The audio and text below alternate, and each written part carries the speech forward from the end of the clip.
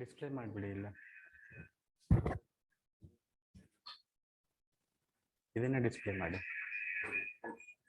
Open ಮಾಡಿ ಇದನ್ನ minimise ಮಾಡಿ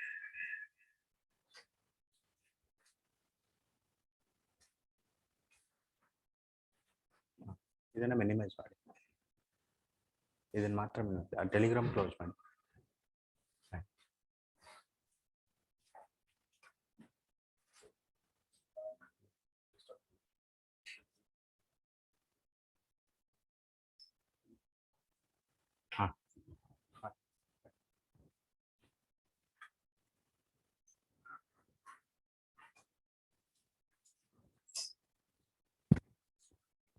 Good morning, all. Okay. Good morning. In this class, in this orientation, it is all about main perspective. Orientation class is all about mains perspective. Definitely, I'm not going to burden you or scare you people by discussing questions, whatever the questions asked in the mains examination. However, we can take some examples of questions while discussing the syllabus. Fine. I will not scare you people, but we'll discuss some basic aspects that you need to know, some basics or fundamental things you need to follow throughout your preparation. Okay, those things will cover easily without any hectic, without any complexity. Fine. We need not to scare about any aspect here. It is all about the framework you are getting to follow in the journey. Sometimes if you feel that like it is very hectic, it is difficult for me, it is not like that. The thing, whenever we are discussing, we will also discuss some aspects which is important for those kind of aspirants who are writing mains in this year. Fine. Everything is not applicable to you. However, we need to tell the truth that you need to follow this path. If you are writing answer in 15 minutes, then it is wrong. Definitely you will feel scary about it. I'm not able to write in 7 minutes. But truth is, you have to write in 7 minutes. You have to complete the paper with all the dimension. You have to complete paper with diagrams, flow charts, as well as very good content, value added content. We cannot cheat you people by saying that it's okay, it will be okay if you write like this. We cannot tell like that. However, it is not applicable to now. You people don't scare about how to write it. And initially, you definitely will not be understanding Hindu editorial. The same thing every aspirant face in initial years. We are unable to read Hindu editorial in 10 minutes or 7 minutes. Even after reading 2 times, sometimes you may not understand what is written, what kind of application we need to do from this aspect. Right? We will see one by one. If you want, you can take anything written on the board. Right? It was not like yesterday's session. You can take, if you want, anything if I'm writing here. Only if you want it. In this today's session, I'm going to discuss first thing, as we know,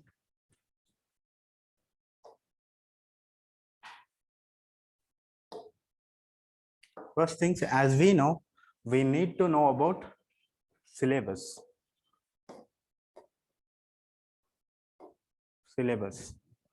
Then we will see some questions, previous questions as per the syllabus, how they asked in the examinations.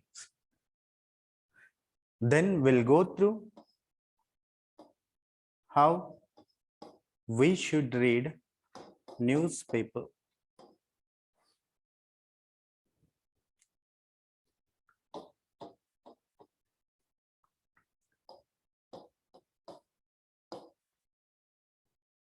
How one should take notes for the mains syllabus, notes making.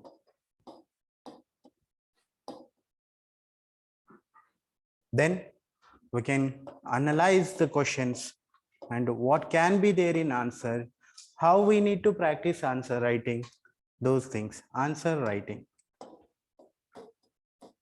There we can discuss importance of test series.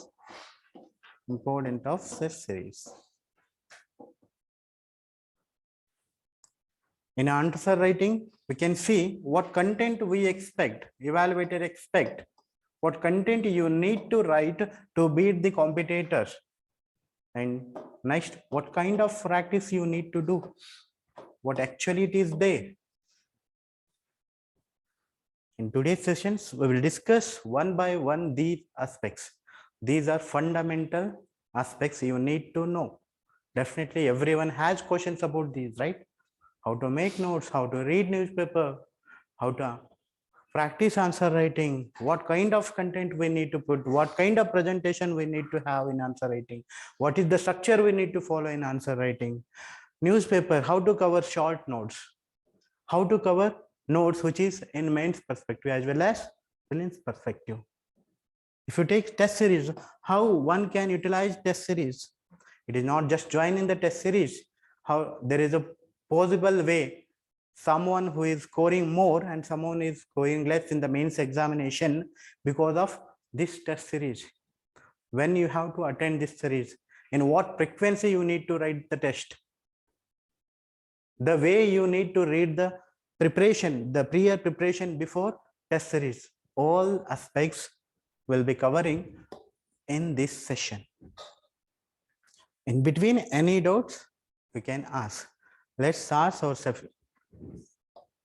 session just to have some interactive session. Okay, I would like to start with newspaper, just to have an interaction. Later on, we can go for syllabus and scheme that UPSC has given for mains examination. Fine. Okay.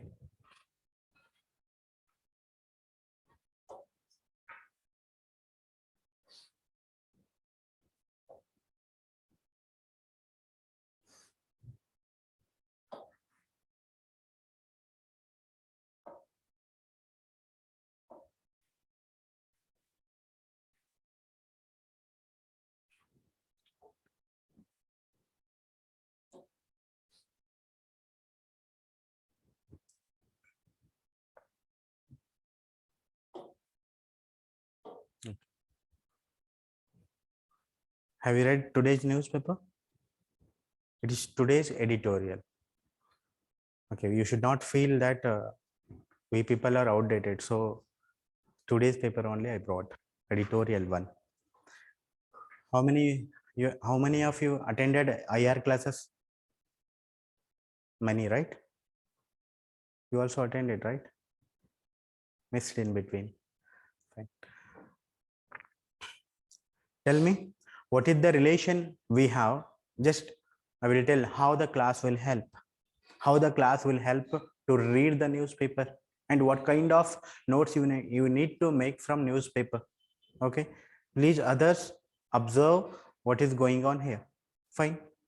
Okay, what is the relation between India and Central Asia? While discussing SCO, Shanghai Cooperation Organization, we also discussed Central Asian country. What are the Central Asian country? Tell me. Kazakhstan, Uzbekistan, Turkmenistan, Kyrgyzstan, and Kazakhstan. We see 5 countries, right?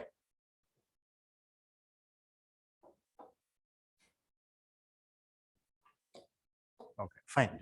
Anyway.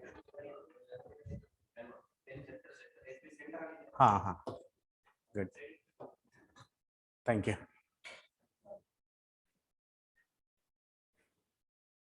Nice. 5 Central Asian region country, CAR region. Okay. Central Asian, 5 Central Asian countries we see here: Kyrgyzstan, Kazakhstan, Turkmenistan, Tajikistan, and Uzbekistan. Okay. What are the strategic importance we have here? How do we divide while discussing the significance? How do we divide? In what dimension we discuss in IR classes? any country relation. Okay, any country with India, any region with India, in what dimension we will discuss significance? Just I'm asking dimensions. Right? Who are not attending, they are telling. Be confident. Okay. Political, economic, strategic, and cultural relations. Right? In these dimension, we see in economic what things we observe: trade, any investment like FDI, then any humanitarian aid. You can see culturally we see majorly humanitarian developments as well as soft power. Through this we establish soft power. Soft power means, yes, we are influencing polity and politics of other country through cultural, historical, and diplomatic ties. Right? This is how we see significance. What are the problems? What were the problems we see between India and Central Asia? Okay. China factor. Strategically, we are challenged by China factor. What is the China factor? Depth diplomacy. Then BRI, Belt and Road Initiative. Right? Belt and Road Initiative. Depth diplomacy. Then any challenges? Central Asian region is proximity to which country? Afghanistan.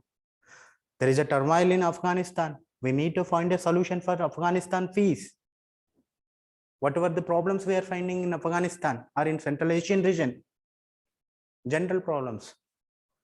Terrorism, drug trafficking. Why drug trafficking? It is near to Golden Triangle, which is existing in Golden Triangle means what? Opium producing countries. It's a group of opium producing countries, right? Drug trafficking, then terrorism. Okay, these challenges we see. What are the important connectivity project we have between India and Central Asia, madam? Tell me. Chabar Port, then International North-South Corridor. With image I have shown you. Tapi pipeline, Turkmenistan, Afghanistan, Pakistan, India pipeline. With image we have shown, right? Tapi pipeline. These are connectivity project. In economic terms, we see one more thing, important aspect, connectivity. Okay, we have seen these dimensions. We know the regions. Fine.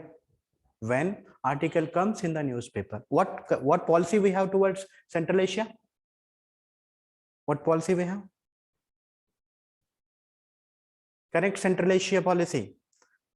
We have seen all the foreign policy with respect to other countries, right? Connect Central Asia policy. Lookist policy. Madam, this is West Asian countries, Central Asian countries. Lookist policy is applicable to Southeast Asian countries. Okay. Fine. Central Asian countries. This is how we discussed it in the class. Okay. The question or the news comes in the newspaper, in the editorial. Mainly you need to observe editorial. Then how you have to make notes from it. Let us see.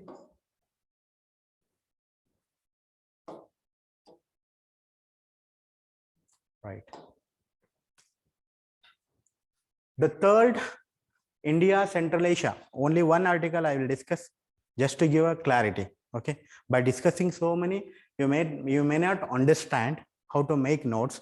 Please be careful while reading it. Okay. Afterwards, these kind of things will not done by anyone. Right. Even if you ask me, I will not teach like this. I will tell what you need to do, in what dimension you need to take. Fine. In this class, I am going to read and I am going to explain how the keywords can be picked up from this news article, as well as how you need to make short notes. Fine. Editorial is talking about India must redouble efforts towards Central Asia to counter the great game rivalries. What is the great game country? Afghanistan. It's the plane of great game countries. Who are great countries? The external powers, USSR and USA. We see every countries are struggling there in the Afghanistan. Fine.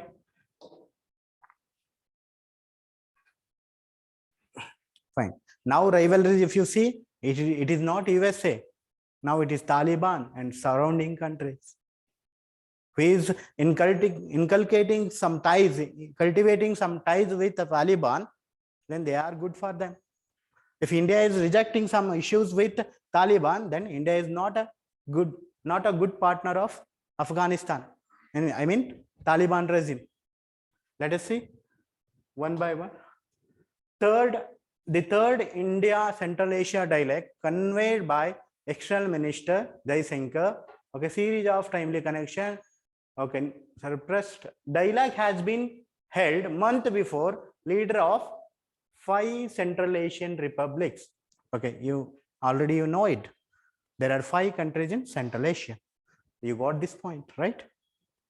Then this name and these things, remove that. You know, you need not to write this. Regional security dialogue with car counterparts. Discuss Pakistan. Yes, we have an issue in Pakistan. These are surrounding countries of Pakistan. So we need to talk about Pakistan in this dialogue. Next. Sorry. Okay, next. Among the issues discussed on Sunday, we are extending immediate humanitarian aid to Afghanistan, increasing trade, improving connectivity. See, whatever the things we discussed generally in the IR classes, these are there. So you will not fear about this, right? By looking at this, what is connectivity? Connectivity means you will suddenly get Chabar port, Tapi pipeline, right? Trade means you will definitely get what is the problem between trade between India and Central Asia? What is the actual problem between India and Central Asia? Connectivity is the major problem. We don't have land route or sea route. Anything should go from India to Central Asian country should go from land only. That is why we have flight corridor between India and Afghanistan, right? Then it is significant that, okay, fine. The joint statement, okay, both India and Central Asian countries, they share broad regional consensus on Afghanistan. This is also again talking about regional solution that we discussed in way forward, right? Regional, broad regional consensus. ಎಲ್ಲರೂ ಕೂಡಿ regional ಅಲ್ಲಿರೋ ಎಲ್ಲರೂ ಕೂಡಿ ಒಂದು ಒಮ್ಮತಕ್ಕೆ ಬರಬೇಕು ಅಂತ ಹೇಳ್ತಾ ಇದ್ದಾರೆ. The same way, if you look at some other aspects here, they are also talking about trade. See the keywords here: Turkmenistan, Afghanistan, Pakistan, India pipeline, international north-south corridor, and $2 billion of line of credit. Sorry, $1 billion of line of credit. You are getting it?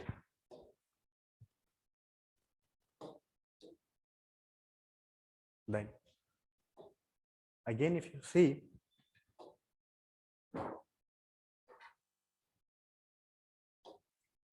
see, what can be done, alternative route via Chabar port.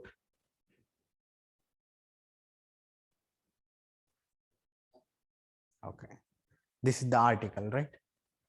Everything they have written, they are just talking about news item. Then they keep on explaining relation between India and Central Asian countries. You attended the class, right? You got to know everything. You already knew these things: Chabar port, connectivity project. Then how to make notes now? The same way, you take up the thing, then how to make notes. Take India, Central Asian region, right? Central Asian region. Why it is in news? Why it is in news? It is a third India Central Asia dialogue. That's it. Then what you need to make? What is the relation? Significance and challenges. What is the significance we find here? Tell me. They are talking about $1 billion line of credit. Then connectivity project Chabar. Then connectivity project of Tapi pipeline. This is how you need to make notes. In a dimension wise, you keep the things already: economic domain, political aspect, strategic domain.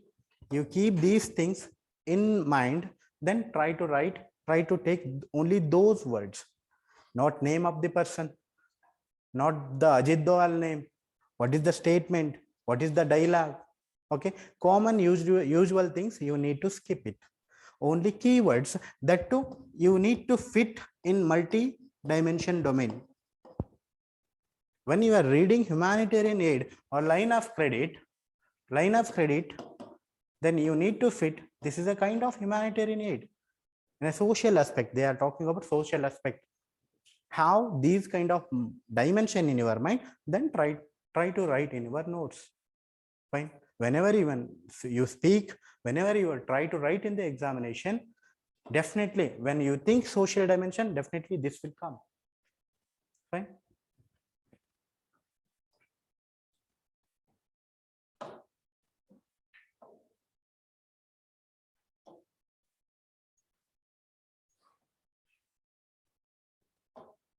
Okay.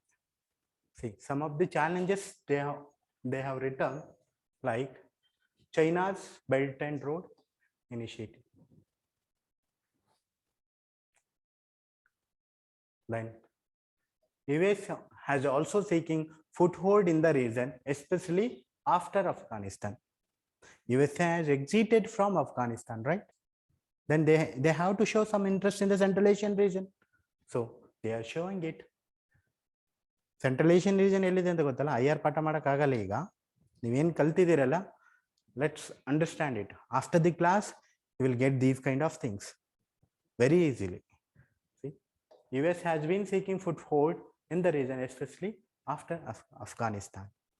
So you need to make only around 4 points. Fine. Only around 4 to 6 points you need to take from it. Yes, read 2 times, but however, read 2 times. However, you need to take only small notes. Generally, people tell that keywords you need to take. It is not about the keywords, it is a key concept. If there is no concept, why should we take?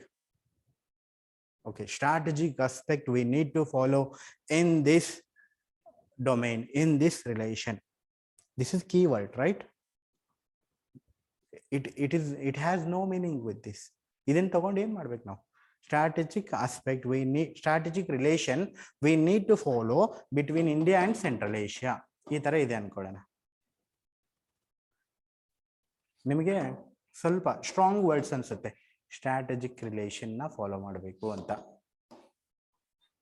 But it is keyword. Okay, what keyword ಅಥವಾ high word, standard words ಬೇಕಾಗಿಲ್ಲ.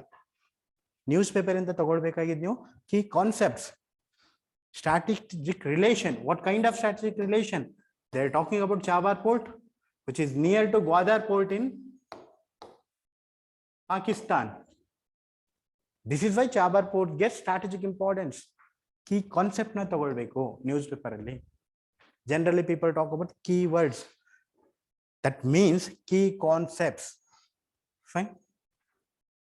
Newspaper alli innu en doubts ಇದೆ, general ಆಗಿದ್ರೆ ಕೇಳಿ. I wanted to tell this much because one thing is IR completed. Second aspect is it is today's newspaper, so that you will get some clarity over it. Any general doubts? ಸ್ವಲ್ಪ notes making ಮತ್ತೆ ಹೇಳ್ಕೊಡ್ತೀನಿ. But about newspaper, anything? Are you following the newspaper? Following it, right? Okay. You just follow First, you must follow, not just, you must follow first page and editorial page. Within that, though they are small boxes, there will be 2 editorial in that page. Though they are small, very important articles. Even prelims questions will come from these editorial. West intermediaries anta on question ittu last year 2020 alli. Directly they have picked up from editorial. Why? It is so important that it is a grade of crude oil. It was a grade of crude oil. Brent crude oil anta barutte. ಆಮೇಲೆ West intermediate is ಅಂತ ಇದು USA ಅಲ್ಲಿದೆ.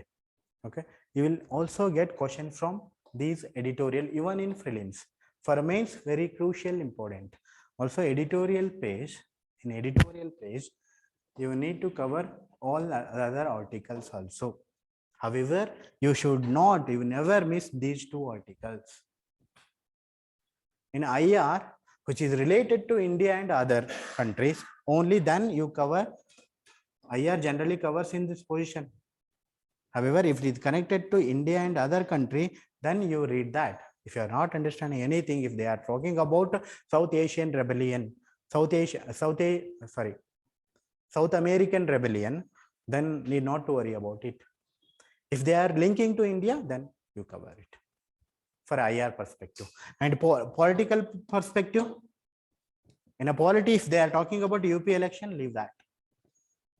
However, if they are talking about election commission, it is a part of governance, then you cover it. Okay, this is about newspaper reading.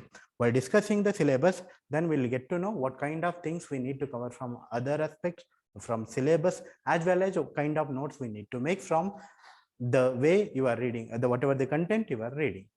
Fine. Any questions in this?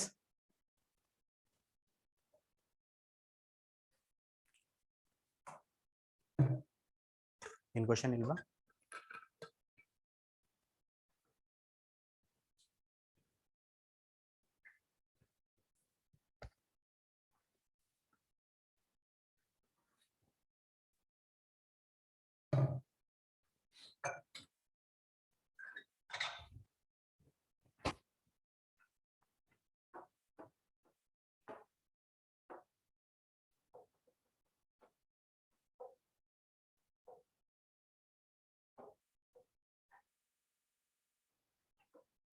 Okay. Let's start with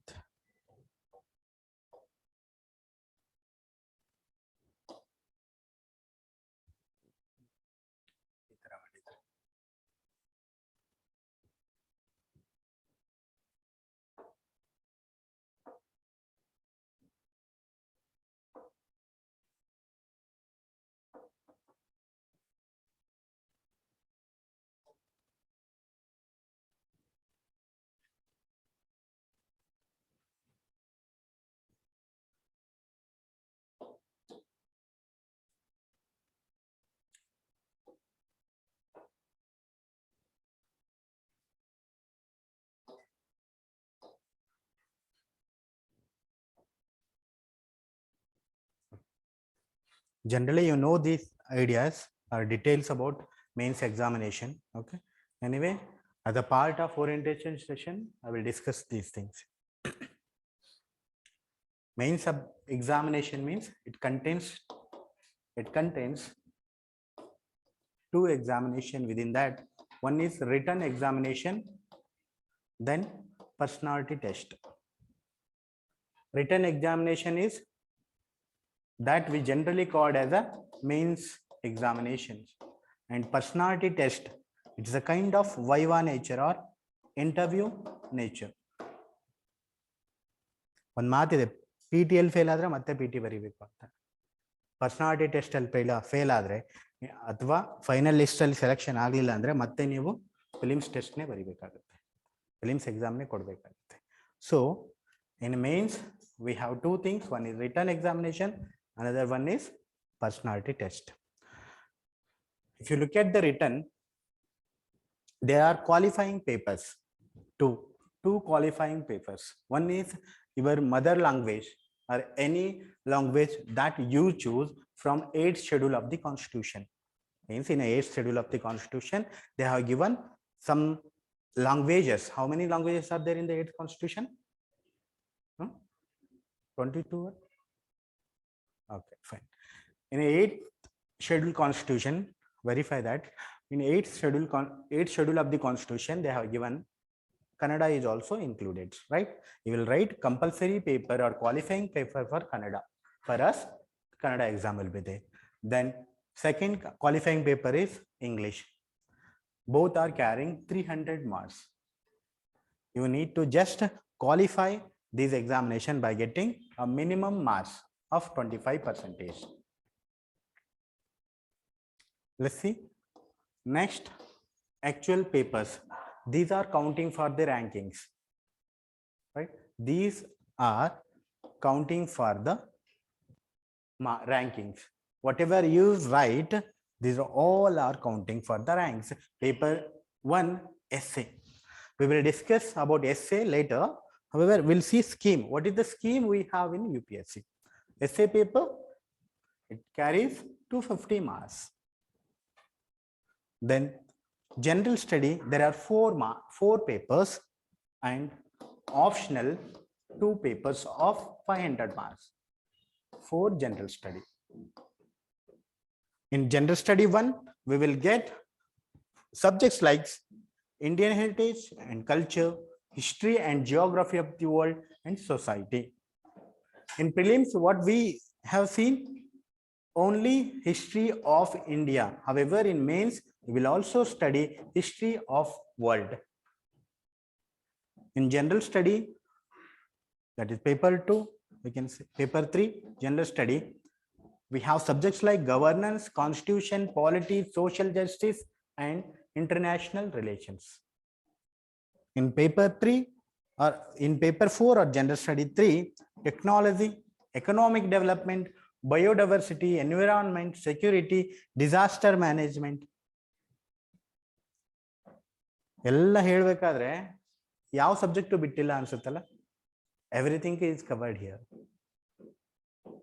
It is not that you need to have subject specialization over this.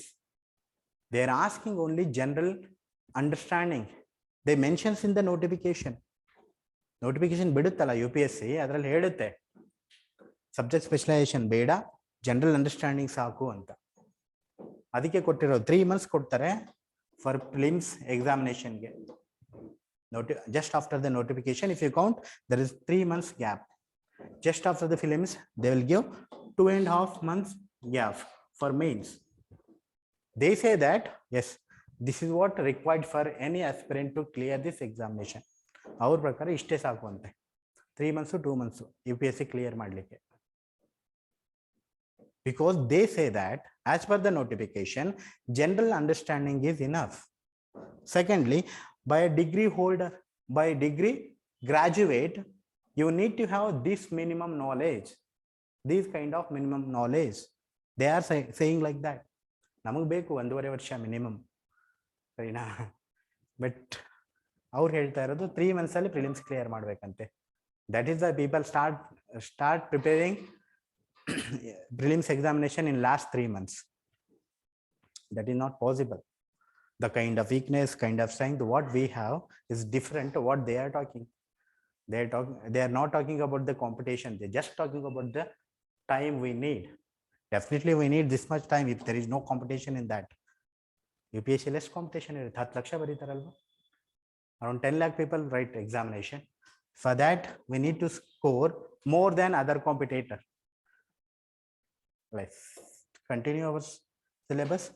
Then paper 5, it is ethics, integrity, and aptitude. Optional paper carries 250 marks, around 500 marks. This is about the scheme. What I discussed is scheme what we have in the mains examination. Idu gottita munchene ellarigu? Fine. We'll move to actual aspect.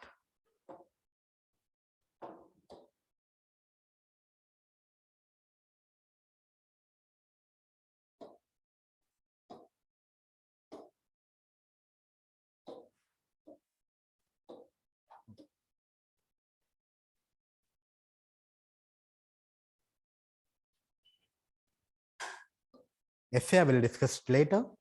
We'll start with paper 1. In paper 1, okay, 1 minute.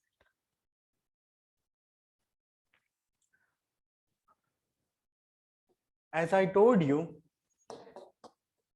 history or culture, whatever the subject is there, we will have micro topics, micro details about the syllabus. If you take culture, it says that Indian culture will cover salient aspect of art form, literature, architecture. ಈ keywords ತುಂಬಾ important ಇದರಲ್ಲಿ. ನಿಮ್ಗೆ question ಬರುತ್ತಲ್ಲ, ಈ words ಬಿಟ್ಟು ಬರಲ್ಲ. Last year ಏನ್ question ಬಂದಿದೆ on this about rock cut architecture.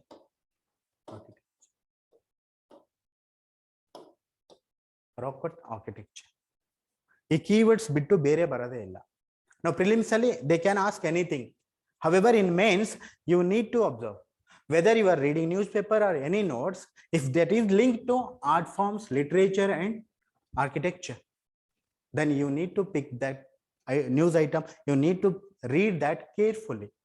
That you can predict some of the questions that those definitely come in the examination. This is all about starting, but paper 2, if you compare with paper 2, definitely will get the exam, those questions, those items in the examination.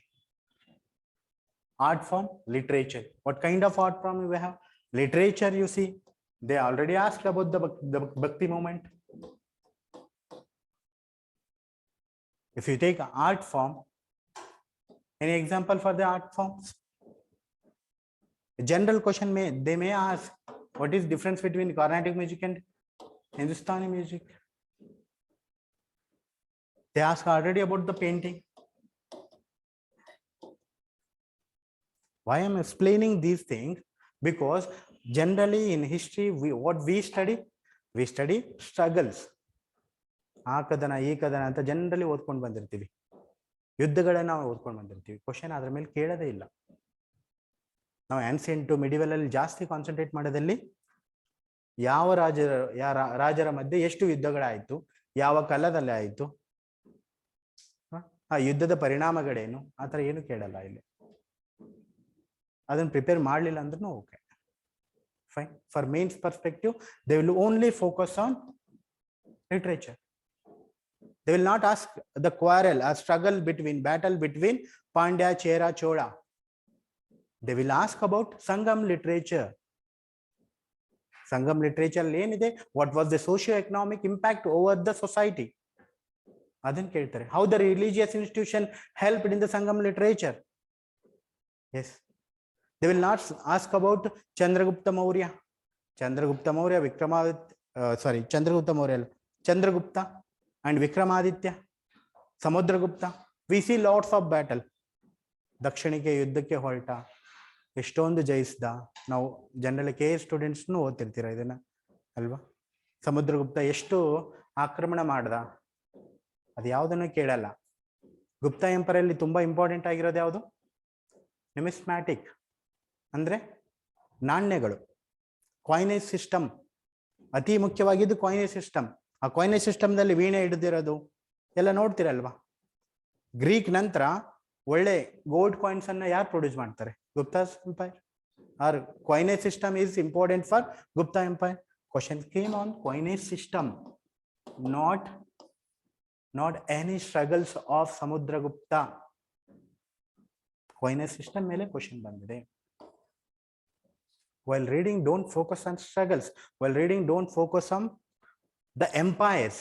You need to focus on this aspect: art form, literature, and architecture.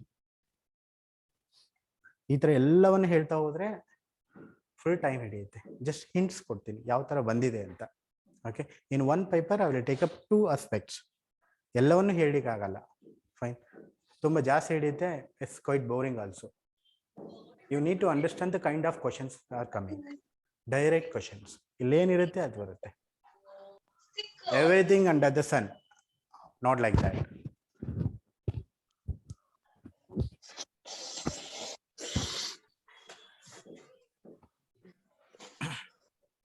Any questions? Everything under the sun ಆ ಥರ ಏನು ಒಂದು perception ಇದೆಯಲ್ಲ U P S C aspirants ಹತ್ರ, ಆ ಥರ ಯಾವುದೇ questions ಬರಲ್ಲ. Everything will come as per the syllabus. ಇದು ಒಂದೇ ಡಿಫ್ರೆನ್ಸ್ ಆಗುತ್ತೆ ಟಾಪರ್ ಆಗ್ಲಿಕ್ಕೆ ಆಗದೆ ಇರೋದಕ್ಕೆ. Because you know some of the questions, at least 70% of questions that are coming in the examination you already studied. Who are toppers ಅಂತ ಏನು ಹೇಳ್ತೀವಿ ಅವ್ರು 70% already studied, because they thoroughly observe the syllabus and they link to the exam question paper, so they are able to attend all the questions. ಇದಕ್ಕೆ ಯಾವುದಾದ್ರೂ study ಮಾಡಬೇಕು, ಯಾವ material follow ಮಾಡಬೇಕು ಎಲ್ಲವನ್ನು ಹೇಳ್ಕೊಡ್ತೀನಿ. ಅದ್ರ ಬಗ್ಗೆ ವರಿ ಮಾಡುವಂತ ಅವಶ್ಯಕತೆ ಇಲ್ಲ. ಓಕೆ, ಅದನ್ನ ಓದಿದ್ರೆ ಅದೇ ಬರುತ್ತೆ ಅಂತನೂ ಓಕೆ. ಯಾವ ಕಾರಣಕ್ಕೂ ಈ ಸ್ಟಾಟಿಕ್ ಪೇಪರ್ ಅಲ್ಲಿ ಪೇಪರ್ 1 ಅಲ್ಲಿ ನೀವು ವರಿ ಮಾಡಬೇಕಾದ ಅವಶ್ಯಕತೆ ಇಲ್ಲ. ನೀವು ಒಂದು ಕ್ವಶನ್ ಕೇಳ್ಬೋದು,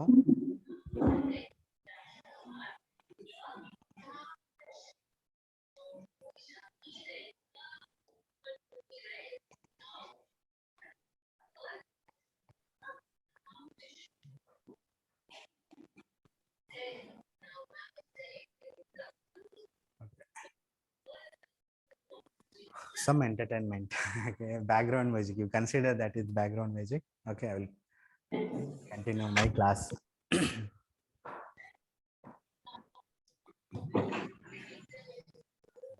For general study paper 1, okay, you need not worry about any current events. There may be some current affairs questions that is linked to static questions. However, everything ಇಷ್ಟೆಲ್ಲ ಆದ್ಮೇಲೆ ಎಲ್ಲಾನು 70% ನಮ್ಗೆ ಗೊತ್ತಿರುತ್ತೆ ಅಂದ್ಮೇಲೂ ಕೂಡ ಯಾಕೆ ನಮ್ಗೆ ಓದ್ಲಿಕ್ಕೆ ಆಗಲ್ಲ, ನಾವ್ಯಾಕೆ ಟಾಪರ್ ಆಗ್ಲಿಕ್ಕೆ ಆಗಲ್ಲ ಅಂದ್ರೆ, this is all about theory. I am talking about this is all about content. What about presentation? Presentation comes through practice. How do you do the practice? Through test series, answer writing practices. In mains examination, that is why 50% of the weightage we should give to answer writing practice. However, in many aspects ನಾವೇನ್ ಮಾಡ್ತೀವಿ, general study paper 1ಗೆ ನಾವು prelims ಏನು ಓದಿರ್ತೀವಲ್ವಾ ಅದ್ರ ಮೇಲೆ ನಾವು exam ಬರೀತೀವಿ ಮೇನ್ಸ್ಗೆ generally. ಯಾಕಂದ್ರೆ time ಇರಲ್ಲ ಓದ್ಲಿಕ್ಕೆ ಪ್ರಿಲಿಮ್ಸ್ ಆದ್ಮೇಲೆ. ಆ ತರ ಮಾಡ್ಲಿಕ್ಕೆ ಆಗಲ್ಲ. ಇದನ್ನ ಮುಂಚೆನೆ ಓದಿ ಇದ್ರ ಬಗ್ಗೆ ನಾವು ಶಾರ್ಟ್ಸ್ ನೋಟ್ಸ್ ಮಾಡ್ಕೊಂಡು ಸಪ್ರೇಟ್ ಆಗಿ ಇಟ್ಟಿರ್ಬೇಕು. ಮೇನ್ಸ್ ಡ್ಯೂರೇಷನ್ ಅಲ್ಲಿ ನೀವು ರಿವಿಷನ್ ಮಾಡ್ತಿರಲ್ಲ, ನಿಮ್ಗೆ ಕಂಪ್ಲೀಟ್ ಮಾರ್ಕ್ಸ್ ಬರುತ್ತೆ, ಅದರಲ್ಲಿ ಯಾವುದೇ ಡೌಟ್ ಇಲ್ಲ. ಆದ್ರೆ ಪೇಪರ್ 2 ಪೇಪರ್ 3 ಅಲ್ಲಿ ನಾವು ಸ್ಕೋರ್ ಮಾಡ್ತೀವಿ. ಯಾಕೆ ಮಾಡ್ತೀವಿ ಅಂದ್ರೆ continuously we are reading newspaper, continuously we are following current events through magazines. At least ಆ ಕರೆಂಟ್ ಇವೆಂಟ್ಸ್ ಇಂದಾನೆ ಪೇಪರ್ 2 ಪೇಪರ್ 3 ಅಲ್ಲಿ ಬರುತ್ತೆ, ನಾವು ಸ್ಕೋರ್ ಮಾಡ್ಲಿಕ್ಕೆ ಆಗುತ್ತೆ. ಬಟ್ ಪೇಪರ್ 1 ನಾವು ಏನ್ ಪ್ರಿಲಿಮ್ಸ್ ಓದಿರ್ತೀವಲ್ಲ ಅದ್ರ ಮೇಲೆನೆ ಅಟೆಂಡ್ ಮಾಡ್ತೀವಿ, ಅದೇ ಪ್ರಾಬ್ಲಮ್ ಆಗೋದಿಲ್ಲ. We'll see some other aspects. Next, freedom struggle, various stages. ನೋಡಿ ಇಲ್ಲಿ ಗಾಂಧಿಯನ್ ಫೇಸ್ ಅಂತ ಒಂದು ಬರುತ್ತೆ. Freedom struggle, various stages, important contributions from different parts of the world. Modern Indian history from middle of 18th century and significant events and personalities and events. See here, look at here. It is only talking about middle of 18th century till present time. Here, freedom struggle, various stages and contributors or contribution. Various stages ಏನು ನೋಡ್ತೀವಿ ನಾವು modern Indian ಹಿಸ್ಟ್ರಿಯಲ್ಲಿ? Please tell me. Various stages ಎರಗಳು ನೋಡ್ತೀವಿ ನಾವು. Moderate phases ನೋಡ್ತೀವಿ, extremist phase ನೋಡ್ತೀವಿ, then Gandhian phase ನೋಡ್ತೀವಿ. ಇದನ್ನ ನೋಡಿದ್ರೆ ಏನು ಗೊತ್ತಾಗಲ್ಲ, ಡೆಫಿನೆಟ್ಲಿ ಇದನ್ನ ನೋಡಿದ್ರೆ ಗೊತ್ತಾಗಲ್ಲ. ಕ್ವಶನ್ ಪೇಪರ್ ನೀವು ಅನಲೈಸ್ ಮಾಡ್ತಿರಲ್ಲ, ಕಂಪ್ಲೀಟ್ಲಿ ಇದೇ ಟೋನ್ ಅಲ್ಲಿ ಬಂದಿರುತ್ತೆ question. You may surprise that. And questions are repeating in general study paper 1. UPSC ಲಿ ಕ್ವಶನ್ಸ್ ರಿಪೀಟ್ ಆಗಲ್ಲ ಅಂತ ಇಲ್ಲ, ರಿಪೀಟ್ ಆಗ್ತವೆ.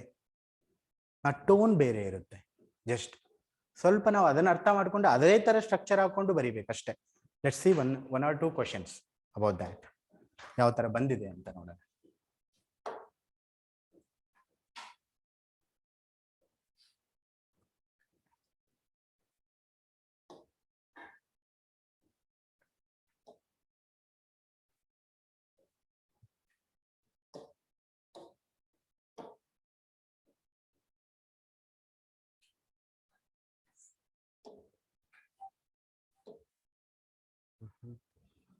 Very good.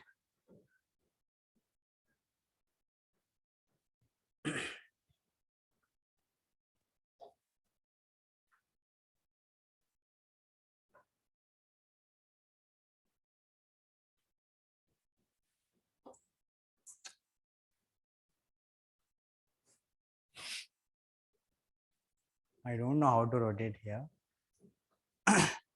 Fine, I will explain. I will read and undo and redo. It will. Okay. ಕೈಯಲ್ಲಿ ತಿರುಗೋದಕ್ಕಾಗಲ್ಲ so okay movement ಇಲ್ಲ will waste our time. Okay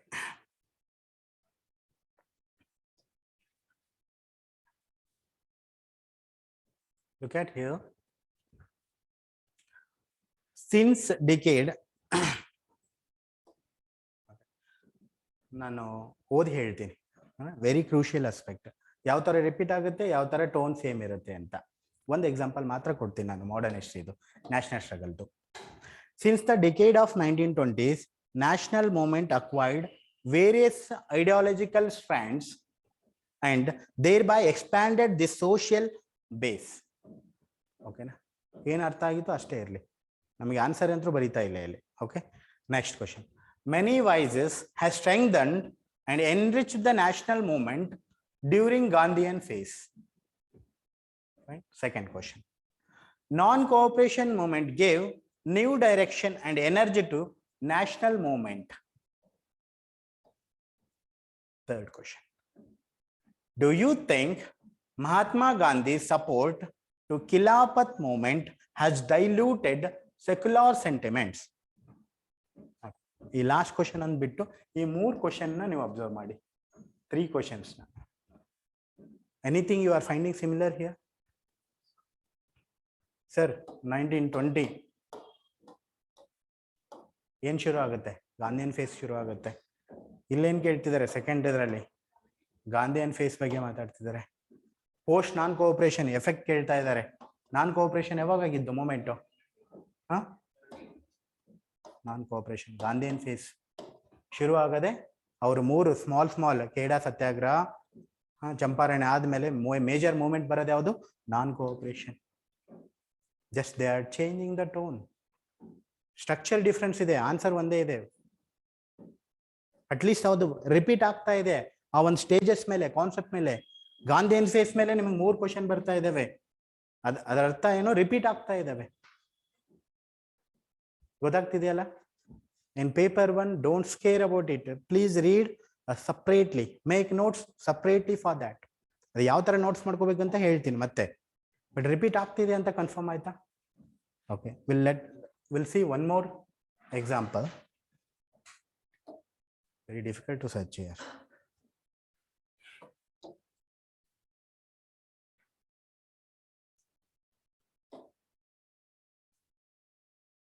Okay.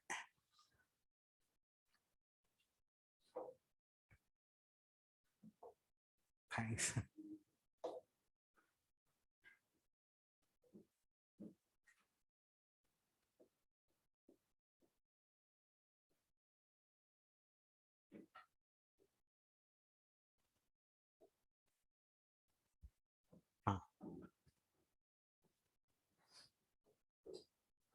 ಇದು ನೋಡಿ,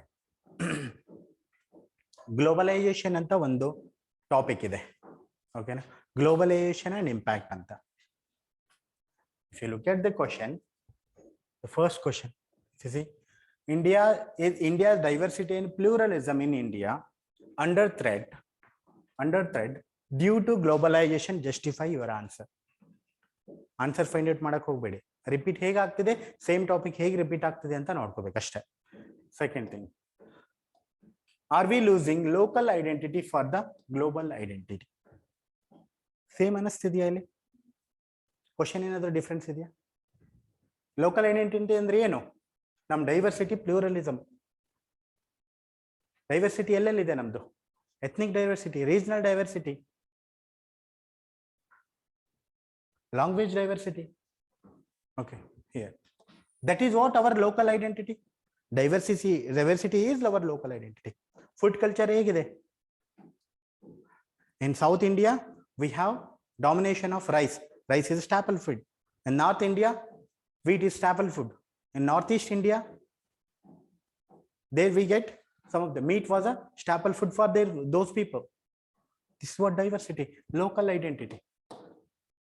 threat due to global entity. What is global identity? What we see here, generally we go to some packaged food, pizza and burger. It is threatening us. Okay.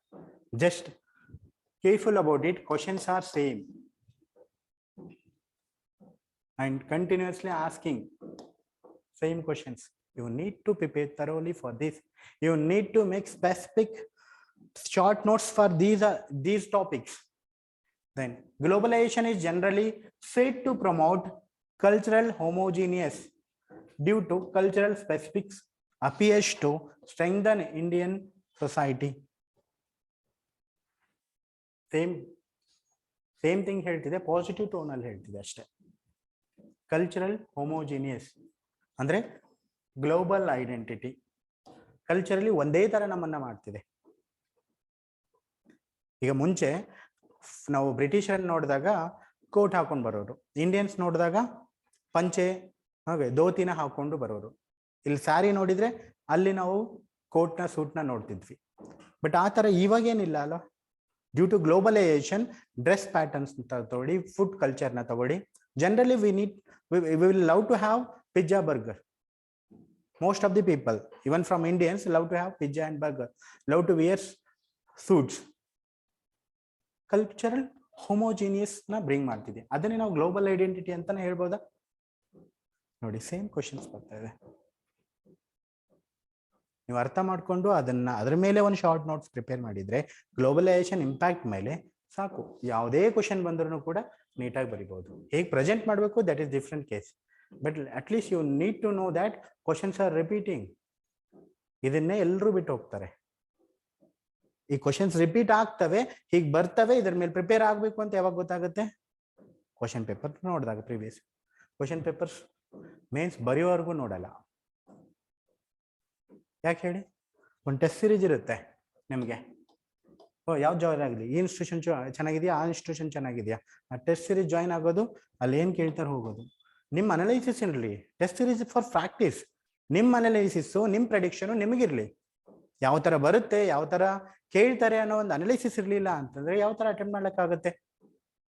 Test ಸೀರೀಸಲ್ಲಿರೋ ಒಂದು globalisation question ಬಂತು ನಿಮಗೆ, ಅಲ್ಲಿ ಬರ್ದಿರಲ್ಲ question ಅಲ್ಲಿ answer. Test series ಅಲ್ಲೂ ಕೂಡ same thing appeared in the mains examination. ಇಲ್ಲಿ ಬರೆಯಕ್ಕಾಗಲ್ಲ.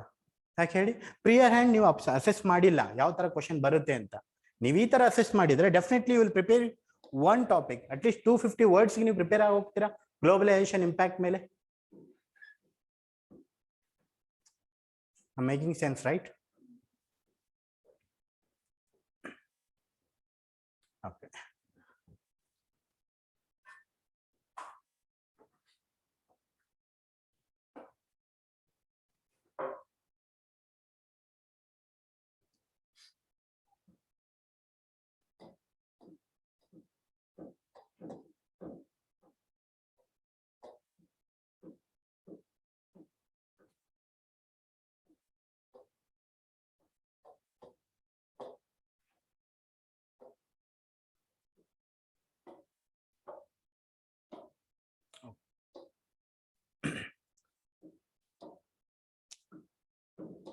What all included in the GS paper 1 we discussed: geography, society. Okay, let's move to the second paper.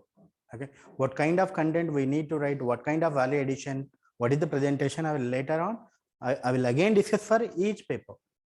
Right, let's see some question analysis there now. Okay, paper 3.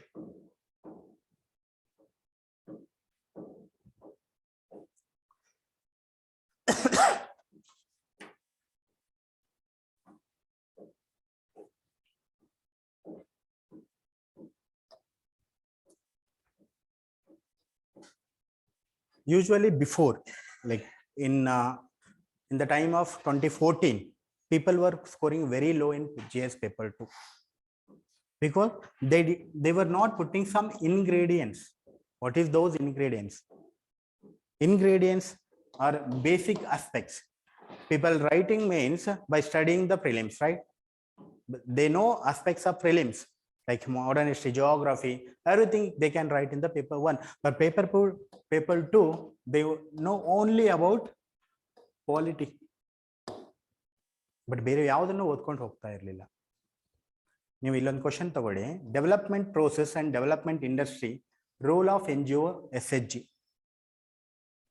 ಇದು ಒಂದು aspect ನ ತಗೊಳ್ಳಿ. Social justice ಅಂತ ನಾವು divide ಮಾಡ್ತೀವಿ ಇದನ್ನ, social justice ಅಂತ. ಈ SCOs SHG alternative ES will get the question on SHG. ಈ ವರ್ಷ ಇಲ್ಲ ಅಂದ್ರೆ ಮುಂದಿನ ವರ್ಷ ಇದ್ದೇ ಇರುತ್ತೆ SHG ಮೇಲೆ ಒಂದು ಕ್ವಶನ್ ಪಕ್ಕ. ಅದು ಮೈಕ್ರೋ ಫೈನಾನ್ಸ್ ಅಂತ ಕೇಳಿ one question. I will tell the tone. One question is how it will helpful for rural development. What are the challenges it is facing? How it will boost financial inclusion? How it act as a roots of rural development? These are all questions. 4 questions in 4 years. Same on SHG topic. ನೀವು ಓದ್ತಿರ್ತೀರಾ NGO ಬಗ್ಗೆ, ಯಾಕೆ ಅದು important ಆಗುತ್ತೆ? NGO very important topic ಅಂತ sir ಹೇಳಿದ್ದಕ್ಕ ಇಲ್ಲ ಅಲ್ವಾ? ಹೇಳ್ತಾರೆ NGO is very important topic, ನೀವು ಯೂಸ್ ಮಾಡಬೇಕು, ಇದನ್ನು ಓದ್ಕೊಂಡಿರ್ಬೇಕು ಅಂತ. ಯಾಕೆ ಇಂಪಾರ್ಟೆಂಟ್ ಟಾಪಿಕ್ ಆಗುತ್ತೆ? Because it is given in syllabus. NGO ಒಂದು ಕ್ವಶನ್ ಬಂತು, ಯಾವುದದು? ಫಾರಿನ್ ಕಂಟ್ರಿಬ್ಯೂಷನ್ ರೆಗ್ಯುಲೇಷನ್ ಆಕ್ಟ್ ಅಂತ, ಇದರ ಅಮೆಂಡ್ಮೆಂಟ್ ತಗೊಂಡು ಬಂತು. The same year question appeared. It was related to NGOs issues. Same year question ಬಂತು. ನಾವು ಹೇಳೋದ್ರಿಂದ ಇಂಪಾರ್ಟೆಂಟ್ ಆಗಲ್ಲ, ಸಿಲೆಬಸ್ ಇರೋದ್ರಿಂದ ಅದು ಇಂಪಾರ್ಟೆಂಟ್ ಆಗುತ್ತೆ. ನೀವು ಓದ್ಬೇಕಾದ್ರೆ ಇದ್ರೆ ಈ ಕೀವರ್ಡ್ಸ್ ಎಲ್ಲಾದ್ರೂ ನ್ಯೂಸ್ ಪೇಪರ್ ಅಲ್ಲಿ, ಎಲ್ಲಾದ್ರೂ ಮಂತ್ಲಿ ಮ್ಯಾಗಝಿನ್ಸ್ ಅಲ್ಲಿ, ಅಥವಾ ನೀವು ಓದ್ತಾ ಇರಬೇಕಾದ್ರೆ ಸ್ಟಾಟಿಕ್ ಮಟೀರಿಯಲ್ ಅಂತ ನಿಮ್ದು ಪ್ರಿಪೇರ್ ಕ್ಲಾಸ್ ನೋಟ್ಸ್ ಇರುತ್ತಲ್ಲ, please be careful about it and read thoroughly in multi dimensions. Rural development ಅಂತ SHG ಮೇಲೆ ಕೇಳಿದ್ರೆ ಏನಂತ ಬರೆಯಕ್ಕಾಗುತ್ತೆ ನಿಮಗೆ? Very difficult to write. 250 words ಏನು ಬರೀತೀರಾ ನೀವು SHG without studying it? What kind of presentation you will put in the examination without knowing it?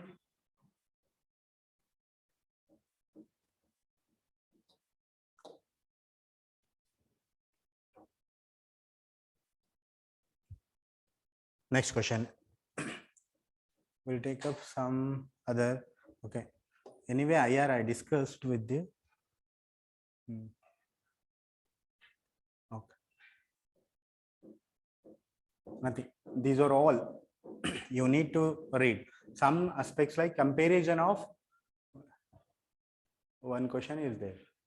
It will come. There was one aspect that compares with Constitution of India with other countries.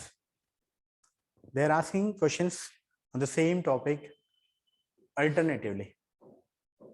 Comparison of USA polity and Indian polity, comparison of France constitution and Indian constitution, comparison of UK judiciary and Indian judiciary. These questions are keep on repeating. Okay, here governance and social aspect.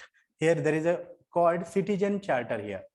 Okay, in the syllabus we see citizen charter in the governance aspect. There was a news about citizen charter in that year.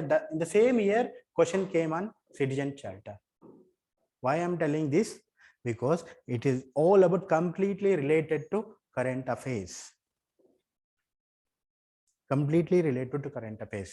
You should not miss newspaper. If you are missing the newspaper reading, you are missing the current affairs reading, then you will miss the paper 2. You will like score very less in paper 2. That is for sure. It was not like paper 1. Paper 2 is completely different arena. However, by understanding this, they started recently about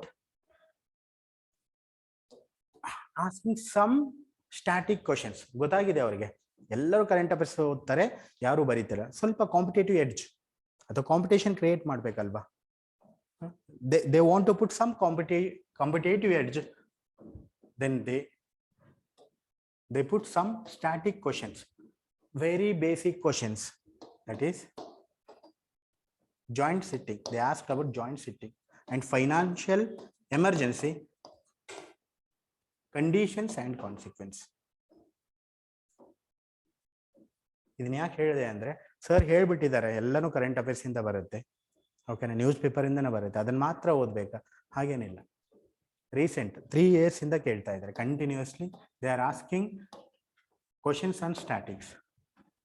well reading Laxmikanth, please thoroughly read about these things. ನಿಮ್ಮ revision ಎಲ್ಲಿ help ಆಗುತ್ತೆ ಅಂದರೆ, ಕಡಿಮೆ revision ಮಾಡಿದರೆ ನಿಮ್ಗೆ help ಆಗೋದಲ್ಲಿ ಪ್ರಿಲಿಮ್ಸಲ್ಲಿ 1 tick ಮಾಡ್ಬೋದು. ಬಟ್ ನೀವು ಕರೆಕ್ಟಾಗಿ ರಿವಿಷನ್ ಮಾಡಿದ್ದೇ ಆದರೆ, ಮೆಮರೈಸ್ ಮಾಡಿದ್ದೇ ಆದರೆ, ಮೇನ್ಸಲ್ಲೂ ಕೂಡ ನೀವು ಈ ಥರ ಕ್ವಶನ್ಸ್ನ ಅಟೆಂಡ್ ಮಾಡ್ಬೋದು. ಸರ್ ಹಾಗಂದ್ರೆ ಎಲ್ಲರೂ ಓದಿರ್ತಾರೆ ಇಷ್ಟೇ ಪರ್ಫೆಕ್ಟ್ ಆಗಿ? ಎಲ್ಲರೂ ಹೇಗೆ ಓದಕ್ಕೆ ಸಾಧ್ಯ? Generally they miss to read, generally they miss to write these questions. Financial emergency mains duration ಅಲ್ಲಿ ಯಾರಿಗೆ ನೆನಪಿರುತ್ತೆ ಅಲ್ವಾ? ಎಲ್ಲವನ್ನೂ ಬರಿಬೇಕಲ್ಲ, ಒಂದು ಆಪ್ಷನ್ ಟಿಕ್ ಮಾಡೋದಿಲ್ಲ ಇಲ್ಲಿ, ಎಲ್ಲವನ್ನೂ ಬರಿಬೇಕು. So very difficult to attempt that question. ಹಾಗಾಗಿ ಫೈನಾನ್ಷಿಯಲ್ ಎಮರ್ಜೆನ್ಸಿ 15 ಮಾರ್ಕ್ಸಿಗೆ ನಿಮಗೆ 3 ಮಾರ್ಕ್ಸು ಸಿಗಲ್ಲ. But if you read properly while reading for prelims, you may score about 7 to 8 marks.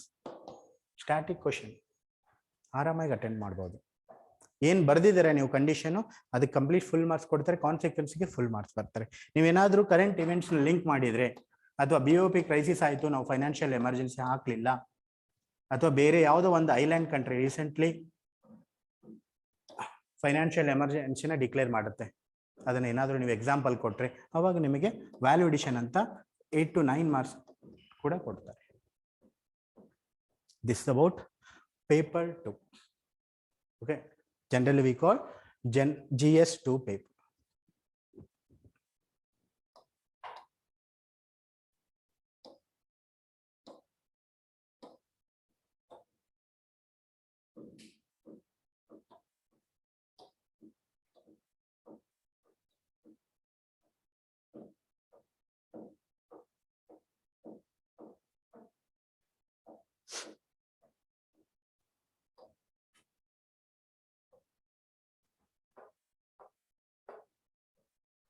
Okay.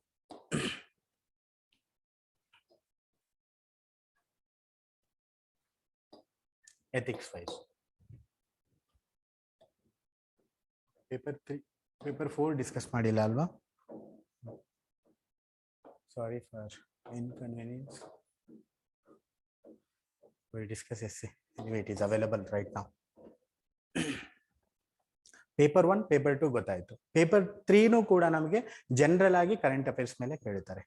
Okay, we read lot about different aspects. However, we get general aspects that are coming from the newspaper.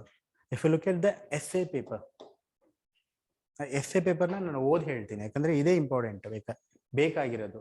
ಯಾವ ತರ ಅವರು ಎಸ್ಸೆನ ನಿಮ್ಮಿಂದ expect ಮಾಡ್ತಾರೆ ಅಂತ. Candidates may be required to write essay on multiple topics. They are telling that diversity is there, multi-dimension is there, multiple topics.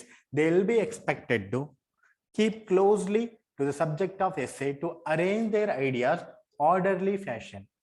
That means they are telling that ನೀವು essay ಬರಿಬೇಕಾದ್ರೆ ಒಂದು flow ನ maintain ಮಾಡಬೇಕು ಅಂತ. Orderly fashion and write concisely. ಒಂದು ವಾದನ ನೀವು ಅದಕ್ಕೆ example ಕೊಟ್ಟು ಜಸ್ಟಿಫೈ ಮಾಡಲಿಕ್ಕೆ 1 ಪೇಜ್ ತಗೊಳ್ಬೇಡಿ ಅಂತ. ನೀವೇನು ಹೇಳ್ತಿದ್ದೀರಲ್ಲ, ಪ್ರಿಸೈಸ್ ಆಗಿ ಕನ್ಸೈಸ್ ಆಗಿ ಹೇಳಬೇಕು. ನಾನು ಬೇರೆ ಏನು ಎಕ್ಸ್ಪ್ಲೇನ್ ಮಾಡೋದಿಲ್ಲ, UPSCನೇ ಕೊಟ್ಟಿದೆ ಈ ತರ. Credit will be given for effective and exact expression. Marks ಎಲ್ಲಿ ಕೊಡ್ತೀವಿ ನಾವು? ಅಪ್ರಿಷಿಯೇಟ್ ಯಾವುದಕ್ಕೆ ಮಾಡ್ತೀವಿ, ಕ್ರೆಡಿಟ್ ಯಾವುದಕ್ಕೆ ಕೊಡ್ತೀವಿ ನಾವು ಅಂದ್ರೆ effective and exact expression. Effective ಅದು ಯಾವ ತರ ಇರುತ್ತೆ?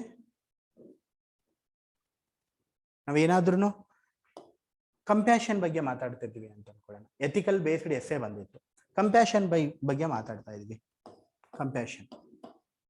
ಕಂಪ್ಯಾಷನ್ ಅಂದ್ರೆ ಬೇರೆಯವ್ರ ಕಷ್ಟಕ್ಕೆ ಕನಿಕರ ತೋರೋದಷ್ಟೇ ಅಲ್ಲ, ಅದನ್ನ ಕಾರ್ಯಗತ ಮಾಡೋದು ಅಂತ ಕಂಪ್ಯಾಷನ್ ಅಂತ ಅಂದ್ರೆ. ಆ ಕಂಪ್ಯಾಷನ್ಗೆ ನೀವು ಎಫೆಕ್ಟಿವ್ ಆಗಿ ಬರೀಬೇಕಂದ್ರೆ ಒಂದು ಎಕ್ಸಾಂಪಲ್ ಕೊಟ್ಬಿಡಿ. ಕಂಪ್ಯಾಷನ್ ಕಾಜಿ ಕೊಡೆ ಅಂತ ಕೇರಳದಲ್ಲಿ ತೊಗೊಂಡಿರೋದು. ವಾಲ್ ಆಫ್ ಕೈಂಡ್ನೆಸ್ ಅಂತ ಒಂದು ಎಕ್ಸಾಂಪಲ್ ಕೊಟ್ಟು ಅವಾಗ ಎಫೆಕ್ಟಿವ್ ಅನ್ಸುತ್ತಲ್ವಾ ಅವರಿಗೆ?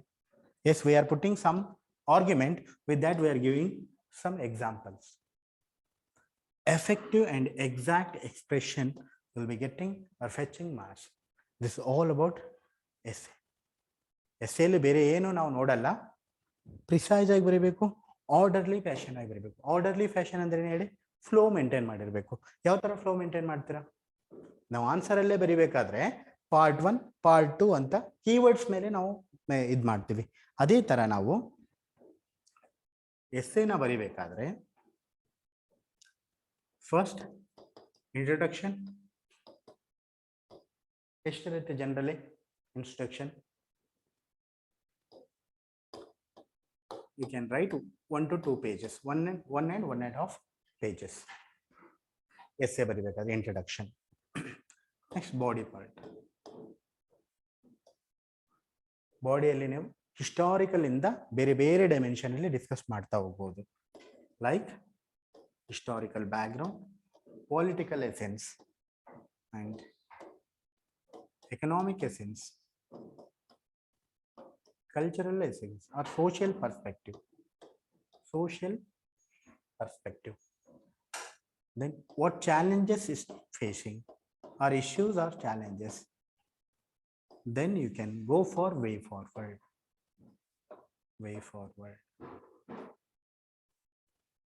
essay ಇಷ್ಟು aspects ನಾವು ನೋಡ್ತೀವಿ.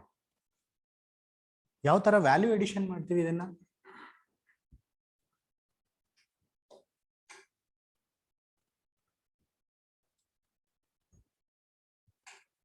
ಯಾವ ತರ ವ್ಯಾಲ್ಯೂ ಎಡಿಷನ್ ನೋಡ್ತೀವಿ ಇದನ್ನ.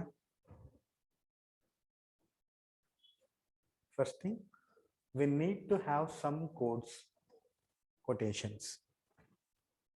For anything, we need to justify with example, real time examples. The flow will be maintained. ಈ ಎಕನಾಮಿಕ್ ಒಂದು ಆಸ್ಪೆಕ್ಟ್ ನ ಡಿಸ್ಕಸ್ ಮಾಡಿ ಸಡನ್ ಆಗಿ ಪೊಲಿಟಿಕಲ್ ಡೊಮೇನ್ಗೆ ಶಿಫ್ಟ್ ಆಗಬೇಕಾದ್ರೆ ಏನಂತ ಹೇಳ್ತೀರಾ, S however it is also important for economic domain in this aspect ಅಂತ ನಾವು ಕಂಟಿನ್ಯೂ ಮಾಡ್ತೀವಿ. ಫ್ಲೋ ಅಂದ್ರೆ ಲಿಂಕೇಜ್ ಇರಬೇಕು ಅಂತ, ಒಂದು ಆಸ್ಪೆಕ್ಟ್ಗೆ ಇನ್ನೊಂದು ಆಸ್ಪೆಕ್ಟ್ಗೆ ಲಿಂಕೇಜ್ ಇರಬೇಕು ಅಂತ ಹೇಳ್ತೀವಿ. Examples, and to get some more good marks we can add poems,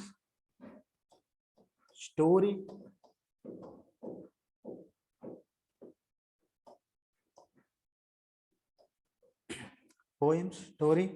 or if you know some vachanas, ನಾವು ವಚನಗಳನ್ನು ಹಾಕ್ಬೋದು.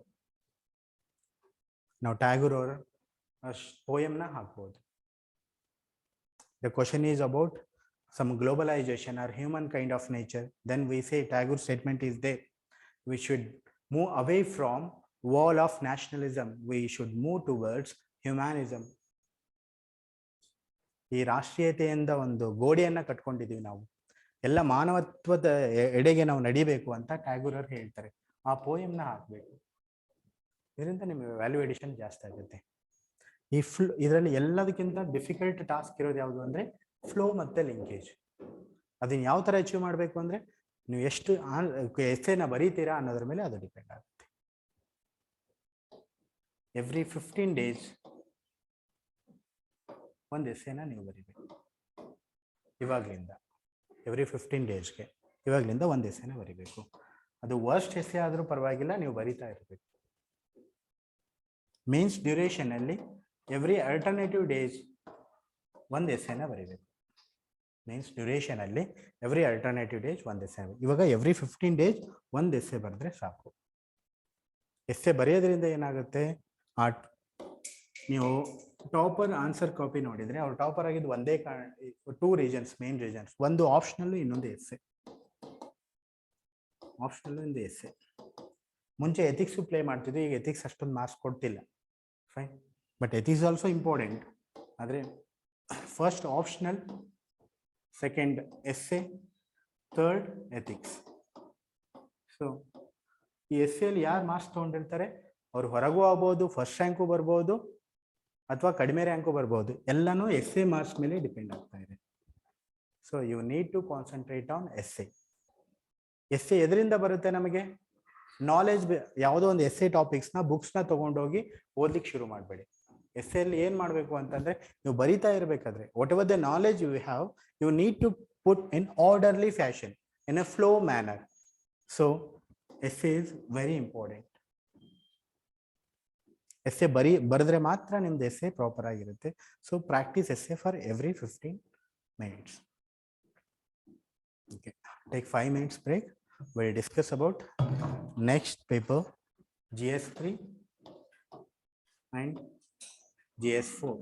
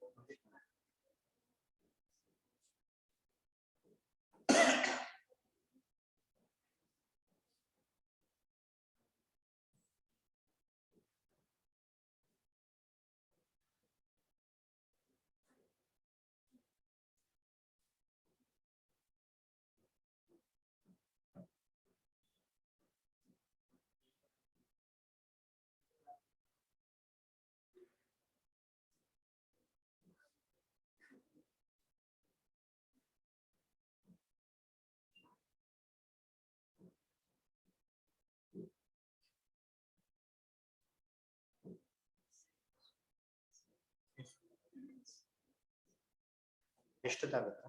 ಯಾಕೆ 1 hour? ಈ ಪ್ರಾಬ್ಲಮ್ ಹೋಗ್ಬೇಕಾ ಇಲ್ಲಿಗೆ? ಇನ್ನೂ 1 hour.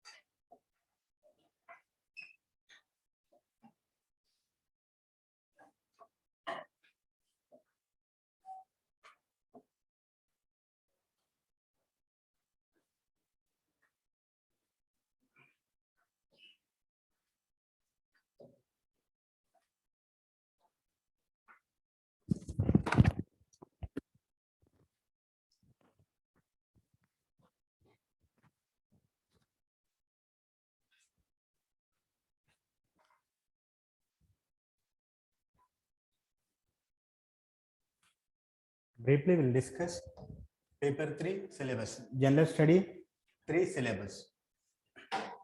The same way, whatever the current happenings are important in that year, in that particular year, those questions will come. Last year, there was a question on environment impact assessment in 2020. See here, is there any keyword in it like environment impact assessment?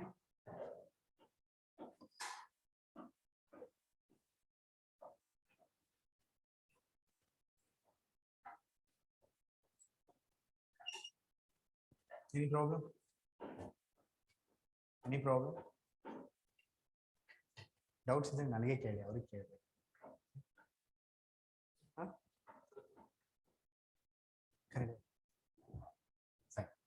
Thanks for the feedback.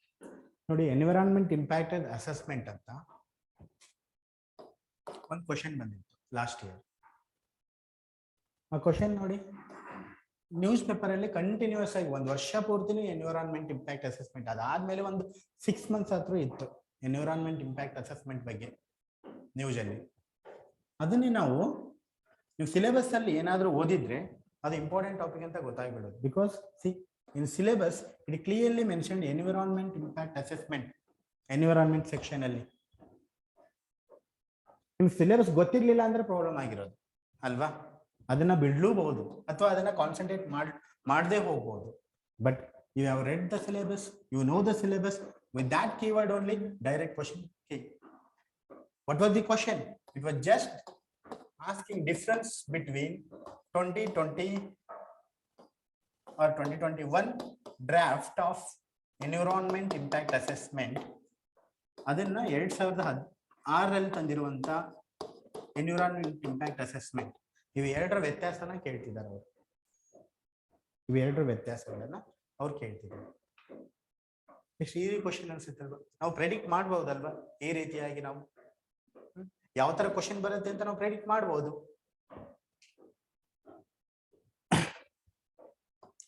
Challenges to internal security, ಯಾವ ತರ question ಬಂದಿದೆ? Internal question, internal security ಮೇಲೆ ನಾವು ಕೆಲವೊಂದು topics ನ ಓದ್ತೀವಿ. Left wing extremist terrorism, insurgents group, ಈ ರೀತಿ ಟಾಪಿಕ್ಸ್ ನ ಓದ್ತಾ ಇರ್ತೀವಿ. ಅದರ ಮೇಲೆ ಡೈರೆಕ್ಟ್ ಕ್ವಶನ್ಸ್ ಇರುತ್ತೆ. ನೀವು ಸಿಲೆಬಸ್ ನ ನೋಡ್ಕೊಳ್ಳಿ ಯಾವ ತರ ಇದೆ. Internal security through communication network, role of media, social networking, money laundering, cyber security. ಎಷ್ಟು ಇಂಪಾರ್ಟೆಂಟ್ ಅಂದ್ರೆ ಇಲ್ಲಿ ಬೇಸಿಕ್ಸ್ ಆಫ್ ಸೈಬರ್ ಸೆಕ್ಯೂರಿಟಿ ಅಂತ ಮೆನ್ಷನ್ ಮಾಡಿದ್ದಾರೆ. ಕ್ವಶನ್ 2013 ಕ್ವಶನ್ ಯಾವ ತರ ಬಂದಿದೆ ಅಂದ್ರೆ ಸೈಬರ್ ಸೆಕ್ಯೂರಿಟಿ ಪಾಲಿಸಿ ಏನು ಅಂತ ಕೇಳ್ತಿದ್ದಾರೆ ಅಷ್ಟೇ. ನಾವು ಬೇರೆ ಏನು ಯೋಚನೆ ಮಾಡುವಂತ ಅವಶ್ಯಕತೆ ಇಲ್ಲ. ಇದ್ರ ಮೇಲೆ ನೀವು ಓದ್ತಾ ಇದ್ರೆ ನಿಮ್ಗೆ ಟಾರ್ಗೆಟೆಡ್ ಜಾಸ್ತಿ ಆಗುತ್ತೆ. ಇಲ್ಲಾಂದ್ರೆ ಓದ್ಲಿಕ್ಕೆ ತುಂಬಾ ಜಾಸ್ತಿ ಇರುತ್ತೆ. ಓದ್ಲಿಕ್ಕೆ ತುಂಬಾ ಜಾಸ್ತಿ ಇದ್ರೆ ಹೇಗೆ ಕವರ್ ಮಾಡಕ್ಕಾಗುತ್ತೆ ಹೇಳಿ? ನಾವು ಒಂದ್ ಸ್ವಲ್ಪ ಆದ್ರೂ ಸ್ಮಾರ್ಟ್ ವರ್ಕ್ ಬೇಕು. ಸ್ಮಾರ್ಟ್ ವರ್ಕ್, ಹಾರ್ಡ್ ವರ್ಕ್ ಬೇಕು, ಸ್ಮಾರ್ಟ್ ವರ್ಕ್ ಬೇಕು. ಇದನ್ನ ನೋಡಿ, ಇದರಲ್ಲಿರೋ ಸಬ್ಜೆಕ್ಟ್ ನಾವು ಓದ್ಲಿಕ್ಕೆ ಹಾರ್ಡ್ ವರ್ಕ್ ಬೇಕು. ಈ ರೀತಿ ಮಾಡಿದ್ರೆ ಅದು ಸ್ಮಾರ್ಟ್ ವರ್ಕ್ ಅಷ್ಟೇ. ಹಾರ್ಡ್ ವರ್ಕ್ ಇಲ್ಲಾರ್ದೆ ಸ್ಮಾರ್ಟ್ ವರ್ಕ್ ಅನ್ನೋದು ಇಲ್ಲ. ಹಾರ್ಡ್ ವರ್ಕ್ ಬೇಕೇ ಬೇಕು. ಆದ್ರೆ ಎಷ್ಟೊಂದು ಜನ ಹಾರ್ಡ್ ವರ್ಕ್ ಆಗ್ತಾರೆ, ಸ್ಟ್ರೆಸ್ ಸೀರೀಸ್ ಜಾಯ್ನ್ ಆಗ್ತಾರೆ. ಯಾವುದೋ ಒಂದು ಸ್ಟ್ರೆಸ್ ಸೀರೀಸ್ ಅಲ್ಲಿರೋ ಕ್ವಶನ್ ನ ಟ್ರೈ ಮಾಡ್ತಾರೆ. ಅದರಲ್ಲಿ ಅರ್ಧ ಬರ್ಬೋದು, ಅರ್ಧ ಬರ್ದೇ ಇರ್ಬೋದು. ಅವಾಗ ಅವ್ರಿಗೆ ಪ್ರಾಬ್ಲಮ್ ಆಗುತ್ತೆ. ನೀವು ಸಿಲೆಬಸ್ ನೋಡಿ, ನೀವೇ ವಿಶ್ಲೇಷಣೆ ಮಾಡ್ಕೊಡಿ, ನೀವೇ ಅನಲೈಸ್ ಮಾಡ್ಕೊಡಿ. ಅನಲೈಸ್ ಮಾಡಿದ ಮೇಲೆ ಒಂದು ಕ್ವಶನ್ ಬರುತ್ತಲ್ವಾ, ಅದು ನಿಮಗೆ ಡೈರೆಕ್ಟ್ ಅನ್ಸುತ್ತೆ. ಇಲ್ಲಿ ಒಮ್ಮೆ ಬರ್ದಿರ್ತೀರಾ, ಅದ್ರ ಮೇಲೆ ಯೋಚನೆ ಮಾಡಿರ್ತೀರಾ, ಅದನ್ನ ನೀವು ಅಲ್ಲಿ ಬರ್ದಿರ್ತೀರ. ಇದನ್ನ ಓದಿ ಪ್ರಾಕ್ಟೀಸ್ ಮಾಡಿ. ನೀವು ಅಲ್ಲಿ ಬರೀಲಿಕ್ಕೆ ನಿಮ್ಗೆ ಹಾರ್ಡ್ ವರ್ಕ್ ಬೇಕು. ಮಿನಿಮಮ್ 10 hours ನೀವು ಎವ್ರಿ ಡೇ ಓದ್ಬೇಕು ಕನ್ಸಿಸ್ಟೆಂಟ್ಲಿ. ಇನ್ನೊಂದು ಆಸ್ಪೆಕ್ಟ್ ಇದೆ, ಮಿತ್ ಇದೆ, ಕಷ್ಟಪಟ್ಟು ಓದ್ಬೇಕು, ನಿದ್ದೆಗೆಟ್ಟು ಓದ್ಬೇಕು ಅಂತ. ಇದು ಎಲ್ಲರೂ ಹೇಳ್ತಾರೆ. ಒಂದು ಎನ್ಮಿ ಅಂತ ಹೇಳ್ತೀನಿ ನಾನು, ನೀವು ನಿದ್ದೆ ಮಾಡದೇ ಇದ್ರೆ. UPSC ಜರ್ನಿ ಅಥವಾ ಕಾಂಪಿಟೇಟಿವ್ ಎಕ್ಸಾಮ್ ಜರ್ನಿಯಲ್ಲಿ ಒಂದು ಶತ್ರು ನಿಮ್ಗೆ ಕಾಡೋದು ಅಂದ್ರೆ ಅದು ನಿದ್ದೆ. ಎಲ್ರೂ ಹೇಳ್ತಾರೆ ಕಷ್ಟಪಟ್ಟು ನೀವು ಓದಿದ್ರೆ ಮತ್ತೆ ಮಲ್ಕೊಳ್ಳೋದಿದೆ ಇಲ್ಲ ಅಂತ. ಹಂಗೇನ್ ಇಲ್ರಿ, ಆ ರೀತಿ ಯಾವುದೂ ಇಲ್ಲ. ನೀವು 12 ಅವರ್ಸ್ ಕನ್ಸಿಸ್ಟೆಂಟ್ ಆಗಿ ಓದ್ಬೇಕು, ಎಂಗ್ಸೈಟಿ ಇರ್ಲಾರ್ದೆ, ಸಡನ್ ಆಗಿ ಏನು ಇರ್ಲಾರ್ದೆ. ಅದು ಪ್ರಾಬ್ಲಮ್ ಆಗಿದೆಯಲ್ಲ.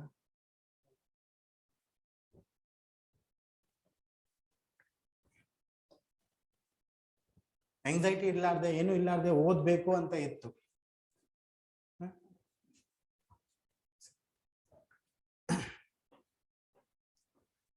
ಎಂಗ್ಸೈಟಿ ಇರ್ಲಾರ್ದೆ ಯಾವುದೋ ಒಂದು ಫ್ಯಾಮಿಲಿ ನ್ಯೂಸ್ ಬಂತು, ನಾವು ಓದ್ತಾ ಇದ್ದೀವಿ ಆರಾಮಾಗಿ ಫುಲ್, ಯಾವುದೋ ಒಂದು ಈ UPSC ಅಥವಾ ನೀವು KS ಜರ್ನಿ ಮಾಡ್ಬೇಕಾದ್ರೆ ಅಲ್ಲಿ ನಮ್ಮ ಊರಲ್ಲಿ ಒಂದು ನಾಯಿ ಸತ್ತಿದ್ರು ಕೂಡ ಅವ್ರು ಫೋನ್ ಮಾಡ್ತಾರೆ, ನೀವು UPSC ಓದ್ತಾ ಇದೆಯಾ, ಅದಕ್ಕೆ ಇಲ್ಲಿ ಇಷ್ಟೊಂದು ಪ್ರಾಬ್ಲಮ್ ಆಗ್ತಿದೆ ಅಂತ. ಜನರಲಿ ಇಟ್ ಹ್ಯಾಪನ್ಸ್, ಏನಾದ್ರೂ ಆಗಲಿ.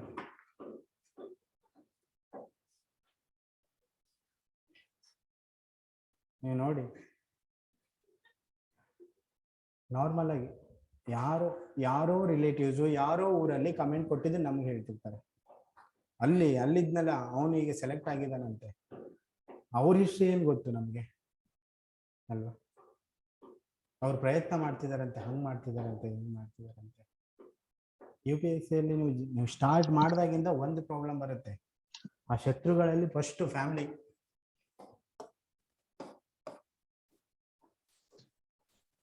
ಜನರಲಿ ನಾವು ಕರಿತೀವಲ್ಲ ವೆಲ್ ವಿಷರ್ಸ್ ಅಂತ ಕರಿತೀವಿ, ಬಟ್ ಎಲ್ಲರೂ ಇರಲ್ಲ ಫ್ಯಾಮಿಲಿ ಮೆಂಬರ್ಸ್ ಅಲ್ಲಿ, ಅವರೇ ಶತ್ರುಗಳಾಗಿರ್ತಾರೆ.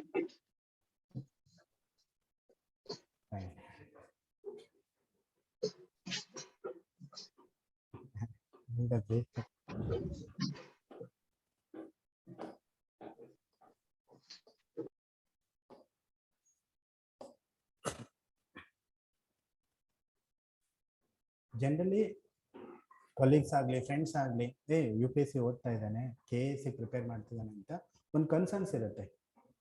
ಬಟ್ ನಾವು ಫ್ಯಾಮಿಲಿ ಮೆಂಬರ್ಸ್ಗೆ ಏನಿರುತ್ತೆ, ಎಕ್ಸ್ಪೆಕ್ಟೇಷನ್ ಇರುತ್ತೆ. ನಾವು ಸಡನ್ ಆಗಿ ಫೋನ್ ಮಾಡಿದ ತಕ್ಷಣ ಏನೋ ಒಂದು ಸಮಸ್ಯೆನೇ ಹೇಳ್ತಿರ್ತಾರೆ, ನಿಮ್ಗೆ ಇದೆಯಾ, ಒಬ್ಬರು ಬಿಟ್ಟು ಒಬ್ರು ಯಾರಾದ್ರೂ ನಿಮ್ಗೆ ಬಲವಾಗಿ ಸಪೋರ್ಟ್ ಮಾಡ್ತಿರ್ತಾರೆ ಅಂತ ಅನ್ನೋದನ್ನ ಬಿಟ್ಟು ಬೇರೆ ಯಾರಾದ್ರೂ ಸಮಸ್ಯೆ ಹೇಳ್ತಿರ್ತಾರೆ, ಒಪ್ಕೊಂತಾರೆ ಇದನ್ನ. ಏನೋ ಒಂದು ಸಮಸ್ಯೆ ಅಂದ್ರೆ ನಾಟ್ ಡೈರೆಕ್ಟ್ಲಿ ನಿನ್ನಿಂದ ಆಗಿದೆ, ನಿನ್ನಿಂದ ಬರ್ತಾ ಇದೆ ಅಂತ ಅಲ್ಲ. ಸಮಸ್ಯೆ ಅಂದ್ರೆ ಏನೋ ಒಂದು ಸಮಸ್ಯೆ ಇಟ್ಕೊಂಡೆ ನೆಗೆಟಿವ್ ಟೋನಲ್ಲೇ ಮಾತಾಡ್ತಾರೆ. ಎಲ್ಲ ಚೆನ್ನಾಗಿದೆ ಓದು ಅಂತ ಫಿಲ್ಮಲ್ಲಿ ತೋರಿಸ್ತಾರಲ್ಲ, ಆ ಥರ ಏನಿರಲ್ಲ ನಮಗೆ. ಅದು ಅಂತ ಎಕ್ಸ್ಪೀರಿಯನ್ಸ್ ಆಗಿದೆ. ಅದರ ಮೇಲೆ ಫೈನಾನ್ಷಿಯಲ್ ಬರ್ಡನ್, ಇಷ್ಟು ವಯಸ್ಸಾಗಿದೆ, ಈ ಒಂದು ಸ್ಟೇಜಲ್ಲಿ ಗಳಿಸುವಂಥ ಸ್ಟೇಜಲ್ಲಿ ನಾವು UPSC ಜರ್ನಿಗೂ ಕಾಂಪಿಟೇಟಿವ್ ಎಕ್ಸಾಮ್ ಬಂದಿರ್ತೀವಿ. ಮೇಜರ್ ಪ್ರಾಬ್ಲಮ್ ಅಂದ್ರೆ ಅದ್ರ ಹಿಂದಿರೋದು ಅದೇ ರಹಸ್ಯ, ಫೈನಾನ್ಸ್. ಎಲ್ಲರಿಗೂ ಆ ಸವಲತ್ತು ಸಿಗಲ್ಲ. ಈ ತರ ಎಲ್ಲ ಅಬ್ಸ್ಟ್ಯಾಕಲ್ ಡಿಸ್ಟರ್ಬೆನ್ಸ್ ಬಂದೇ ಬರುತ್ತೆ. ನಾವು ಇಂಜಿನಿಯರಿಂಗ್ ಅಲ್ಲಿ ನೋಡ್ತಿರ್ತೀವಲ್ಲ ಡಿಸ್ಟರ್ಬೆನ್ಸಸ್, ಯಾವುದು ಇಂಜಿನಿಯರಿಂಗ್ ಅಥವಾ ಡಿಗ್ರಿಯಲ್ಲಿ ನೋಡ್ತೀವ, ಆ ತರ ಡಿಸ್ಟರ್ಬೆನ್ಸ್ ಕಾಂಪಿಟೇಟಿವ್ ಎಕ್ಸಾಮ್ ಅಲ್ಲಿ ಏನು ಬರಲ್ಲ. ಪಾರ್ಟಿಗೆ ಹೋದ್ವಿ, ನಾವು ಪಿಕ್ನಿಕ್ ಹೋದ್ವಿ, ಎಂಜಾಯ್ ಮಾಡಿದ್ವಿ, that was kind of enjoyment. Here disturbance direct complex disturbance, ನಾವೇನು ಮಾಡೋಕ್ಕಾಗಲ್ಲ, ಆದ್ರೂ ಅವ್ರು ಹೇಳ್ತಿರ್ತಾರೆ ನಮಗೆ. ಅದೇ ತರ ಹಂಗೆ ಇಷ್ಟೆಲ್ಲ ಒಂದು ಡಿಸ್ಟರ್ಬೆನ್ಸ್ ಬರ್ತಾ ಇರ್ಬೇಕಾದ್ರೆ, ಯಾವುದೋ ಒಂದು ಲೋ ಸ್ಕೋರ್ ಮಾಡಿದ್ವಿ ಅನ್ಕೋ, ಯಾವುದೋ ಒಂದು ಪರೀಕ್ಷೆಯಲ್ಲಿ ನಾವು ಕಡಿಮೆ ಸ್ಕೋರ್ನ ತಗೊಂಡ್ವಿ, ಸಡನ್ ಆಗಿ ನಮ್ಗೆ ಸ್ವಲ್ಪ ಟೆನ್ಷನ್ ಆಗುತ್ತೆ. ಯಾವುದೋ ಒಂದು ಲೆಕ್ಚರ್, ಯಾವುದೋ ಓರಿಯಂಟೇಷನ್ಗೋ ಯಾವುದೋ ಒಂದು ಕ್ಲಾಸ್ಗೂ ಕೇಳಿದ್ವಿ, ಸಡನ್ ಆಗಿ ಏನಾಗುತ್ತೆ, ಸ್ವಲ್ಪ ಟೆನ್ಷನ್ ಬರುತ್ತೆ. ಕೆಲವೊಂದು ಅರ್ಥ ಆಗ್ತಿಲ್ಲಲ್ಲಪ್ಪ, ಕೆಲವೊಂದು ಅರ್ಥ ಆಗ್ತಿದೆಯಲ್ಲ, ಆ ಥರ ಒಂದು ಟೆನ್ಷನ್ ಬರುತ್ತೆ. ಅದನ್ನ ಓವರ್ಕಮ್ ಮಾಡಿ ನಾವು ರೆಸಿಲಿಯಂಟ್ ಆಗಿ ನಾವು ಓದಬೇಕು ಅಂದ್ರೆ first aspect 8 hours sleep, not in the class. Don't.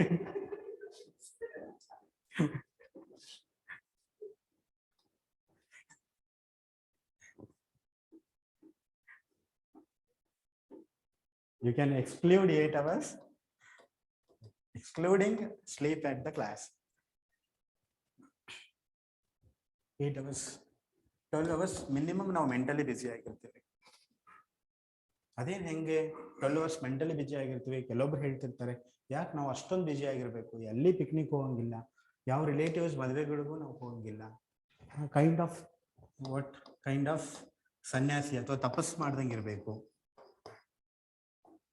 ಯಾಕೆ ಹೇಳ್ತಾರೆ ಇದನ್ನ?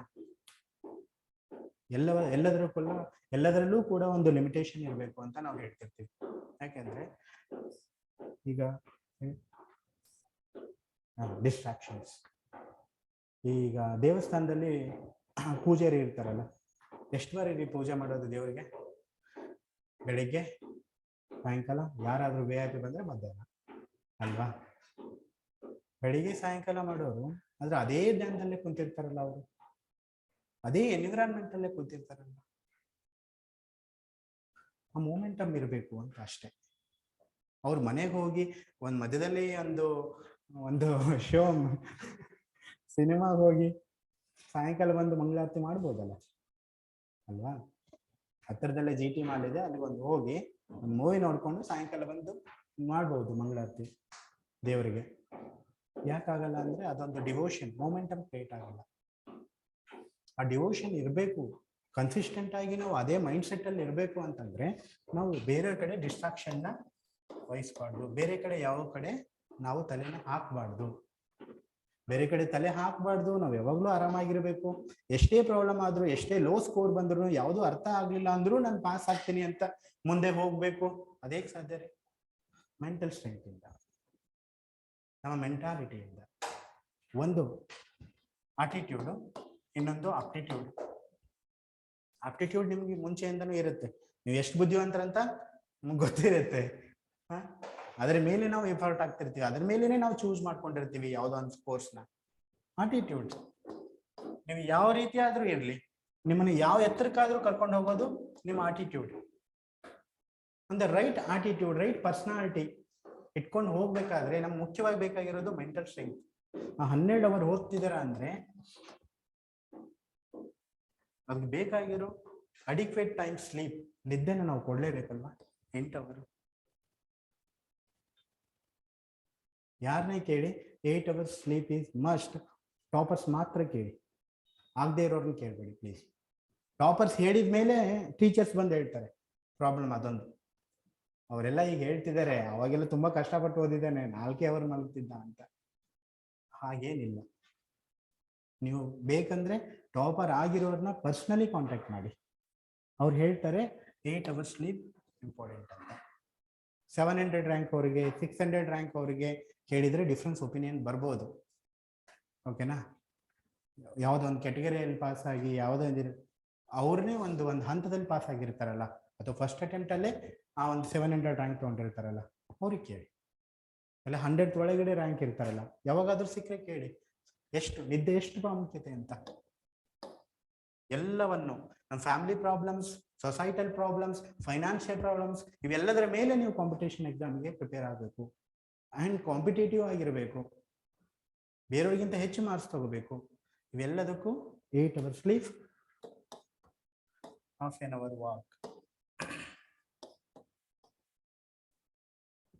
ಇದಕ್ಕೆ ಜಸ್ಟಿಫಿಕೇಶನ್ ಕೊಡ್ಲಿಕ್ಕೆ ನಾವು ಎಥಿಕ್ಸ್ ಅಲ್ಲಿ ಏನಾದರೂ ಬರೀತಿದ್ರೆ ವಿವೇಕಾನಂದ ಸ್ಟೇಟ್ಮೆಂಟ್ ಯೂಸ್ ಮಾಡ್ತೀವಿ.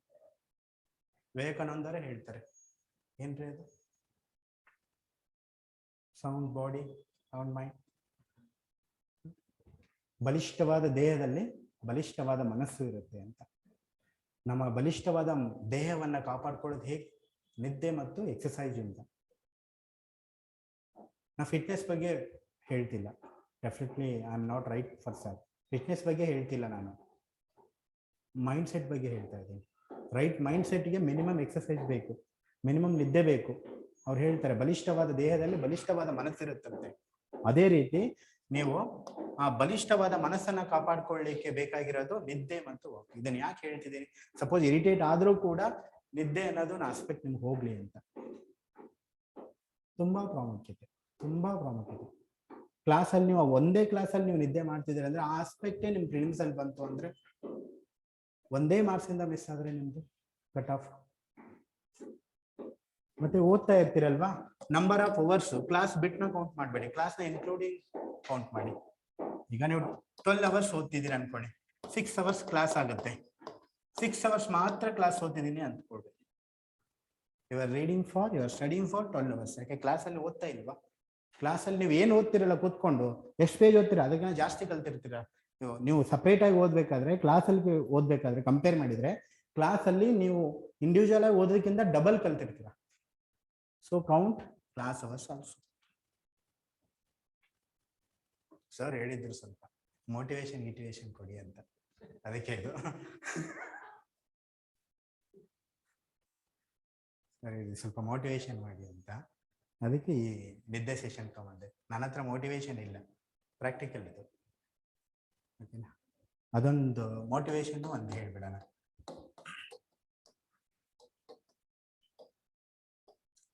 ಸರ್, ಇದು ಮೋಟಿವೇಶನ್ ಅಂತ ಇದೆಯಲ್ಲ, this will never work. Motivation ನಾನೇನು ಅಬ್ದುಲ್ ಕಲಾಂಜಿ ಅವ್ರದ್ದು ಹೇಳಿದೆ, ಈಗ ಹೇಳ್ತೀನಿ ನಿಮಗೆ ಕೇಳಿ. ಅವ್ರು ಹೇಳ್ತಾರೆ, ಸ್ಟೂಡೆಂಟು ಟೀಚರ್ ಹೇಗಿದ್ದಾರೆ ಅಂತ ಡಿಪೆಂಡ್ ಆಗಲ್ಲ, ಆದರೆ ನಾವು ಹೇಗೆ ಕಲಿತೀವಿ ಆ ಟೀಚರಿಂದ ಅದು ಪ್ರಾಮುಖ್ಯತೆ ಪಡ್ಕೊಳ್ಳುತ್ತೆ ಅಂತ ಹೇಳ್ತೀನಿ. ಯಾರಾದರೂ ಹೋಗ್ತೀರಾ ಕಾಂಪಿಟೇಟಿವ್ ಎಕ್ಸಾಮ್ ಅವರು? ಟೀಚರ್ ಹೇಗೆ ಹೇಳ್ತಾರೆ ಅವ್ರು ಹೇಗಾದ್ರೂ ಹೇಳಿ, ಕಲಿಯೋರ ಮೇಲೆ ಡಿಪೆಂಡ್ ಆಗಿರುತ್ತಂತೆ ಅಬ್ದುಲ್ ಕಲಾಂ ಅವ್ರು ಹೇಳ್ತಾರೆ. ನೀವು ಹೋಗ್ತೀರೇನ್ರಿ? ನೆಕ್ಸ್ಟ್ ಡೇ ಕ್ಲಾಸಿಗೆ ಹೋಗಲ್ಲ ನೀವು, ಸರಿಯಾಗಿ ಹೇಳಿಲ್ಲ ಅಂದ್ರೆ ಏನು ಒಪ್ಪೋದು?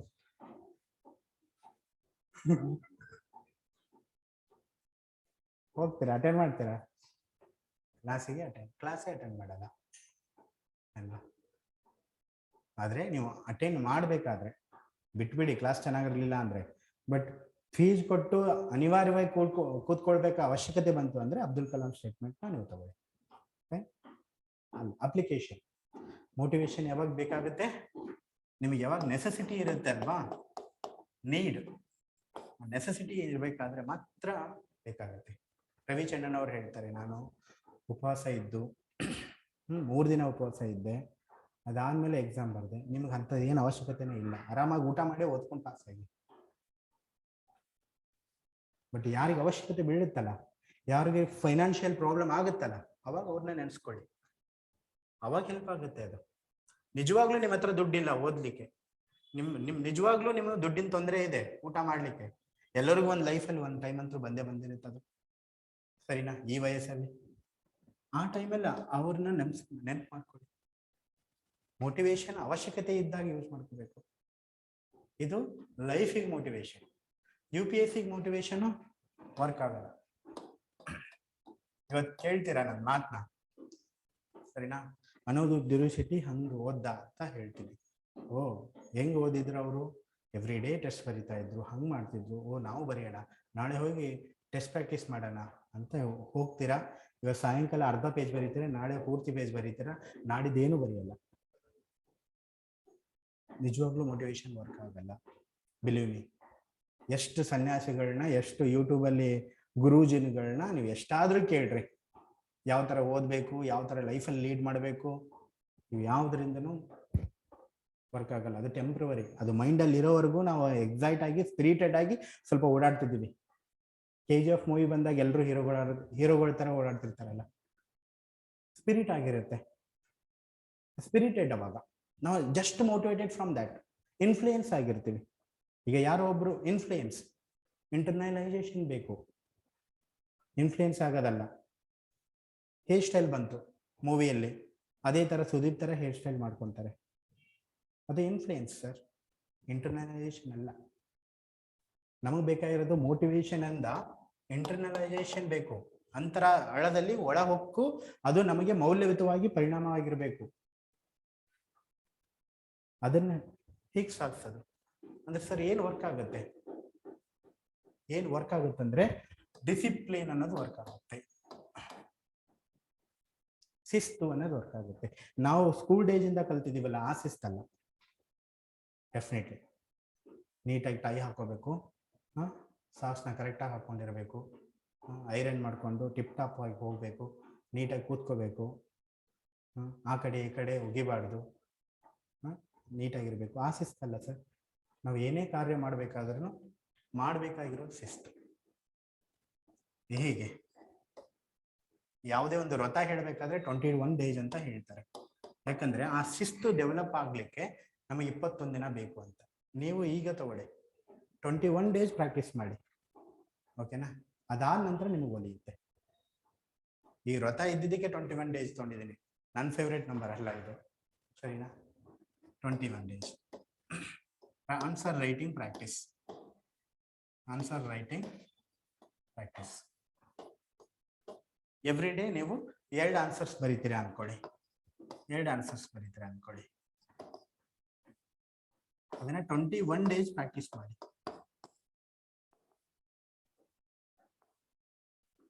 ಆ 21 days ಪ್ರಾಕ್ಟೀಸ್ ಮಾಡಿದಾಗ ನಿಮ್ಮ ಮೈಂಡ್ ನ ನೀವು ಟ್ರೈನ್ ಮಾಡ್ದಂಗೆ ಆಗುತ್ತೆ. 22nd ಡೇ ಏನಾಗುತ್ತೆ, ನೀವು ಬೇಡ ಅಂದ್ರೂ ಬರೀತಿರ್ತೀರ. ಇವಾಗ ನ್ಯೂಸ್ ಪೇಪರ್, ಕಾಫಿ, ಸ್ನಾನ ಯಾವುದಕ್ಕಾದ್ರೂ ಬೇಜಾರಾಗುತ್ತಾ? ಬೇಜಾರಾಗಲ್ಲ. Because it has converted in to habit.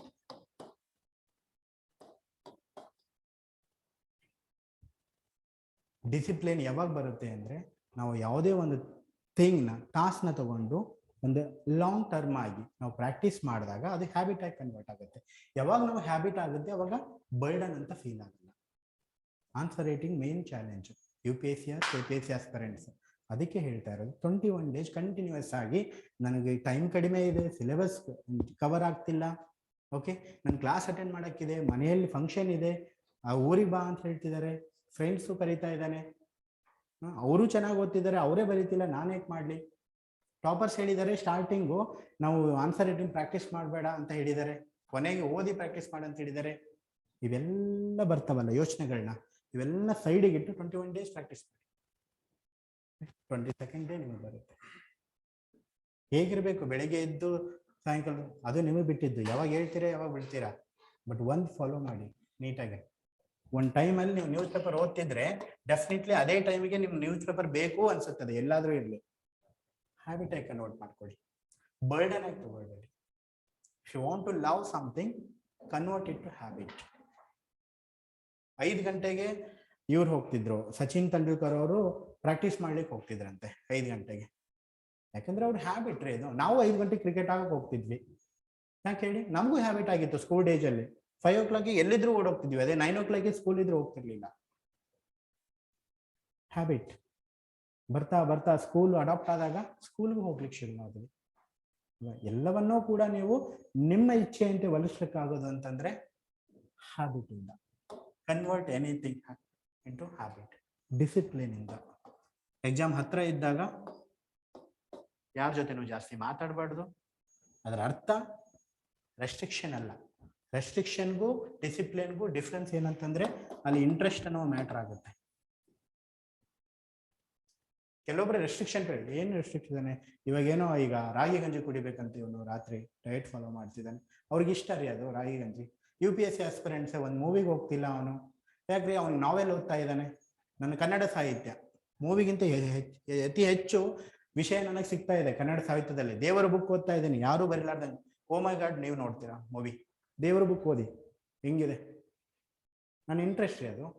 ಬೇರೆಯವ್ರು ಹೇಳ್ತಾರೆ ನನಗೆ ಡಿಸಿಪ್ಲಿನ್ ಅಂತ, ಬೇರೆಯವ್ರು ಹೇಳ್ತಾರೆ ಲಿಮಿಟೇಷನ್ ಅಂತ, ನಾನು ಹೇಳ್ತೀನಿ ಅದು ಡಿಸಿಪ್ಲಿನ್ ಅಂತ. ಡಿಸಿಪ್ಲಿನ್ಗೂ ಲಿಮಿಟೇಷನ್ಗೂ ಒಂದೇ ಡಿಫ್ರೆನ್ಸು. ನಿಮಗೆ ಇಂಟ್ರೆಸ್ಟ್ ಇದೆಯೋ ಇಲ್ವೋ? ನಿಮಗೆ ಇಂಟ್ರೆಸ್ಟ್ ಇಲ್ವಾ, ಅದು ಲಿಮಿಟೇಷನ್. ಸೀರಿಯಸ್ಲಿ, ನೀವು ಎಕ್ಸಾಮ್ ಹತ್ರ ಬಂದಾಗ ಹಂಪಿ ನಗರ್ ಬಸ್ ಸ್ಟ್ಯಾಂಡ್ ಹತ್ರ ಬಜಿ ಮಾಡ್ತಿರ್ತಾರಲ್ಲ, ತಿಂದ್ರೆ ತೊಂದರೆ ಆಗುತ್ತೆ. ಅದನ್ನು ನಾವು ಫಾಲೋ ಮಾಡ್ಲಿಲ್ಲ ಅಂದ್ರೆ ಅದೇ ಹೆಂಗ್ರಿ ನೀವು ಕಂಟಿನ್ಯೂಸ್ ಆಗಿ ಮಾರ್ನಿಂಗು ಮಧ್ಯಾಹ್ನ ಅಂತ ಕಂಟಿನ್ಯೂಸ್ 1 week ಎಕ್ಸಾಮ್ ಬರೆಯೋಕ್ಕಾಗುತ್ತೆ? ಕೈ ಬಿದ್ದೋಗುತ್ತೆ. ಅಂಥದ್ರಲ್ಲಿ ಹೆಲ್ತ್ ಅಪ್ಸೆಟ್ ಮಾಡ್ಕೊಳ್ಳೋದು ತಪ್ಪಲ್ವ? So motivation will not work. It is a temporary thing. It will influence you. ನಾಳೆ ನಾನು ಹೇಳಿದ್ದೀನಲ್ಲ ಅನ್ನೋ ಕಾರಣಕ್ಕೆ ಒಂದು ಪೇಜ್ ತಗೊಂಡು ನೀವು ಬಂದು ಬರಿಬಹುದು. ಮೋಟಿವೇಶನ್ಗೆ, ಡಿಸಿಪ್ಲಿನ್ಗೆ ಲಾಂಗ್ ಟರ್ಮ್ ಅದು. ಅದನ್ನ ಹ್ಯಾಬಿಟ್ ಆಗಿ ಕನ್ವರ್ಟ್ ಮಾಡ್ಕೊಳ್ಳಿ. ಇವತ್ತಿಂದ ಪ್ರಾಕ್ಟೀಸ್ ಮಾಡಿ. ನಿಮ್ಮ ಹತ್ರ ಏನಿರುತ್ತಲ್ಲ ಡೆಫಿನೆಟ್ಲಿ ಒಂದು ಅಪನಂಬಿಕೆ ಅಂತ ಇರುತ್ತೆ. ಅದಕ್ಕೆ ನಮ್ಮ ಆಕ್ಷನ್ಸ್ ಅಲ್ಲಿ ಬರ್ತಿರುತ್ತೆ. ಅದು ಏನು, ನನಗಾಗುತ್ತೋ ಇಲ್ಲೋ ಅಂತ. ಆಗುತ್ತೋ ಇಲ್ಲೋ ಅನ್ನೋ ಡೌಟ್ನ ಫಸ್ಟ್ ತೆಗೆದಾಕಿ. ಇದ್ರ ಮೇಲೆ ಹೇಳಬೇಕು ಅಂದ್ರೆ ಆಗುತ್ತೋ ಇಲ್ಲೋ ಅನ್ಲಿಕ್ಕೆ ಏನಾದ್ರೂ ಕಳ್ಕೊಂತೀವೇನ್ರಿ ನಾವು? IAS KS ಆಗ್ಲಿಲ್ಲ ಅಂದ್ರೆ ಏನು ಲೈಫಲ್ಲಿ ಕಳ್ಕೊಳ್ಳಲ್ಲ.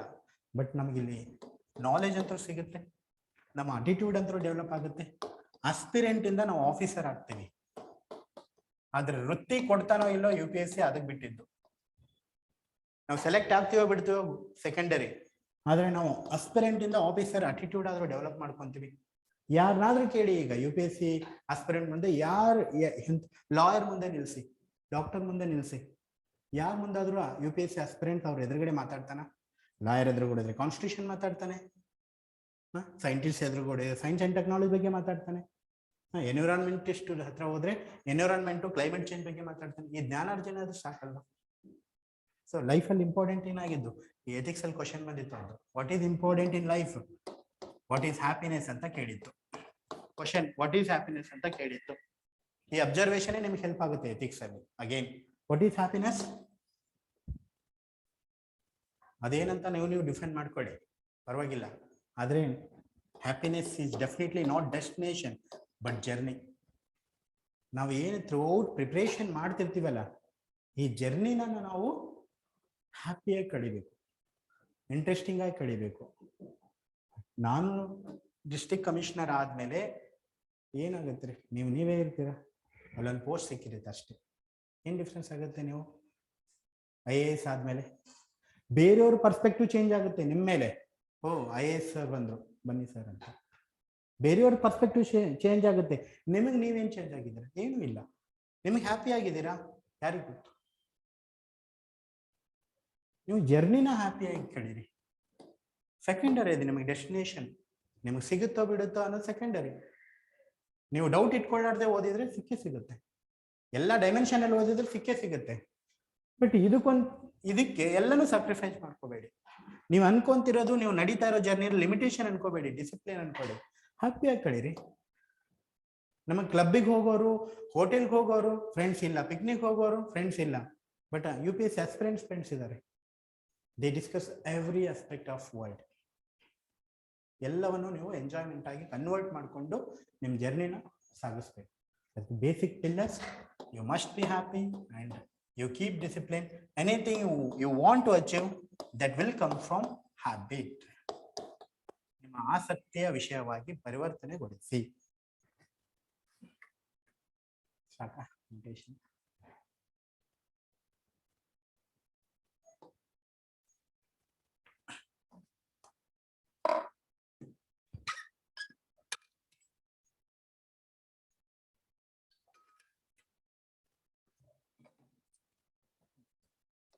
At ethics paper, there are two things. One is theory and case study.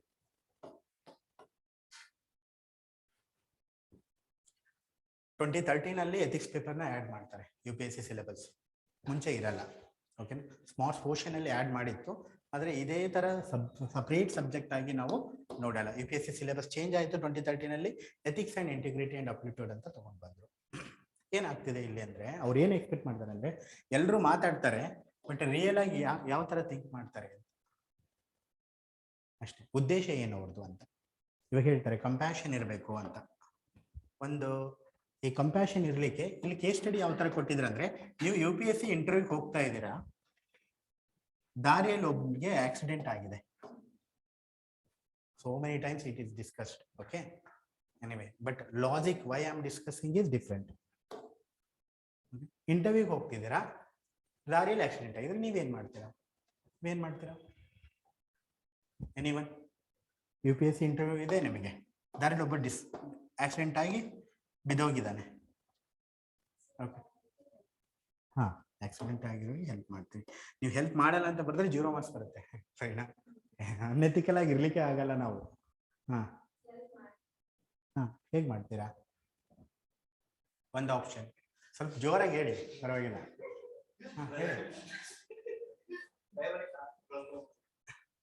ಡ್ರೈವರ್ಗೆ ಓಕೆ, ಹಾ, ಎಲ್ಲಿ ಕಳಿಸ್ತೀರಾ ಸರ್? ನೀವೇನ್ ಮಾಡ್ತೀರಾ? ಬಸ್ಸಲ್ಲಿ ಇಂಟರ್ವ್ಯೂ ಹೋಗ್ತೀರಾ? Okay, fine, near to answer. Next. Sir, it depends upon condition of the person, sir. Got accident, ಸತ್ಯ ಹೋಗ್ತಾನ ಅವನು 1 ಅವರಲ್ಲಿ. ನಾವು tell me madam. Sir, we'll provide immediate first aid, sir, and then we'll give information around surrounding peoples or call for the ambulance. Okay, first aid, it is not practical, ma'am. We are not doctors.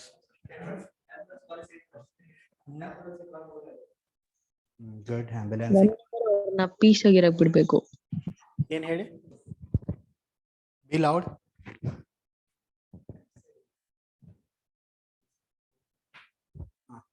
ಒಂದು ಆಂಬ್ಯುಲೆನ್ಸಿಗೆ ಕಾಲ್ ಮಾಡ್ತಾರೆ ಒಬ್ರು ತಮ್ಮ car ಕಟ್ಕೊಂಡು okay, we can say cab. Fine. Then third option.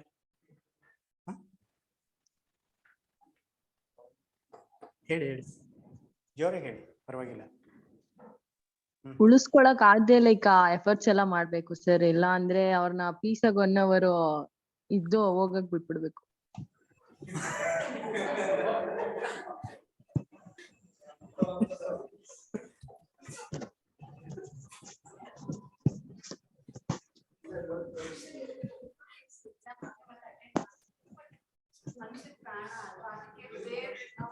ನಿಜವಾಗ್ಲೂ ಹೇಳಿ, ಹಿಂಗ್ ಮಾಡ್ತೀರಾ? No, sir. ಅದಕ್ಕೆ ಎಥಿಕ್ಸ್ ಪೇಪರ್ ಇಟ್ಟಿರೋದು. ನೀವು ಈ ತರ ಸುಳ್ಳು ಹೇಳ್ತೀರಂತ ಗೊತ್ತಿದ್ದಕ್ಕೆ ಅವರು ಥಿಯರಿ ಮಾತ್ರ ಇಟ್ಟಿಲ್ಲ, ಕೇಸ್ ಸ್ಟಡಿ ಇಟ್ಟಿದ್ದಾರೆ. B practical enough. ಜೋರಾಗಿ ಹೇಳಿ ಸ್ವಲ್ಪ. ಓಕೆ, ಫಸ್ಟ್ ಥಿಂಗ್ ನಾವು ಮೇಡಮ್ ಹೇಳ್ದಂಗೆ 1 hour ಅಲ್ಲಿ ನಮ್ಮ ಇಂಟರ್ವ್ಯೂ ಮಿಸ್ ಆಗುತ್ತೆ. ಅವ್ರು ನೋಡಿ ಸಾಯ್ತಾನೆ ಇಲ್ಲ ಅಂತ ಬಿಡ್ಬೇಕು ಅನ್ನೋದು ತಪ್ಪು. First thing, we should not be unethical. Unethical ಆಗಿರ್ಲಿಕ್ಕೆ ಸಾಧ್ಯನೇ ಇಲ್ಲ. ಮೇಡಮ್ ನೀವು ಹೇಳ್ದಂಗೆ we need to help them.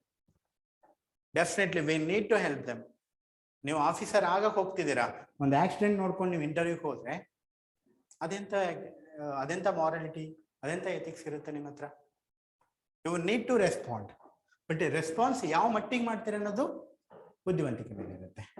ಅಥವಾ ಆ ಟೈಮಲ್ಲಿ ಎಮೋಷನಲ್ ಇಂಟೆಲಿಜೆನ್ಸ್, ಅಯ್ಯೋ ಇಂಟರ್ವ್ಯೂ ಹೋಗ್ಲಾ, ಇದ್ ನೋಡ್ಲಾ, ಆ ತರ ಮಾಡಿದ್ರೆ ಅಲ್ಲೇ ಕೂತ್ಕೊಂಡಿರ್ತೀವಿ ನಾವು, ಸರಿನಾ? ಆವಾಗ ನೀವು emotionally you should be well thought person. Emotional think ಮಾಡಬೇಕು, ಲಾಜಿಕಲ್ ಥಿಂಕ್ ಮಾಡಬೇಕು.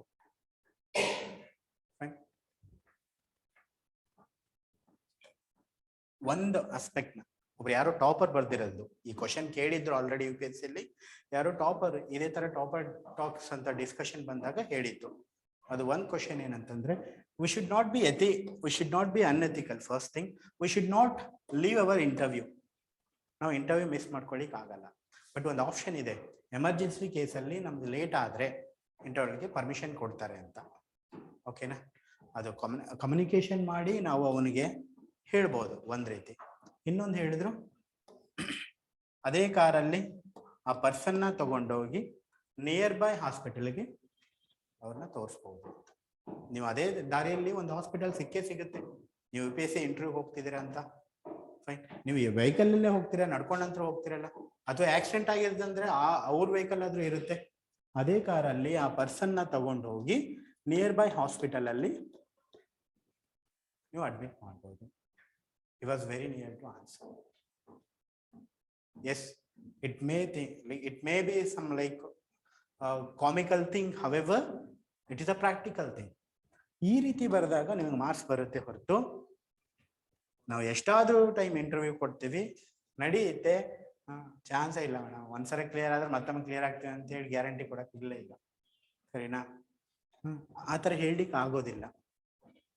ನಾವು if it is for country, ನಾವು ದೇಶಕ್ಕೆ ಏನಾದ್ರೂ ಹೋರಾಡ್ತಿದ್ವಿ, ಹಂಗೇನಾದ್ರೂ ಇತ್ತಂದ್ರೆ ನಾವು ಅವಾಗ ಹೇಳ್ಬೋದು, ಓಕೆನಾ? We can sacrifice our life ಅಂತ. It is a matter of humanity. We should respond to them with logically or with emotionally intelligence. ಅದನ್ನು ನಾವು ಮಾಡ್ಬೋದು. ನಿಯರ್ ಬೈ ಅಡ್ಮಿಟ್ ಮಾಡಿ ವಾಪಸ್ ತಗೊಳ್ಬೋದು. There are many options. ನೀವು ಒಂದೇ ಆಪ್ಷನ್ ಕೊಟ್ಟು ಡಿಸ್ಕಸ್ ಮಾಡಂಗಿಲ್ಲ, ಆ 4 ಆಪ್ಷನ್ ಕೊಡ್ಬೋದು. ನೀವು ಹೇಳಿದ್ರಲ್ಲ, ಆ ಆಪ್ಷನ್ ನೀವು ಆನ್ಸರ್ ಅಲ್ಲಿ ಬರೀಬೇಕು, ಅದಕ್ಕೂ ಮಾರ್ಕ್ಸ್ ಇದೆ. ಅಂದ್ರೆ ಡಿಫ್ರೆಂಟ್ ಆಗಿ ಹೇಗೆ ಥಿಂಕ್ ಮಾಡ್ತೀವಿ ಅಂತ ಒಂದು 4 ಆಪ್ಷನ್ ಕೊಡಬೇಕು. 4 ಆಪ್ಷನ್ ಅಲ್ಲಿ ಕೊಟ್ಟು ಫಸ್ಟ್ ಆಪ್ಷನ್ ಹೇಳಿ, we need to respond him. Second option, no I need to attend interview. Extreme option. ಇದು extreme option. We need to attend patient. ಇದು ಎಕ್ಸ್ಟ್ರೀಮ್ ಆಪ್ಷನ್. ಇವೆರಡನ್ನ ನೀವು ಡಿಸ್ಕಸ್ ಮಾಡ್ತಿರಲ್ವಾ, ಡಿಸ್ಕಸ್ ಮಾಡಬೇಕಾದ್ರೆ ನೀವು ನೆಗೆಟಿವ್ ನಾವು ಹೇಳಬೇಕು.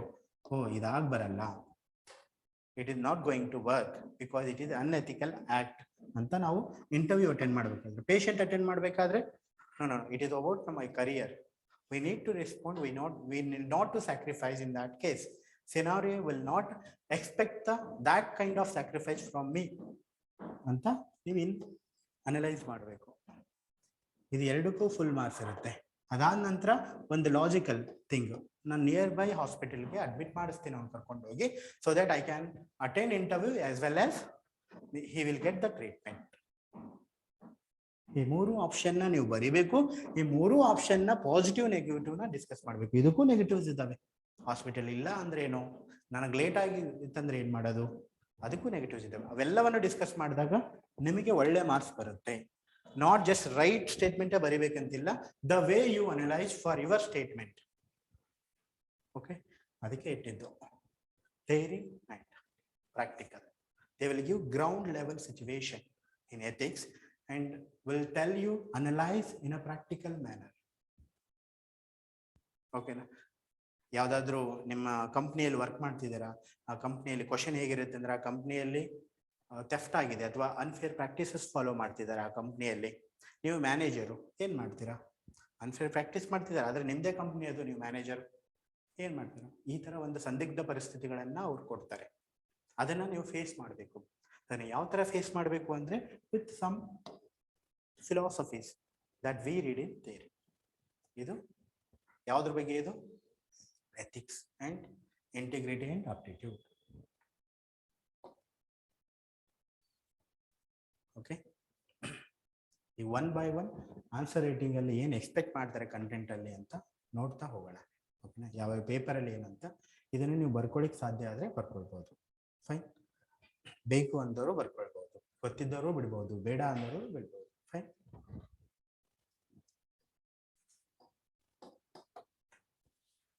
ಬಿಫೋರ್ that ಇರಲಿ ಬರ್ಕೊಂಡು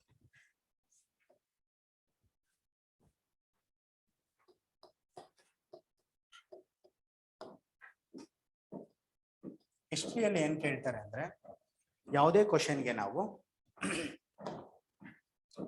ಹಿಸ್ಟ್ರಿಯಲ್ಲಿ ಮ್ಯಾಪ್ಸ್ ಸಾಧ್ಯ ಆದ್ರೆ ಹಾಕ್ಬೋದು ಅಥವಾ ಡೈಗ್ರಾಮ್ಸ್.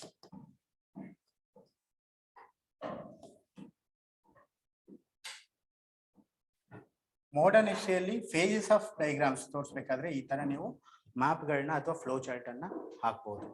ಈ ಫೇಜಸ್ ಇದು 1930, 1940 ಆ ತರ ನೀವು ಫೇಜಸ್ಗಳನ್ನ ಹಾಕ್ಬೋದು. ಆರ್ಟ್ ಅಂಡ್ ಕಲ್ಚರ್ ಅಲ್ಲಿ ಒಂದು ಕ್ವಶನ್ ಇತ್ತು, ಅದು ಸ್ತೂಪ ಅಂತ.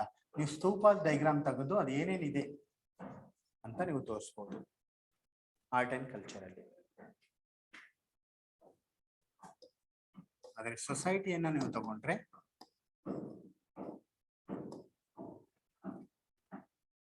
ಯಾವಾಗ್ಲೂ ನೀವು ಒಂದು ಡೇಟಾ ಅಂತ ಇಟ್ಕೊಂಡಿರ್ಬೇಕು. Percentage of women representation in parliament, ಇದಕ್ಕೆ ಒಂದು ಡೇಟಾ ಅಂತ ಇಟ್ಕೋಬೇಕು. ಎಷ್ಟು ಪರ್ಸೆಂಟೇಜ್ ಇದೆ? Around 14% we have representation of women in parliament. ಆ ಥರ ಡೇಟಾನು ಮೆನ್ಷನ್ ಮಾಡಿ ನೀವು ಹೋಗ್ತಾ ಇರಬೇಕು ಜಸ್ಟಿಫಿಕೇಶನ್ ಅಥವಾ ಇಂಟ್ರಡಕ್ಷನ್ ಅಲ್ಲಿ. Data important. ಬಟ್ ಸೊಸೈಟಿನ ನೀವು ಬರಿಬೇಕಾದ್ರೆ ಯಾವಾಗ್ಲೂ ನೀವು ಲಿಂಕ್ ಮಾಡ್ಬೇಕಾಗಿದ್ದು ಸಂವಿಧಾನಕ್ಕೆ ನೀವು ಲಿಂಕ್ ಮಾಡಬೇಕು. ಸಂವಿಧಾನವನ್ನ ಬಿಟ್ಟು ನಾವು ಹೇಳ್ತಾ ಹೋಗ್ತೀವಲ್ಲ, ಅದಕ್ಕೆ ವೇಟೇಜ್ ಸಿಗಲ್ಲ. ಹೇಗೆ? ವುಮೆನ್ ಇಶ್ಯೂನೇ ತಗೊಳ್ಳಿ.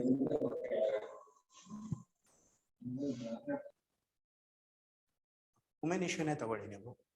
ನಾವು ವುಮೆನ್ ರಿಪ್ರೆಸೆಂಟೇಷನ್ ಸಿಗ್ಬೇಕು, ವುಮೆನ್ಗೆ ಒಳ್ಳೆ ಅಸ್ತಿತ್ವನ ಸಿಗ್ಬೇಕು ಅಂದಾಗ ನಾವೇನ್ ಮಾತಾಡ್ತೀವಿ? ರೈಟ್ ಟು ಈಕ್ವಾಲಿಟಿನ ಮಾತಾಡ್ತೀವಿ ಅಲ್ವಾ? ಸಂವಿಧಾನಕ್ಕೆ ಲಿಂಕ್ ಮಾಡ್ಬೋದು. ನಮಗೆ ವುಮೆನ್ಗೆ ಸ್ಯಾಲರಿ ಗ್ಯಾಪ್ ಅಥವಾ ಲೇಬರ್ ಫೋರ್ಸ್ ಪಾರ್ಟಿಸಿಪೇಷನ್ ಅಲ್ಲಿ ವುಮೆನ್ ರೇಟ್ ಕಡಿಮೆ ಇದೆ, ಅದಕ್ಕೆ ನಾವು ಯಾವುದಕ್ಕೆ ಲಿಂಕ್ ಮಾಡಬೇಕು? DPFP. Okay, equal work equal wage. ಈ ತರ ಸೊಸೈಟಿ ಯಾವುದೇ ಕ್ವಶನ್ ಬಂದಾಗ ನೀವು ಸಂವಿಧಾನಕ್ಕೆ ಲಿಂಕ್ ಮಾಡಿ. Constitution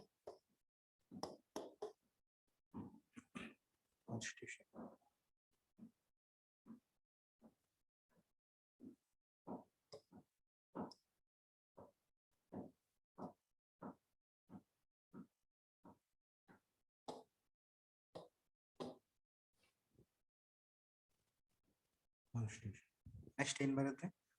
geography.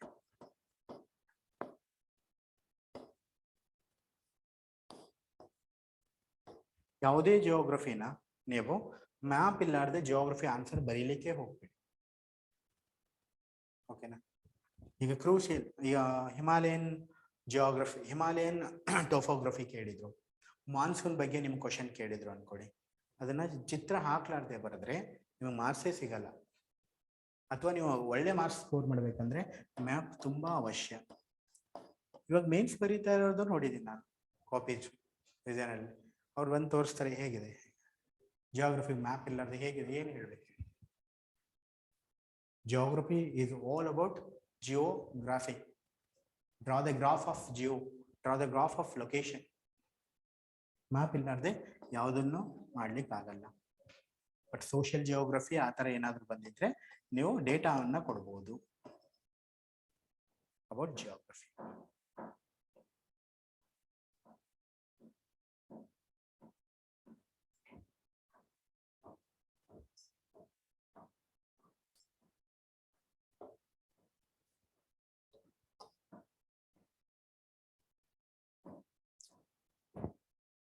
We'll move to next.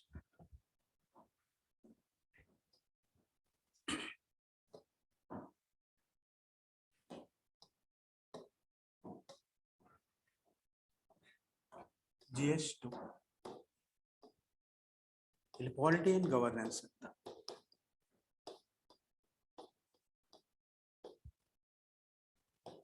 Polity and governance. ಕ್ವಾಲಿಟಿಯಲ್ಲಿ ಮುಂಚೆ ಮಾರ್ಕ್ಸ್ ಬರ್ತಿರ್ಲಿಲ್ಲ ಜಾಸ್ತಿ, ಯಾಕಂದ್ರೆ ಇಂಗ್ರೀಡಿಯೆಂಟ್ಸ್ ನ ಹಾಕ್ತಿರ್ಲಿಲ್ಲ, ಅದು ಬೇಕಾಗಿರುವ ಪರಿಕರಗಳನ್ನ ಅವರು ಆನ್ಸರ್ ಅಲ್ಲಿ ತುಂಬ್ತಾ ಇರ್ಲಿಲ್ಲ, ಆ ಕಾರಣಕ್ಕೆ ಅವ್ರಿಗೆ ಮಾರ್ಕ್ಸ್ ಬರ್ತಿರ್ಲಿಲ್ಲ. ಅಂತ ಪರಿಕರಗಳು ಏನು? ಒಂದು articles with number, articles, parts and schedule of the constitutions. ಎಷ್ಟಿದಾವ್ರಿ 8 ಶೆಡ್ಯೂಲ್ ಅಲ್ಲಿ ಲ್ಯಾಂಗ್ವೇಜಸ್? 21 ಅಂತೀರಾ?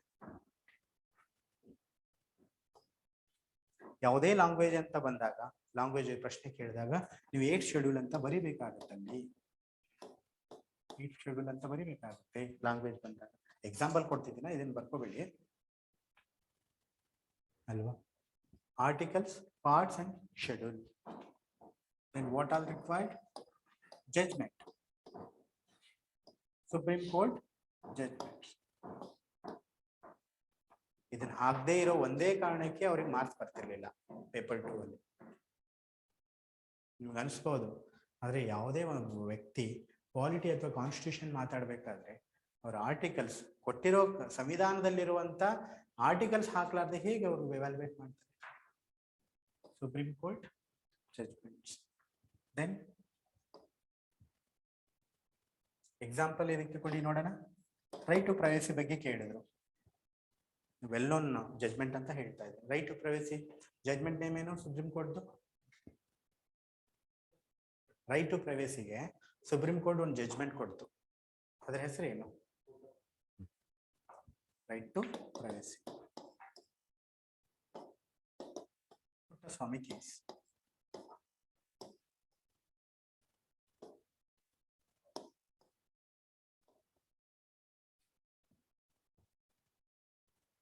ವಿಶಾಖಪಟ್ಟಣದಲ್ಲಿ ಗ್ಯಾಸ್ ಲೀಕ್ ಆಯ್ತು, ಅದ್ರ ಬಗ್ಗೆ ಮೇನ್ಸ್ ಅಲ್ಲಿ ಒಂದು ಕ್ವಶನ್ ಬಂತು ಅನ್ಕೊಳ್ಳಿ. ಯಾವ್ದ್ರಲ್ಲಿ ಬರುತ್ತೆ ಗ್ಯಾಸ್ ಲೀಕ್ ಆಗಿದ್ದು? Visakhapatnam side gas. ಯಾವ ಟಾಪಿಕ್ ಅಲ್ಲಿ ಬರುತ್ತೆ ಅದು? Disaster management, right? It is a industrial disaster. It will come under industrial disaster. Paper 3 ಅಲ್ಲಿ ಬರುತ್ತೆ. ಆ ಪೇಪರ್ 3 ಅಲ್ಲಿ ಬಂದಾಗ MC ಮೆಹ್ತಾ ಕೇಸ್ ಅಂತ ಬರುತ್ತೆ, ಕಾಂಪನ್ಸೇಷನ್ ಬಗ್ಗೆ. ಅದನ್ನ ನೀವು ಯೂಸ್ ಮಾಡಬೇಕು.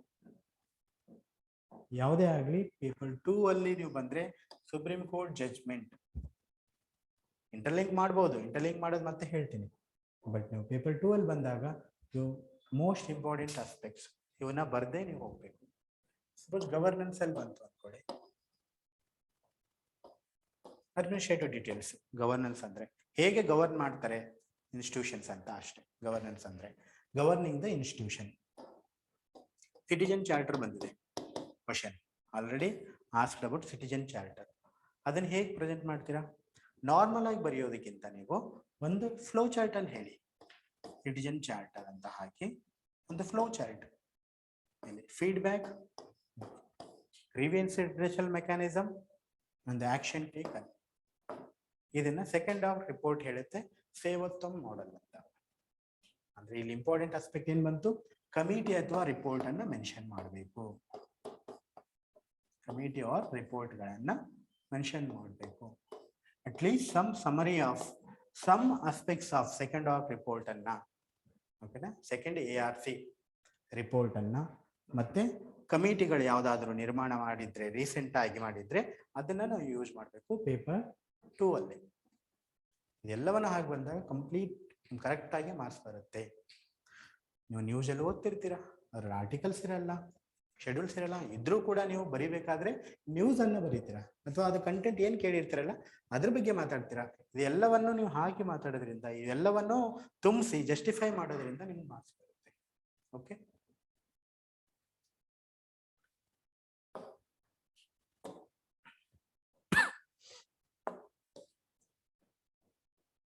ನೆಕ್ಸ್ಟ್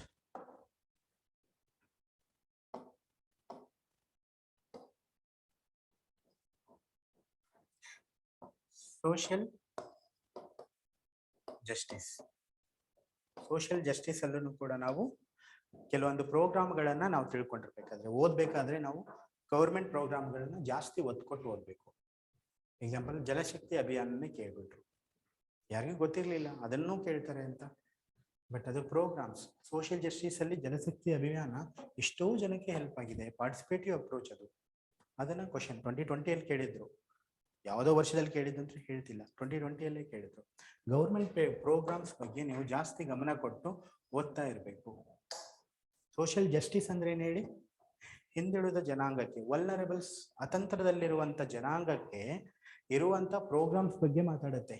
ಅವರಿಗೆ ಜಸ್ಟಿಸ್, ನ್ಯಾಯವನ್ನು ಒದಗಿಸೋ ಬಗ್ಗೆ ಸೋಷಿಯಲ್ ಜಸ್ಟಿಸ್ ಮಾತಾಡುತ್ತೆ. ಸೊಸೈಟಿಯಲ್ಲಿ ಸೋಷಿಯಲ್ ಬೇಸ್ ಅನ್ನ ಯಾವ್ದನ್ನ ನೋಡ್ತೀವಿ ಅಂದ್ರೆ ವಲ್ನರಬಲ್ ಸೆಕ್ಷನ್ ಅನ್ನ ನೋಡ್ತೀವಿ ನಾವು. ಹಿಂದುಳಿದ ಸೆಕ್ಷನ್ ಯಾವ್ಯಾವ ವಲ್ನರಬಲ್ ಸೆಕ್ಷನ್ ಹೇಳಿ? ವಲ್ನರಬಲ್ ಸೆಕ್ಷನ್ ಅಂದ್ರೆ ಏನಂತ ನೋಡ್ತೀವಿ ಹೇಳಿ? ಹ್ಯಾಂಡಿಕ್ಯಾಪ್, PW, ವಿದ್ಯಾಂಗ, ವುಮೆನ್, ಈ ಹ್ಯಾಂಡಿಕ್ಯಾಪ್, ವಿದ್ಯಾಂಗ, ವುಮೆನ್, ಈ ತರ ಎಲ್ಲ ನಾವು ನೋಡ್ತೀವಲ್ವಾ, ಅದನ್ನ ಅವರಿಗೆ ಅಥವಾ ದಲಿತರು, ಹಿಂದುಳಿದ ಜನಾಂಗಕ್ಕೆ ಕೊಡುವಂತ ನ್ಯಾಯವನ್ನ, ಅದರ ಬಗ್ಗೆ ಇರುವ ಪ್ರೋಗ್ರಾಮ್ಸ್ ಗಳನ್ನ ನಾವು ಸೋಷಿಯಲ್ ಜಸ್ಟಿಸ್ ಅಲ್ಲಿ ಗಮನವಹಿಸಿ ನೋಡಬೇಕು. Next international relation. International relation ಅಲ್ಲಿ ಕ್ಲೀನ್ ಆಗಿ ಬರಿಬೇಕಾ?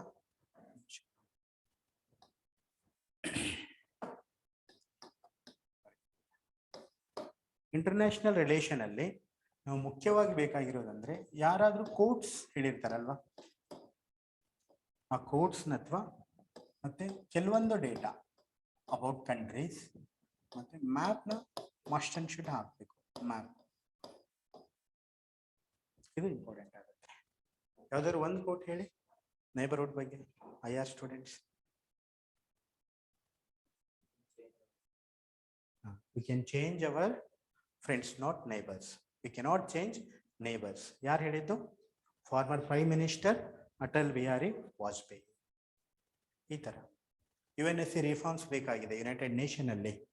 ಅವಾಗ ಏನ್ ಮಾಡ್ತೀವಿ, ಒಂದು ಕೋಟ್ ಅನ್ನ ಹಾಕ್ತಿವಿ to make it our answer effectively. ಯಾರು ಹೇಳಿದ್ದು? ಬಾನ್ ಕಿ ಮೂನ್ ಅಂತ ಹೇಳ್ತಾರೆ. It is a long debated issue. There must be a change in UNSC as per changing world. ಹೇಗೆ ಜಗತ್ತು ಬದಲಾಗ್ತಿದೆ ಅದೇ ರೀತಿ ಬದಲಾವಣೆಗಳನ್ನು ನಾವು ಯುನೈಟೆಡ್ ನೇಷನ್ ಅಲ್ಲಿ ತಗೊಂಡು ಬರಬೇಕು ಅಂತ Ban Ki Moon, general secretary of United Nation, ಅವರೇ ಹೇಳ್ತಾರೆ. ಓಕೆನಾ? ಸೊ ಕೋಟ್ಸ್ ಆಗಲಿ, ಡೇಟಾ ಆಗಲಿ, ಮ್ಯಾಪ್ ಆಗಲಿ ಗೊತ್ತಿರಬೇಕು. ನಾವು GS 3 ಅಂತ ಬಂದ್ರೆ ಈ ಎಲ್ಲವೂ ಕೂಡ economy, disaster management, science and technology and environment, internal security, ಇವೆಲ್ಲದಕ್ಕೂ ಕೂಡ ನಾವು ಕರೆಂಟ್ ಅಫೇರ್ಸ್ ಲಿಂಕ್ಡ್ ಜಾಸ್ತಿ ಕ್ವಶನ್ಸ್ ಬರುತ್ತೆ. ಕರೆಂಟ್ ಅಫೇರ್ಸ್ ಲಿಂಕ್ ಎಕ್ಸಾಂಪಲ್ ಅಂದ್ರೆ ಎನ್ವಿರಾನ್ಮೆಂಟ್ ಎಕ್ಸಾಂಪಲ್ ತಗೊಂಡ್ರೆ ಲ್ಯಾಂಡ್ ಸ್ಲೈಡ್ ಪ್ರಾಬ್ಲಮ್ ಇತ್ತು 2018 ಅಲ್ಲಿ ಅಲ್ವಾ? ಲ್ಯಾಂಡ್ ಸ್ಲೈಡ್ ಜಾಸ್ತಿ ಆಗ್ತಾ ಇತ್ತು. ಕೊಡಗುದಲ್ಲಿ ಆಗಿತ್ತಲ್ರಿ 2019 ಅಲ್ಲಿ.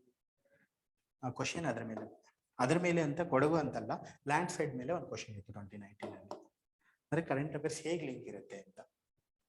ಡಿಸಾಸ್ಟರ್ ಮ್ಯಾನೇಜ್ಮೆಂಟ್, ಈ ಸೈನ್ಸ್ ಅಂಡ್ ಟೆಕ್ನಾಲಜಿ ತಗೊಳ್ಳಿ. COVID-19 ಪ್ರಾಬ್ಲಮ್ ಆಗ್ತಿದೆ, but science and technology robot use ಮಾಡಿದ್ರು ಯಾವುದೋ ರಾಜ್ಯದಲ್ಲಿ ಅಲ್ವಾ. ಆಮೇಲೆ RT-PCR ಟೆಸ್ಟ್ನ ಕಂಡುಹಿಡಿದ್ವಿ.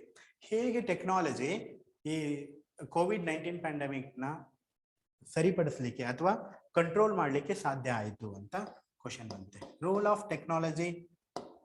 Technology in controlling or managing pandemic COVID-19. ಗೊತ್ತಾಗ್ತಿದೆಯಾ ಯಾವ ತರ ಕರೆಂಟ್ ಅಫೇರ್ಸ್ ಲಿಂಕ್ ಕ್ವಶನ್ ಬರುತ್ತೆ ಅಂತ? ನೀವು ಓದಲೇಬೇಕು, ಆದ್ರೆ ಅದು ಜಾಸ್ತಿ ಲಿಂಕ್ ಆಗಿರುತ್ತೆ. ಡಿಸಾಸ್ಟರ್ ಮ್ಯಾನೇಜ್ಮೆಂಟ್, ಈ ಡಿಸಾಸ್ಟರ್ ಮ್ಯಾನೇಜ್ಮೆಂಟು ಮತ್ತೆ ಈ ಎನ್ವಿರಾನ್ಮೆಂಟ್ ಬಂದಾಗ ಒಂದು ಇಂಪಾರ್ಟೆಂಟ್ ಆಸ್ಪೆಕ್ಟ್ ಅಂದ್ರೆ ಡಿಸಾಸ್ಟರ್ ಮ್ಯಾನೇಜ್ಮೆಂಟ್ಗೆ ನೀವು ಮ್ಯಾಪ್ ಅನ್ನ ಹಾಕ್ಲೇಬೇಕು. ಹೆಂಗೆ? ಫ್ಲಡ್ ಎಕ್ಸಾಂಪಲ್ ತಗೊಂಡು ಎಷ್ಟು ಪರ್ಸೆಂಟೇಜ್ ಆಫ್ ಫ್ಲಡ್ ಇದೆ? 12% ಆಫ್ ಫ್ಲಡ್ ಅಫೆಕ್ಟೆಡ್ ರೀಜನ್ ಅಂತ ಇಂಡಿಯಾದಲ್ಲಿ ಇದೆ. ಇದನ್ನ ಡೇಟಾ ನೀವು ಮೆನ್ಷನ್ ಮಾಡ್ತೀರಾ. ಆಮೇಲೆ ಇಂಡಿಯಾದ ಡೈಗ್ರಾಮ್ ಹಾಕಿ, ಓಕೆನಾ, ಇಂಡಿಯಾದ ಡೈಗ್ರಾಮ್ ಹಾಕಿ ಅದರಲ್ಲಿ ಯಾವ್ಯಾವ ಝೋನ್ ಅಲ್ಲಿ ಫ್ಲಡ್ ಅಫೆಕ್ಟೆಡ್ ರೀಜನ್ ಇದೆ. ಇದು ಬ್ರಹ್ಮಪುತ್ರ ಇಲ್ಲಿದೆ, ಸೊ ಇದೊಂದು zone flood affected region. Western ghat, ಓಕೆನಾ, ಅಲ್ಲಿ ಫ್ಲಡ್ ಅಫೆಕ್ಟೆಡ್ ರೀಜನ್. ಇದನ್ನ ನೀವು ಮ್ಯಾಪ್ ಅಲ್ಲಿ ತೋರಿಸ್ಬೇಕಾಗುತ್ತೆ ಡಿಸಾಸ್ಟರ್ ಮ್ಯಾನೇಜ್ಮೆಂಟ್ ಬಂದಾಗ. ಎಷ್ಟು ಮುಖ್ಯ ಅಂದ್ರೆ ಇದು ಒಂದು ಬರೆದಿದ್ದಕ್ಕೆ ನಿಮಗೆ 1 ಮಾರ್ಕ್ಸ್ ಜಾಸ್ತಿ ಸಿಗೋ ಚಾನ್ಸಸ್ ಇದೆ. ಇದು ಒಂದೇ ಒಂದು ಕಾರಣಕ್ಕೆ ಪ್ರೆಸೆಂಟೇಷನ್ಗೆ. ಇದು ಡಿಸಾಸ್ಟರ್ ಮ್ಯಾನೇಜ್ಮೆಂಟ್ ವಿಷಯವಾಗಿ. ಅದೇ ನೀವು ಸೈನ್ಸ್ ಅಂಡ್ ಟೆಕ್ನಾಲಜಿ ನೋಡಿ, ಇಲ್ಲಿ ಫ್ಲೋ ಚಾರ್ಟ್ ಅತಿ ಮುಖ್ಯ. ನಾವು ಏನೋ ಒಂದು ಎಕ್ಸ್ಪ್ಲೇನ್ ಮಾಡಬೇಕಾಗಿದೆ. ಸ್ಟೆಮ್ ಸೆಲ್ಸ್ ಬಗ್ಗೆ ಎಕ್ಸಾಮ್ ಅಲ್ಲಿ ಬಂದಿತ್ತು. ಅಲ್ಲಿ ಇವ್ಯಾಲ್ಯೂಯೇಟ್ ಮಾಡೋರು ಡಾಕ್ಟರ್ಸ್ ಅಲ್ಲ, ನಮ್ಮಂತ ಒಂದು ಜನರಲ್ ಆಗಿ ಗೊತ್ತಿರೋರು ಅಂತಾನೆ ಕರ್ಸಿರ್ತಾರೆ. ಡಾಕ್ಟರ್ಸ್ನ ಕರ್ಸಿರಲ್ಲ. ಅವ್ರಿಗೆ ನಾವು ಎಕ್ಸ್ಪ್ಲೇನ್ ಮಾಡ್ಬೇಕಂದ್ರೆ ಒಂದು ಈಸಿ ವೇ ಅಲ್ಲೇ ಎಕ್ಸ್ಪ್ಲೇನ್ ಮಾಡಬೇಕು.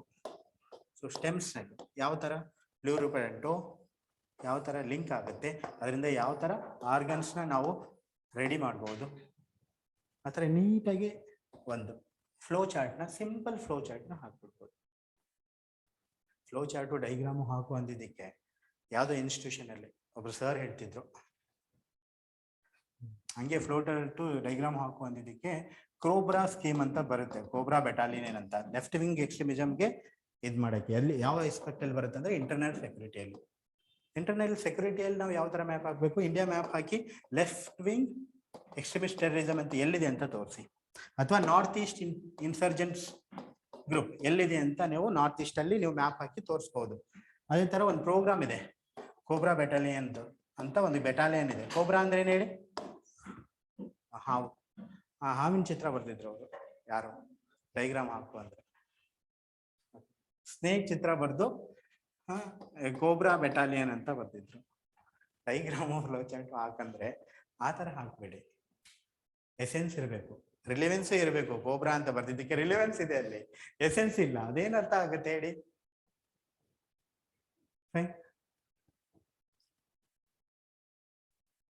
ನಾನು ಸ್ಟೂಡೆಂಟ್ ಆಗಿದ್ದಾಗ ಕೇಳಿದ್ದು, ಇವಾಗ ಯಾರು ಹಂಗೆ ಮಾಡ್ತಿಲ್ಲ ಅನ್ಕೊಳ್ತೀನಿ.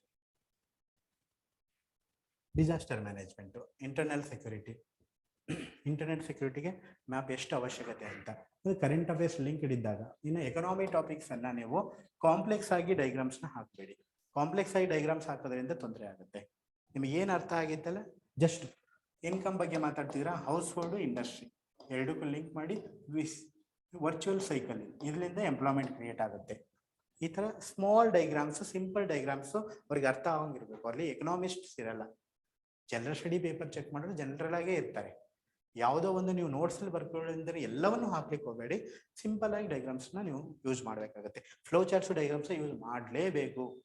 ನೀವು ಮೊದಲ ದಿನದಿಂದನೇ ಕರೀರಿ. ಮೇನ್ಸಿಗೆ ಹೋದಾಗ ಸರ್ ಎಲ್ಲ ಚೆನ್ನಾಗಿ ಬರ್ದಿದ್ದೀನಿ, ಎಲ್ಲಾನು ಬರ್ದಿದ್ದೀನಿ, ನನಗೆ ಯಾಕೆ ಮಾರ್ಕ್ಸ್ ಬರ್ತಿಲ್ಲ ಅಂತ ಕೇಳಿ ಹೋಗ್ಬೇಡಿ. ಮೇನ್ ಟೆಸ್ಟ್ ಸೀರೀಸ್ ಆದ್ಮೇಲೆ ಇವಾಗ್ಲಿಂದಾನೇ ನೀವು ಪ್ರಾಕ್ಟೀಸ್ ಮಾಡಿ. ಇಷ್ಟ್ಯಾಕೆ ಒತ್ತು ಕೊಟ್ಟು ಹೇಳ್ತೀನಿ ಅಂದ್ರೆ, ಅವಾಗ ಬಂದು ಏನ್ ಇಂಪ್ರೂವ್ ಮಾಡೋದಕ್ಕಿಂತ ಇವಾಗ್ಲಿಂದಾನೇ ನೀವು ಬೇಸು ಸ್ಟ್ರಾಂಗ್ ಆಗಿ ಲೆವೆಲ್ ಅಪ್ ಅಲ್ಲಿ ನೀವು ಶುರು ಮಾಡಿ.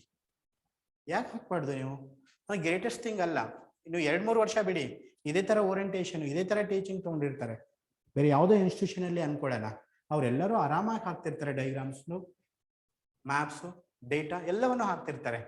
ಆದ್ರೆ 2 ವರ್ಷ ಆದ್ಮೇಲೆ ನೀವು ಇದನ್ನ ರಿಯಲೈಸ್ ಮಾಡ್ಕೊಂಡು ಹಾಕುವಷ್ಟೊತ್ತಿಗೆ ಅವ್ರು ನಾರ್ಮಲ್ ಆಗಿ ಅದನ್ನ ಹ್ಯಾಬಿಟ್ ಮಾಡ್ಕೊಂಡಿರ್ತಾರೆ. ಸೊ ಅವ್ರು competitively got edge over you. ಅದಕ್ಕೆ ನೀವು ಬೇಸ್ ಅನ್ನ ಸ್ಟ್ಯಾಂಡರ್ಡ್ ಇಂದಾನೆ ಶುರು ಮಾಡಿ. Next paper 4 GS4. ಇದೇನಿಲ್ಲ, ಕೋಟ್ಸ್, ಎಕ್ಸಾಂಪಲ್ಸ್ ನೀವು ಎಷ್ಟು ಹಾಕ್ತೀರಾ ಅಷ್ಟು ನಿಮಗೆ ಮಾರ್ಕ್ಸ್ ಬರುತ್ತೆ. And life examples,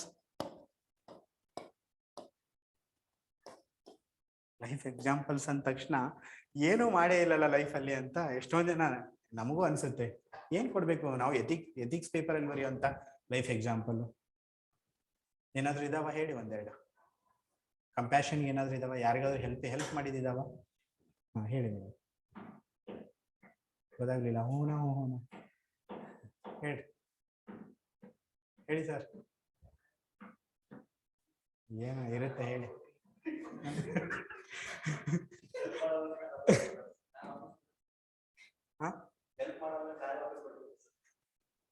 okay okay, ನೀವು ಇನ್ನೂ ಅಲ್ಲೇ ಇದ್ದೀರಾ? ಸ್ವಲ್ಪ ಮುಂದೆ ಬನ್ನಿ. ಓಕೆ, ಏನಾದ್ರೂ ಇದ್ರೆ ಲೈಫ್ ಎಕ್ಸಾಂಪಲ್ ಏನಾದ್ರೂ ಇದೆಯಾ? ಅದೇ ಯಾರಿಗೇನಾದ್ರೂ ಹೆಲ್ಪ್ ಮಾಡಿದ್ರ?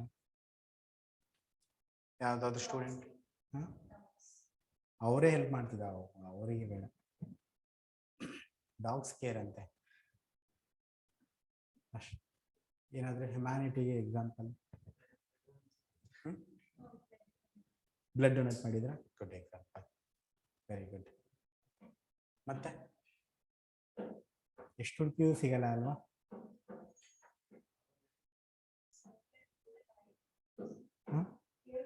ಇದ್ರಲ್ಲ ಹೇಳ್ಕೊಳಕ್ಕೆ ಅಲ್ವಾ? Definitely we will not get so many example. ಹಂಗಾಗಿ ಕೂತ್ಕೊಂಡು ಒಂದು 2 ದಿನ ಆದ್ರೂ ಕೂತ್ಕೊಂಡು ಸರಿನಾ ಯೋಚನೆ ಮಾಡಿ ಒಂದು 5 ಆದ್ರೂ ಎಕ್ಸಾಂಪಲ್ನ ಇಟ್ಕೊಳ್ಳಿ ಎಕ್ಸಾಮ್ ಅಲ್ಲಿ ಬರೀಲಿಕ್ಕೆ. ಡೆಫಿನೆಟ್ಲಿ ಸಿಗಲ್ಲ ಅಂತ ಗೊತ್ತು, ಟ್ರೈ ಮಾಡಿ. ಅದಾದ್ಮೇಲೆ ನೋಡಿ, ನಾವು ಲೈಫ್ ಎಕ್ಸಾಂಪಲ್ ಕೊಡ್ಬೇಕು ಅಂತಂದಾಗ ಇರ್ಲಿ, I will come to that point. ನಾವು ಲೈಫ್ ಎಕ್ಸಾಂಪಲ್ನ ಕೊಡ್ಬೇಕು ಅಂದಾಗ ನಮ್ಮದೇ ಕೊಡ್ಬೇಕು ಅಂತ ಹುಡುಕ್ತೀವಿ, ಅದಕ್ಕೆ ಸಿಗಲ್ಲ.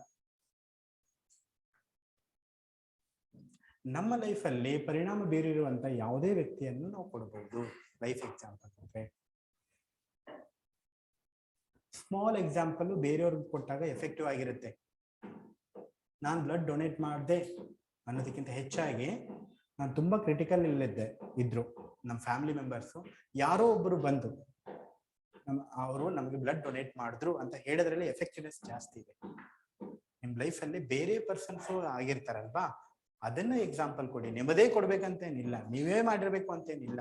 ಅಬ್ದುಲ್ ಕಲಾಂ ಅವ್ರು ಹೇಳ್ತಾರೆ, ಅವ್ರ ಕ್ಲಾಸಿಗೆ ಹೋದ ತಕ್ಷಣ ಅವ್ರ ಟೀಚರ್ ಬಂದ ತಕ್ಷಣ ಒಂದು radiation of energy ಬರ್ತಿತ್ತಂತೆ.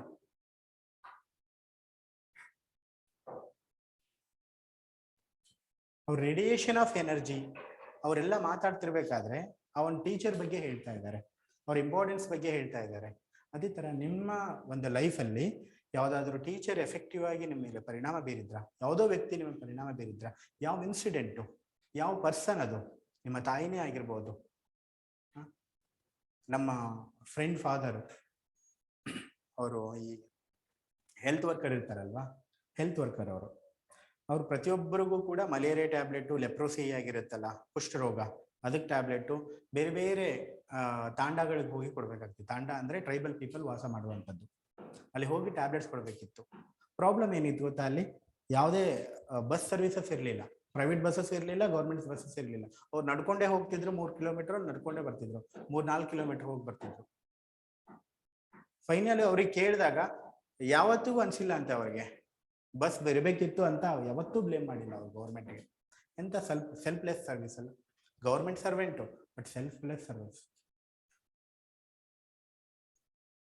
Gandhi statement ಇದೆಯಲ್ಲ, if you want to lose yourself then involve in lose yourself in the service of others ಅಂತ. If you want to know yourself, lose yourself in the service of others ಅಂತ ಹೇಳ್ತಾರೆ ಗಾಂಧೀಜಿಯವರು.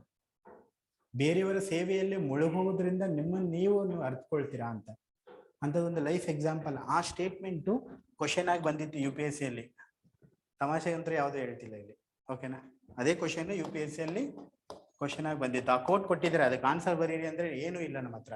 ಅಂತ ಟೈಮಲ್ಲಿ ಒಂದು life example ಅದನ್ನ ಬರಿಬಹುದಾ? 3-4 kilometre ಹೋಗ್ತಿದ್ರು ಅವರು, but never blame government for not having bus services.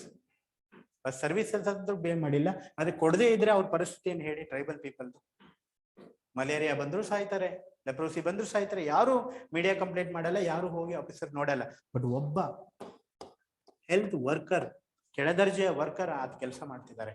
ಇದನ್ನೇ ಎಕ್ಸಾಂಪಲ್ ಆಗಿ ಕೊಡಿ. ಇದನ್ನ ನಾವು ಲೈಫ್ ಎಕ್ಸಾಂಪಲ್ ಅಂತ ಹೇಳ್ತೀವಿ.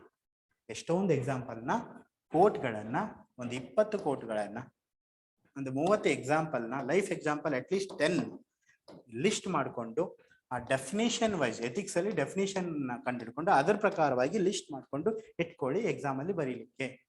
It is all about you need to score good marks. However you think as a person. Aspirant ಆಗಿ ನೀವು ಥಿಂಕ್ ಮಾಡ್ಲಿಕ್ಕೆ ಹೋಗ್ಬೇಡಿ, ಅವಾಗ ಸಿಗಲ್ಲ. ಪರ್ಸನ್ ಆಗಿ, ಓಕೆನಾ, ಸೊಸೈಟಿಯಲ್ಲಿ ನಿಂತು ಥಿಂಕ್ ಮಾಡಿ, ಅವಾಗ ಎಕ್ಸಾಂಪಲ್ ಬರ್ತವೆ. But finally you need to become aspirant as per the definition. You fix these examples. Definition ಏನು? Compassion, sorry aptitude.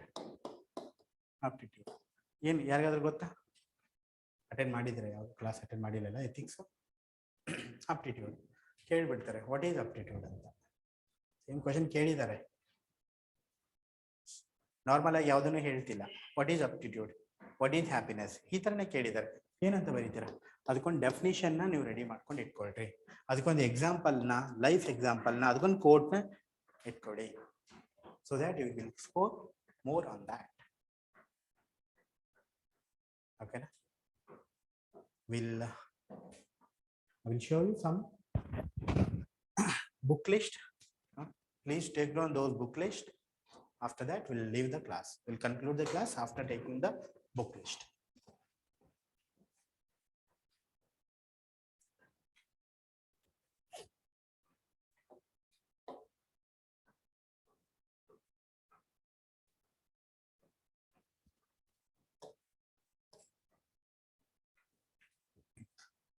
ಎಲ್ಲವನ್ನು ಬರಿಬೇಕಂತಿಲ್ಲ, ನಾನು ಹೇಳ್ತಾ ಹೋಗ್ತೀನಿ ಇದರಲ್ಲಿ ಯಾವ್ದು ತಗೋಬೇಕು ಅಂತ. ಜೊತೆಗೆ ಮೋಸ್ಟ್ ಇಂಪಾರ್ಟೆಂಟ್ ಪ್ರಿಯಾರಿಟಿ 1, ಪ್ರಿಯಾರಿಟಿ 2 ಅಂತಾನೆ ಹೇಳ್ತೀನಿ.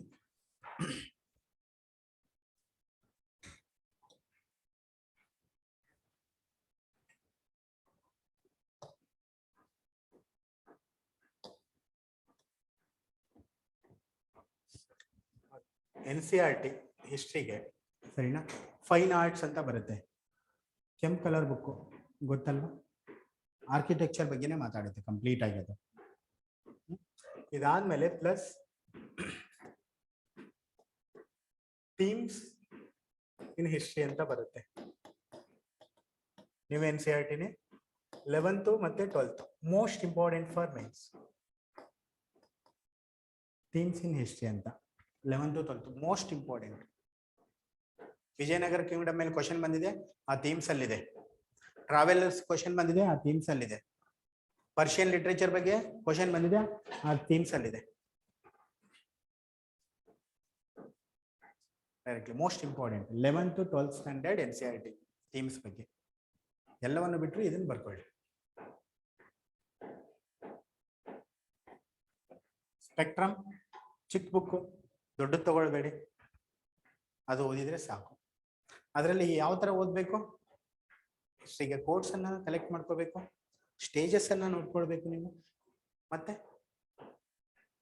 ಹಿಸ್ಟ್ರಿಯಲ್ಲಿ ಏನೇನು ಮಾಡಬೇಕು? Stages, codes. ಈಗ ಅಂಬೇಡ್ಕರ್ ಅವ್ರು ಹೇಳಿದ ಒಂದು ಸ್ಟೇಟ್ಮೆಂಟ್ ಇರುತ್ತೆ, ಗಾಂಧೀಜಿ ಅವ್ರು ಹೇಳಿದ ಸ್ಟೇಟ್ಮೆಂಟ್ ಇರುತ್ತೆ, ಸುಭಾಷ್ ಚಂದ್ರ ಬೋಸ್ ಅವ್ರು ಹೇಳಿದ ಸ್ಟೇಟ್ಮೆಂಟ್ ಇರುತ್ತೆ ಮಾಡರೇಟ್ಸ್ ಮೇಲೆ. ಓಕೆನಾ? ಸ್ಪೆಕ್ಟ್ರಮ್ ಅಲ್ಲಿ ಕೊನೆಗೆ ಕೋಡ್ಸ್ ಸ್ಟೇಟ್ಮೆಂಟ್ಸ್ ಅಂತ ಕೊಟ್ಟಿದ್ದಾರೆ. ಅದರಲ್ಲಿ ಬೇಕಾಗಿರೋ 1-2 ನೀವು ಸಪ್ರೇಟ್ ಆಗಿ ಮೇನ್ಸ್ ನೋಟ್ಸ್ ಮಾಡ್ಕೊಳ್ಳಿಕ್ಕೆ ಬರೆದಿಟ್ಕೊಳ್ಬೇಕು. ಓಕೆ, ನಾ ಹಿಸ್ಟ್ರಿನ ಸ್ಪೆಕ್ಟ್ರಮ್ನ ನಾವು ಮೇನ್ಸ್ ಡ್ಯೂರೇಷನ್ ಅಲ್ಲಿ ಓದ್ತೀನಿ ಅಂದ್ರೆ ಆಗಲ್ಲ.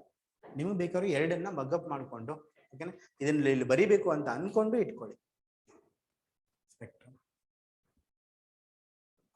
ಪೋಸ್ಟ್ ಇಂಡಿಪೆಂಡೆನ್ಸ್ಗೆ politics in India since independence, ಇದನ್ನ ನೀವು ನೋಡ್ಬೋದು.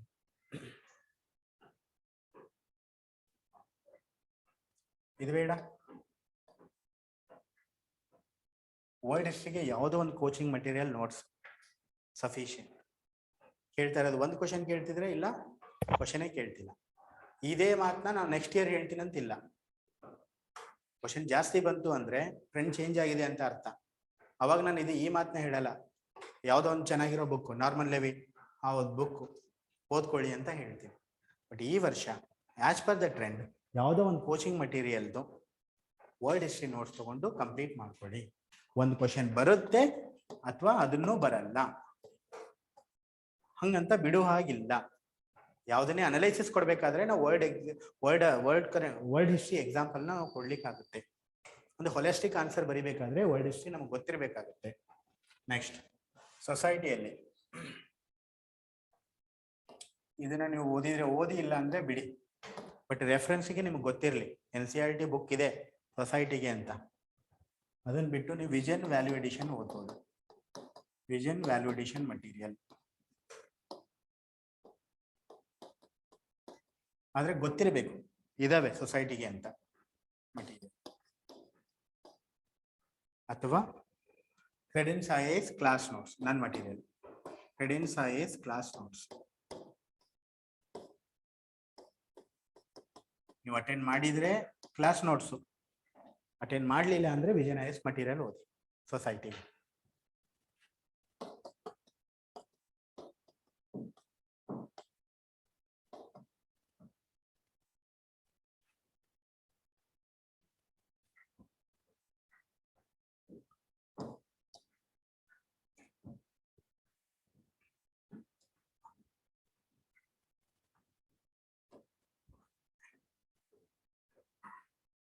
Next news paper is crucial. News paper ಓದ್ತಾ ಇರ್ತೀರಾ, ಆದ್ರೂ ಕೂಡ ರಿಪೀಟ್ ಆಗುತ್ತೆ ಸೊಸೈಟಿಯಲ್ಲಿ. ನೋಡಿದ್ರಲ್ಲ ಗ್ಲೋಬಲೈಸೇಷನ್ ಯಾವ ತರ ಬಂದಿದೆ, ಸೊಸೈಟಿ ಟಾಪಿಕ್ ಅದು. ಪಾವರ್ಟಿ ಹಂಗೆ ಬರುತ್ತೆ. COVID-19 ಲಿಂಕ್ ಮಾಡಿ ಪಾವರ್ಟಿ ಕೇಳಿದ್ದಾರೆ last year, but poverty topic remain in the question paper. Continuous ಆಗಿ ಪಾವರ್ಟಿ ಮೇಲೆ ಒಂದು ಕ್ವಶನ್ ಇರುತ್ತೆ, ಆಸ್ಪೆಕ್ಟ್ ಚೇಂಜ್ ಇರುತ್ತೆ. COVID-19 how impacted people and how it has further exaggerated poverty, ಯಾವ ತರ ಅದು ಬಡತನವನ್ನ ಇನ್ಕ್ರೀಸ್ ಮಾಡ್ತು ಅಂತ ಕ್ವಶನ್ ಕೇಳಿದ್ದಾರೆ. ಸೊ ರಿಪಿಟೇಷನ್ ಆಗ್ತಿರುತ್ತೆ.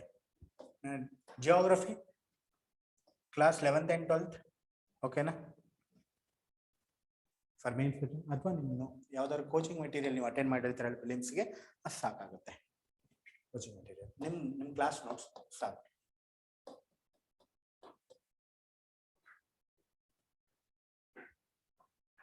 ಡಿಸಾಸ್ಟರ್ ಮ್ಯಾನೇಜ್ಮೆಂಟ್ ಎನ್ವಿರಾನ್ಮೆಂಟ್ಗೆ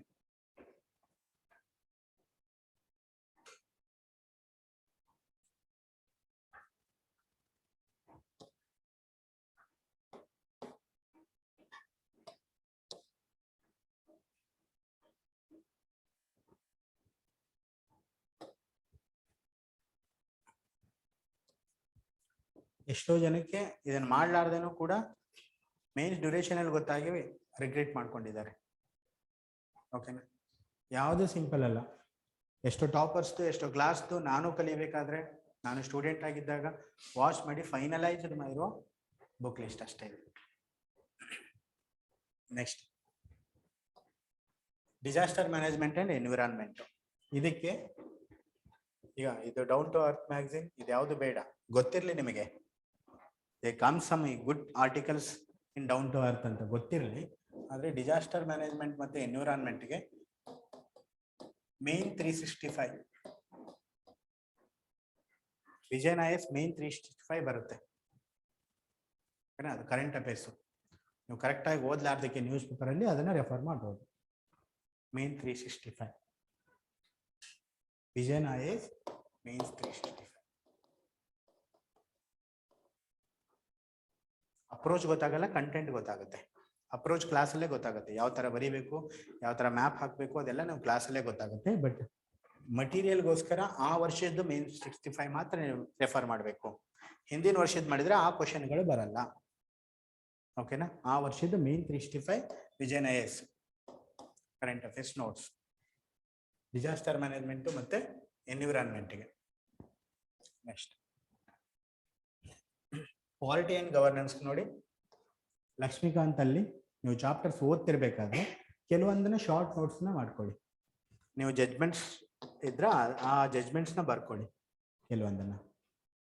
ಪ್ರಿಲಿಮ್ಸ್ ಏನು ನೀವು ಮಗಪ್ ಮಾಡಿರ್ತೀರಾ ಕೆಲವೊಂದು ಆರ್ಟಿಕಲ್ಸ್ನ, ಅದನ್ನ ಅಪ್ಲೈ ಮಾಡಲಿಕ್ಕೆ ಟ್ರೈ ಮಾಡಿ. It is all about application.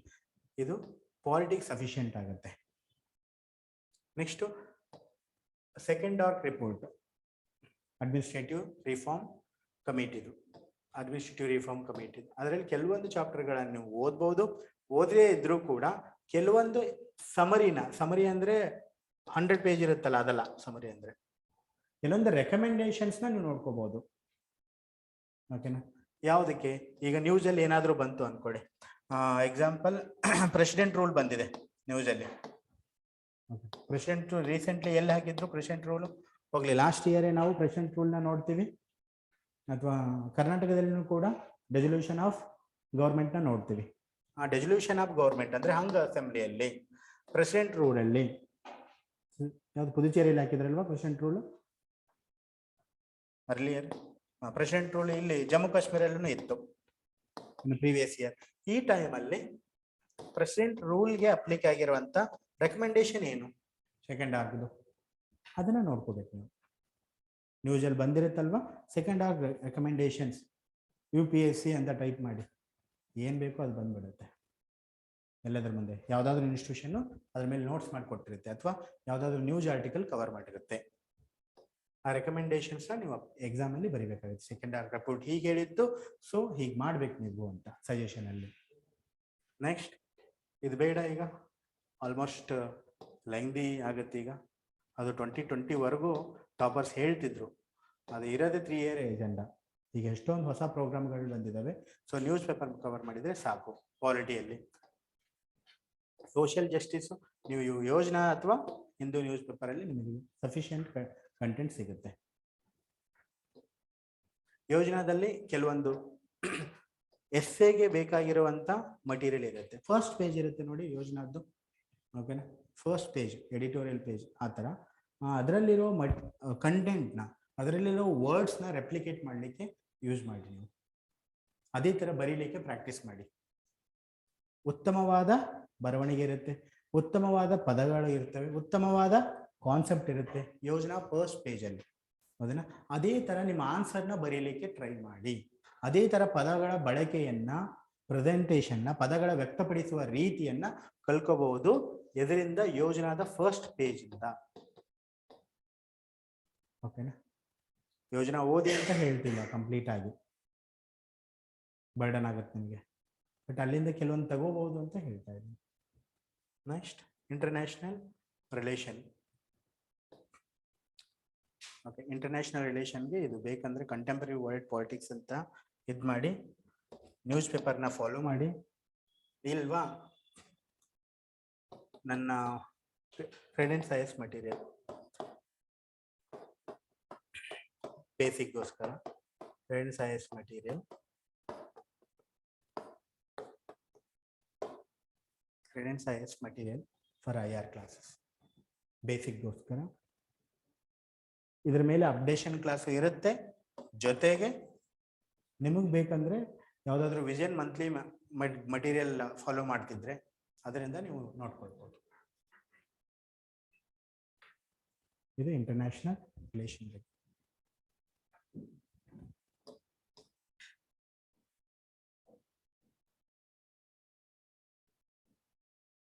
ಇಲ್ಲೊಂದು ಆರ್ಟ್ ಅಂಡ್ ಕಲ್ಚರ್ನ ನೋಡ್ಬೇಕಾದ್ರೆ ಇಲ್ಲಿ ನಿತಿನ್ ಸಿಂಗಾನಿ ಅಂತ ಬುಕ್ ಬರುತ್ತಲ್ಲ, ಕೆಲವೊಂದು ಕೊನೆ ಚಾಪ್ಟರ್ಸ್ ಇದಾವೆ. ಲ್ಯಾಂಗ್ವೇಜು, ಲಿಟ್ರೇಚರ್ ಬಗ್ಗೆ ಮಾತಾಡುತ್ತೆ, ಆರ್ಟ್ಸ್ ಅದು ಮಾಡ್ತಿದೆ. ಅದರಿಂದ ಶಾರ್ಟ್ ನೋಟ್ಸ್ ಮಾಡ್ಕೊಳ್ಳಿ. ಓಕೆನಾ? ಮೇನ್ಸಿಗೆ ಅಂತ ಸಪ್ರೇಟ್ ಮಾಡ್ಕೊಳ್ಳಿ ನಿತಿನ್ ಸಿಂಗಾನಿ ಅದು. ನೀವು ಕಲ್ಚರ್ಗೆ ಪ್ರಿಲಿಮ್ಸ್ಗೆ ನಿತಿನ್ ಸಿಂಗಾನಿಯ ಓದ್ತೀರಿ ಜನರಲ್ ಆಗಿ ಅಲ್ವಾ, ಆದ್ರೆ ಮೇನ್ಸ್ ಪರ್ಸ್ಪೆಕ್ಟಿವ್ ಅಲ್ಲೇ ಕೆಲವೊಂದು ಲ್ಯಾಂಗ್ವೇಜ್ ಅನ್ನ, ಸೈನ್ಸ್ ಅಂಡ್ ಟೆಕ್ ಡೆವಲಪ್ಮೆಂಟ್ನ ಅದನ್ನ ಸಪ್ರೇಟ್ ಆಗಿ ಒಂದೊಂದು ಹಾಳೆ, ಈ ಕಡೆ ಪೇಜು ಈ ಕಡೆ ಪೇಜು ಅಂದ್ರೆ ಒಂದು ಹಾಳೆಯಲ್ಲಿ ನೀವು ನೋಟ್ಸ್ ಮಾಡ್ಕೊಳ್ಳಿ ಅಲ್ಲಿ ಬೇಕಾಗಿರೋ ಟಾಪಿಕ್ಸ್ ಅಂತ.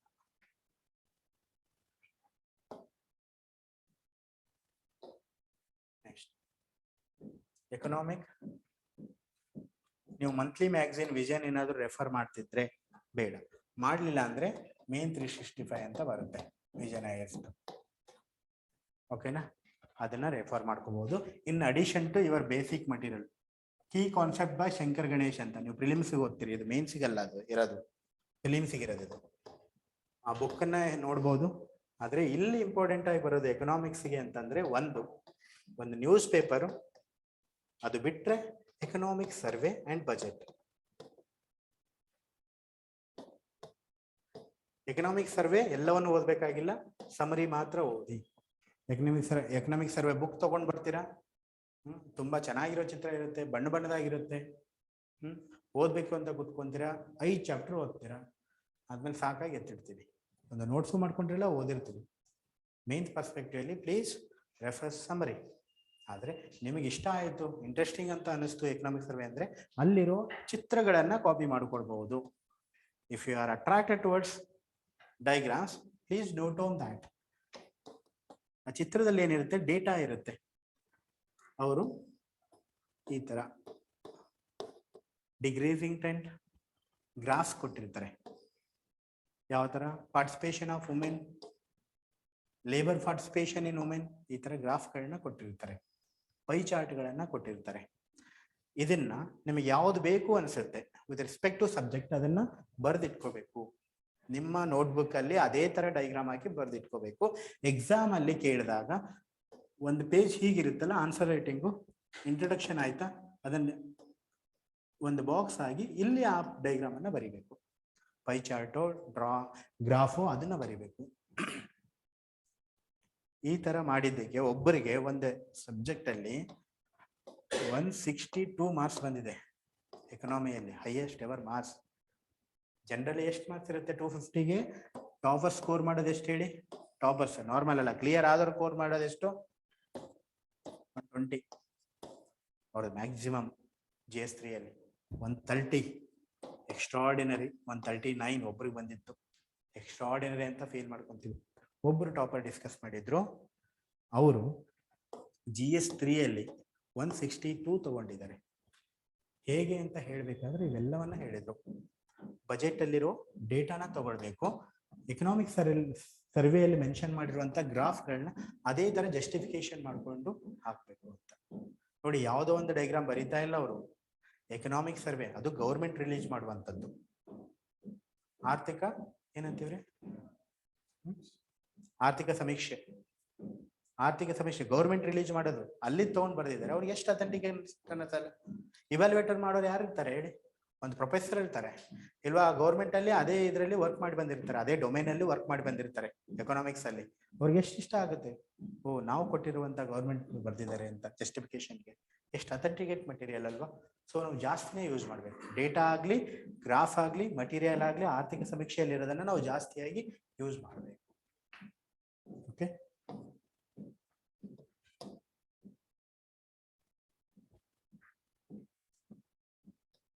ಇದು ಎಕನಾಮಿಕ್ಸ್. ಟೆಕ್ನಾಲಜಿ,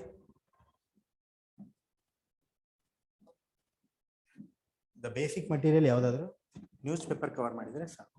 ದಿ ಹಿಂದೂ ಅಂತದನ್ನ ನಿಮ್ಗೆ ಅಷ್ಟು ಮೀರಿ ಕೆಲವೊಂದಕ್ಕೆ ಬೇಕಂದ್ರೆ ವಿಷನ್ ಮೇನ್ 365, ಯಾಕಂದ್ರೆ ಬರ್ಡನ್ ಆಗುತ್ತೆ. ಇದನ್ನ ಎಲ್ಲದಕ್ಕೂ ರೆಫರ್ ಮಾಡಕ್ಕಾಗಲ್ಲ. ಇದೇನಿಲ್ಲ, ಕರೆಂಟ್ ಅಫೇರ್ಸ್ ಕಂಪೈಲೇಷನ್ ಇದು ಮೇನ್ 365 ಅನ್ನೋದು ವಿಷನ್ದು.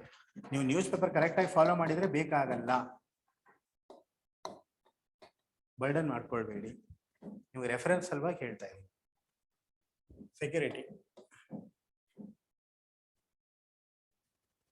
ಸೆಕ್ಯೂರಿಟಿಯಲ್ಲಿ ಸೆಕೆಂಡ್ ಆರ್ ಕೆಲವೊಂದು ರಿಪೋರ್ಟ್ ನ ಸಮರಿನ ಫಸ್ಟ್ ಪೇಜಸ್ ಕೊಟ್ಟಿರ್ತಾರೆ. ಮುನ್ನುಡಿ ಅಂತ ಬರ್ದಿರ್ತಾರಲ್ಲ ಕನ್ನಡದಲ್ಲಿ, ಆತರ ಅವ್ರು ಬರ್ದಿರ್ತಾರೆ ಪ್ರಿಫೇಸ್ ಅಂತ. ಅದನ್ನ ನೀವು ನೋಡ್ಕೊಳ್ಬಹುದು. ಕೆಲವೊಂದು ರಿಪೋರ್ಟ್ ಕಂಬ್ಯಾಟಿಂಗ್ ಟೆರರಿಸಂ ತುಂಬಾ ಚೆನ್ನಾಗಿರೋ ಅತ್ಯುತ್ತಮವಾಗಿರುವಂತಹ ವರ್ಡ್ಸ್ ಅನ್ನ, ಕಾನ್ಸೆಪ್ಟ್ ಅನ್ನ ಕೊಟ್ಟಿದ್ದಾರೆ ಇದರಲ್ಲಿ, ಕಂಬ್ಯಾಟಿಂಗ್ ಟೆರರಿಸಂ ಅಂತ. ನಾನು ಕ್ಲಾಸ್ ಮಾಡಿದ್ರೆ ನೀವು ಇದನ್ನ ನಾನು ಕ್ಲಾಸ್ ಮಾಡ್ತೀನಲ್ವಾ, ಇದನ್ನ ರೆಫರ್ ಮಾಡೋ ಅವಶ್ಯಕತೆ ಇಲ್ಲ. ಇದರಲ್ಲಿ ಇರೋ ಎಲ್ಲ ಕಂಟೆಂಟ್ಸ್ ನಾನು ಕೊಡ್ತೀನಿ ಕ್ಲಾಸಲ್ಲಿ. ಹೇಗಿತ್ತು, ಸೆಕೆಂಡ್ ಆರ್ಗೆ ಏನ್ ಹೇಳ್ತಿದೆ, ಯಾವ ಪಾಯಿಂಟ್ಸ್ ಹೇಳ್ತಿದೆ, ಇವೆಲ್ಲವನ್ನ ನಾನು ಕೊಡ್ತೀನಿ. ನೀವು ಅದನ್ನ ಸರ್ಚ್ ಮಾಡಿ ಕಲೆಕ್ಟ್ ಮಾಡಿ ಯಾವ್ದು ಬರಿಬೇಕು, ಎಲ್ಲಿ ಬರಿಬೇಕು ಅಂತ ಅಗತ್ಯ ನೀವು ಒಂದು ಕಷ್ಟವನ್ನ ನೀವು ತಗೊಳ್ಳಿಕ್ಕೆ ಹೋಗ್ಬೇಡಿ. ನೆಕ್ಸ್ಟ್, ಓಕೆ, ಎಥಿಕ್ಸ್ ಅಂಡ್ ಇಂಟಿಗ್ರಿಟಿಗೆ ಲೆಕ್ಸಿಕಾನ್ ಅಂತ ಒಂದು ಬುಕ್ ಬರುತ್ತೆ. ಅದು ಕೂಡ ಹೆವಿ ಆಗ್ತಿದೆ ಸ್ವಲ್ಪ, ಕಾರಣ ಎಲ್ಲ ಡೆಫಿನಿಷನ್ ನೋಡ್ಕೊಳ್ಳಿಕ್ಕೆ ಆಗಲ್ಲ. ಕೆಲವೊಂದು ಡೆಫಿನಿಷನ್ಗೋಸ್ಕರ ಎಕ್ಸಾಕ್ಟ್ ಡೆಫಿನಿಷನ್ಗೋಸ್ಕರ ಲೆಕ್ಸಿಕನ್ನ ನೀವು ರೆಫರ್ ಮಾಡಿ. ಬಿಟ್ರೆ ಡಿ ಕೆ ಬಾಲಾಜಿ ಅವ್ರ ಒಂದು ಬುಕ್ ಬರುತ್ತೆ, ಡಿ ಕೆ ಬಾಲಾಜಿ ಅಂತ. ಡಿ ಕೆ ಬಾಲಾಜಿ ಬುಕ್ ಒಂದು ಪ್ರಾಕ್ಟಿಕಲ್ ಡೊಮೇನ್ ಅಲ್ಲಿ ಎಕ್ಸಾಂಪಲ್ಸ್ ನ ಜಾಸ್ತಿ ಕೊಟ್ಟು ಹೇಳ್ತಾ ಇದೆ. ಡೆಫಿನಿಷನ್ ಎಕ್ಸಾಂಪಲ್ ಅಂತ ಇದೆ, ಅದನ್ನು ನೋಡಿ. ಮತ್ತೆ ಕ್ರೆಡೆನ್ಸ್ IAS ಒಂದು ಎಥಿಕ್ಸ್ ಬುಕ್ ಇದೆ, ಅದನ್ನು ಕೂಡ ನೀವು ರೆಫರ್ ಮಾಡಬಹುದು. ಕ್ರೆಡೆನ್ಸ್ IAS ಪಬ್ಲಿಷ್ಡ್ ಬುಕ್ ಇದೆ ಎಥಿಕ್ಸ್ ಬಗ್ಗೆ, ಅದನ್ನ ರೆಫರ್ ಮಾಡಬಹುದು. ಮತ್ತೆ ಡಿ ಕೆ ಬಾಲಾಜಿನ ನೀವು ಎಕ್ಸಾಂಪಲ್ ಸಲುವಾಗಿ ರೆಫರ್ ಮಾಡ್ಬೋದು. ಎಷ್ಟೊಂದು ಎಕ್ಸಾಂಪಲ್ಸು ಕೋಡ್ಸು ನಾವು ಹೊರಗಡೆ ಸಿಗಲ್ಲ ಅಲ್ವಾ, ಅದನ್ನು ನೀವು ರೆಫರ್ ಮಾಡ್ಬೋದು. D K Balaji specific definition ಬೇಕಂದ್ರೆ ಲೆಕ್ಸಿಕಾನ್ಗೆ ಹೋಗಿ ಫಸ್ಟ್ ಪೇಜಿಂದ ಕೊನೆ ಪೇಜ್ವರೆಗೂ ಓದ್ಕೊಂಡು ಕೂತ್ಕೋಬೇಡಿ ಇದನ್ನ, ಸರಿನಾ? ಡೆಫಿನಿಷನ್ ನೋಡ್ಕೊಂಡ್ರ ಬಿಡಿ. ಎಕ್ಸಾಂಪಲ್ಸ್ಗೆ ಮತ್ತು ಅಂಡರ್ಸ್ಟ್ಯಾಂಡಿಂಗ್ಗೋಸ್ಕರ ಡಿ ಕೆ ಬಾಲಾಜಿ ಕಂಪ್ಲೀಟ್ ಆಗಿ ರೆಫರ್ ಮಾಡಿ. ಎಲ್ಲ ಡೆಫಿನಿಷನ್ ಸ್ಟ್ಯಾಂಡರ್ಡ್ಸ್ ಇಲ್ಲ ಡಿ ಕೆ ಬಾಲಾಜಿಯಲ್ಲಿ, ಮತ್ತೆ ಸ್ಟ್ಯಾಂಡರ್ಡ್ ಡೆಫಿನಿಷನ್ ಬೇಕು ಅಂತ ಇಲ್ಲ ಎಕ್ಸಾಮ್ ಅಲ್ಲಿ. ನೀವು ಗೂಗಲ್ ಅಲ್ಲಿ ಸರ್ಚ್ ಮಾಡಿ ಕಂಪ್ಯಾಷನ್ ಅಂದ್ರೆ ಏನು, ಓಕೆ ಫೈನ್, ನಿಮ್ಮದೇ ಓನ್ ಅಲ್ಲಿ ಬರೀತೀರಾ, ಓಕೆ. ಇದೊಂದಿದೆ, ಓನ್ ನಿಮ್ಮ ಓನ್ ವರ್ಡ್ಸ್ ಅಲ್ಲಿ ಬರಿಬೇಕು ಅಂದ್ರೆ, ನಿಮ್ಮ ಓನ್ ವರ್ಡ್ಸ್ ಅಂದ್ರೆ ನಿಮ್ಮ ಓನ್ ಪದಗಳಲ್ಲಿ ಬರಿಬೇಕಂತಲ್ಲ. ಎಕ್ಸಾಮ್ ಅಲ್ಲಿ ಎಲ್ಲರೂ ಹೇಳ್ತಾರೆ ನೀವು ಓದಿ, ನ್ಯೂಸ್ ಪೇಪರ್ ಎಲ್ಲವನ್ನು ಓದಿ, ನಿಮ್ಮ ಓನ್ ವರ್ಡ್ಸ್ ಅಲ್ಲಿ ಬರಿಬೇಕು. ಓನ್ ವರ್ಡ್ಸ್ ಅಂದ್ರೆ ಏನ್ ಹೇಳಿ? ಓನ್ ವರ್ಡ್ಸ್ ಅಂದ್ರೆ ನಮಗ್ ಬರೋ ಪದಗಳಲ್ಲಿ ಅಂತಲ್ಲ, ನಾವು ಸ್ಟ್ಯಾಂಡರ್ಡ್ ಕೀವರ್ಡ್ಸೇ ಹಾಕ್ಬೇಕಲ್ಲಿ. ನಿಮ್ಮ ಪದ ಬಳಕೆ ಮಾಡಬೇಡಿ, ನಿಮ್ಮ ಕಾನ್ಸೆಪ್ಟ್ ನ ಹೇಳಿ ಅಂತ. ಓನ್ ವರ್ಡ್ಸ್ ನಾನು ಯಾವ್ದೋ ಒಂದ್ರ ಬಗ್ಗೆ ಬರಿತಾ ಇದ್ದೀನಿ, ಕಂಪ್ಯಾಷನ್ ಇರ್ಬೇಕಂದ್ರೆ ವಾಲ್ ಆಫ್ ಕೈಂಡ್ನೆಸ್ ಅಂತ ಒಂದು ಜನರು ತಂದಿರುವಂತ ಇನಿಷಿಯೇಟಿವ್. ವಾಲ್ ಆಫ್ ಕೈಂಡ್ನೆಸ್ ಅಂತ ಗೊತ್ತಾ ನಿಮಗೆ? ಗೋಡೆ ಮೇಲೆ ನಮ್ಮ ಹಳೆ ಬಟ್ಟೆನ ಹಾಕೋಗೋದಲ್ಲಿ, ಯಾರಾದ್ರೂ ಅವಶ್ಯಕತೆ ಇದ್ರೆ ಅದನ್ನ ಬಂದು ತಗೊಳ್ತಾರೆ. ಚೆನ್ನೈಯಲ್ಲಿ, ಡೆಲ್ಲಿಯಲ್ಲಿ, ಬೆಂಗಳೂರಲ್ಲಿ ಕೆಲವೊಂದು ಕಡೆ ಆಗಿತ್ತೇನೆ, ಗೋಡೆಯಲ್ಲಿ ಹಾಕೋಗ್ಬಿಡೋದು ನಮ್ಮ ಬಟ್ಟೆನ, ಸರಿನಾ? ಅವಶ್ಯಕತೆ ಇದ್ದರು ಬಡವರು ಬಂದು ತಗೊಳ್ತಾರೆ. ಅದನ್ನ wall of kindness initiative by people it self ಅಂತ ಒಂದು ಬಂತು. ಓಕೆನಾ? ನಾನು ಎಲ್ಲ ಎಕ್ಸ್ಪ್ಲೇನ್ ಮಾಡೋ ಬದಲು ವಾಲ್ ಆಫ್ ಕೈಂಡ್ನೆಸ್ ನ ನಾನು ಎಕ್ಸಾಂಪಲ್ ಆಗಿ ಕೊಡ್ತೀನಿ. ಇದು ನನ್ನದು, ನಾನು ಅಬ್ಸರ್ವ್ ಮಾಡಿರೋ, ಗೋಡೆ ಮೇಲೆ ಬರ್ದಿರೋ, ನಾನು ಅಬ್ಸರ್ವ್ ಮಾಡಿರೋದು, ಅಥವಾ ನಾ ಇಂಟರ್ನೆಟ್ ಅಲ್ಲಿ ಸರ್ಚ್ ಮಾಡಿ ತಗೊಂಡಿರೋದು. ಇದು ನನ್ನ ಸ್ವಂತ ವರ್ಡ್ಸ್ ಅಲ್ಲಿ ಬರ್ತಾ ಇರೋದು. ವರ್ಡ್ಸ್ ಅಂದ್ರೆ ಪದನೇ ಅಂತಲ್ಲ, ಸ್ವಂತ ಪದಗಳಲ್ಲಿ ಬರಿಬೇಕಾದ್ರೆ, ಓನ್ ವರ್ಡ್ಸ್ ಅಲ್ಲಿ ಬರಿಬೇಕಾದ್ರೆ ಏನೇನೆಲ್ಲ ಹೇಳ್ತೀವಿ ನಾವು? ಗೋಡೆ ಮೇಲಿತ್ತು, there was a wall where keeping clothes, the people are taking, poor people are coming there and taking their clothes, so it is helping them. ಇದು ನಮ್ಮ ಸ್ವಂತ ಅಭಿಪ್ರಾಯ ಓನ್ ವರ್ಡ್ಸ್ ಅಲ್ಲಿ. ಈ ತರ ಬರೆಯೋದ್ರಿಂದ ಪದಗಳ ಬಳಕೆ ಕಡಿಮೆ ಆಗುತ್ತೆ, ಅವನಿಗೆ ಅರ್ಥ ಆಗ್ಬೇಕಾಗಿರುತ್ತಲ್ವಾ, ಅವನಿಗೆ ಸರಿಯಾಗಿ ಅರ್ಥ ಆಗದೇ ಹೋಗಬಹುದು, ಅರ್ಥ ಆಗಲ್ಲ ಅಂತಲ್ಲ. ಅದರ ಬದಲಾಗಿ 4 ಪದಗಳಲ್ಲಿ wall of kindness initiative by people it self helps the poor. Yellow internet ಅಲ್ಲಿ ಅವ್ರು ಓದಿರ್ತಾರೆ, ಅವರಿಗೆ ಗೊತ್ತಾಗುತ್ತೆ ಡೈರೆಕ್ಟ್ ಆಗಿ. ಇದು ಸ್ವಂತ ಪದಗಳಲ್ಲಿ ಬರೆಯೋದಂದ್ರೆ ನಿಮ್ಮ ಸ್ವಂತ ಯೋಚನೆಯಿಂದ ಒಂದು ಕಾನ್ಸೆಪ್ಟ್ ಅನ್ನ ತಂದಿರ್ತಾರಲ್ಲ ಅದನ್ನ ಅಂತ. ಸ್ವಂತ ಪದ ಅಂದ್ರೆ ಪದ ಅಲ್ಲ, ಲಿಟ್ರಲ್ ಮೀನಿಂಗ್ ಅಲ್ಲ. Okay, this is about book list. Book list ನೀಟಾಗಿ ಬರ್ಕೊಂಡಿದ್ದೀರಲ್ವಾ? ಸೊಸೈಟಿಗೆ ವಿಜನ್ IAS ವಾಲಿ ಎಡಿಷನ್ ಮಟೀರಿಯಲ್ ಅಥವಾ ಕ್ರೆಡೆನ್ಸ್ IAS ನೋಟ್ಸ್.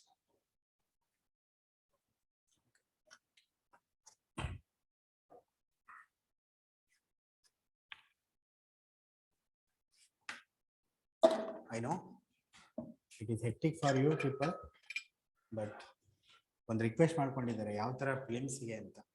ಫೈನಲ್ ಆಗಿ ಕ್ಲಿಯರ್ ಮಾಡ್ಲಿಕ್ಕೆ ಅಂದ್ರೆ ಏನೇನು ಮಾಡಬೇಕು ಅಂತ ಒಬ್ರು ಸ್ಟೂಡೆಂಟ್ ರಿಕ್ವೆಸ್ಟ್ ಮಾಡ್ಕೊಂಡಿದ್ರು. So I will request you people, bear with 5 minutes. I will explain what is the strategy we need to follow to clear the films effectively. ಪಕ್ಕ clear ಮಾಡಲೇಬೇಕು ಅಂತ ಹೇಗೆ ಮಾಡಬೇಕು ಸರ್ ಅಂತ ಕೇಳ್ತಿದ್ದಾರೆ. ಇವೆಲ್ಲ ನಾವು ಡಿಸ್ಕಸ್ ಮಾಡಿದ್ವಿ ಓರಿಯೆಂಟೇಷನ್ ಅಲ್ಲಿ. ಸ್ಟ್ರಾಟಜಿ ಹೇಗಿರಬೇಕು ನಮ್ದು ಎಕ್ಸಾಮ್ ಮೂಮೆಂಟ್ ಅಂತ. ಓಕೆನಾ? ಒಂದು 5 minutes please bear with me. I will explain that. Okay, ಇವಾಗ ನೆನಪಾಯ್ತು, ಎಕ್ಸ್ಪ್ಲೇನ್ ಮಾಡಿ ಕ್ಲಾಸ್.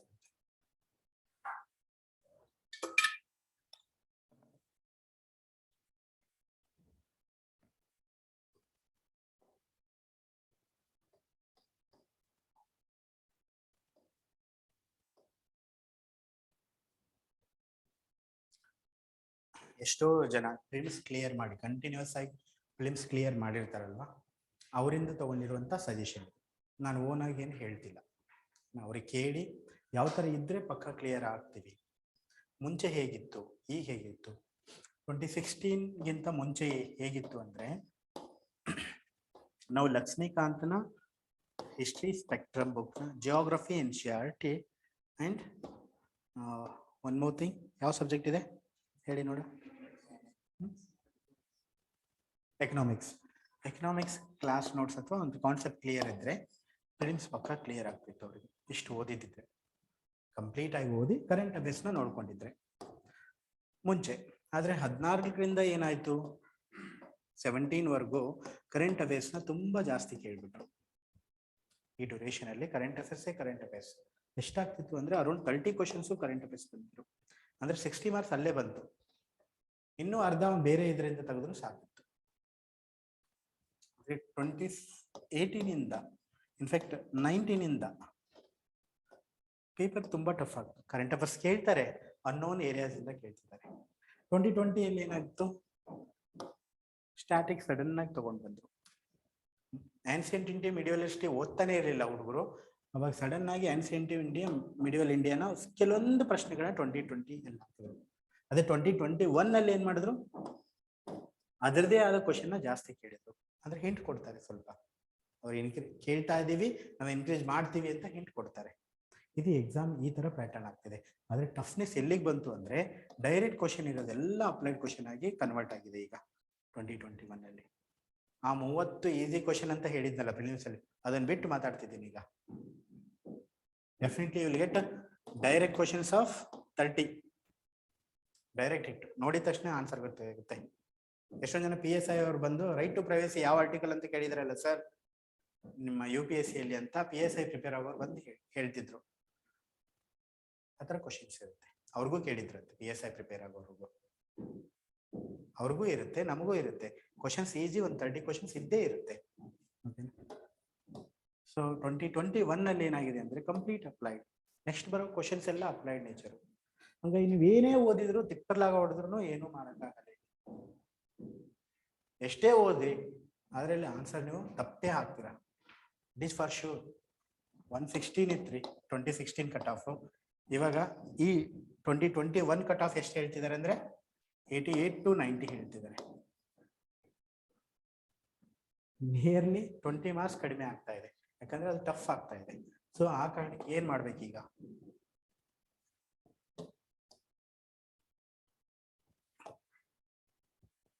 ಫಸ್ಟ್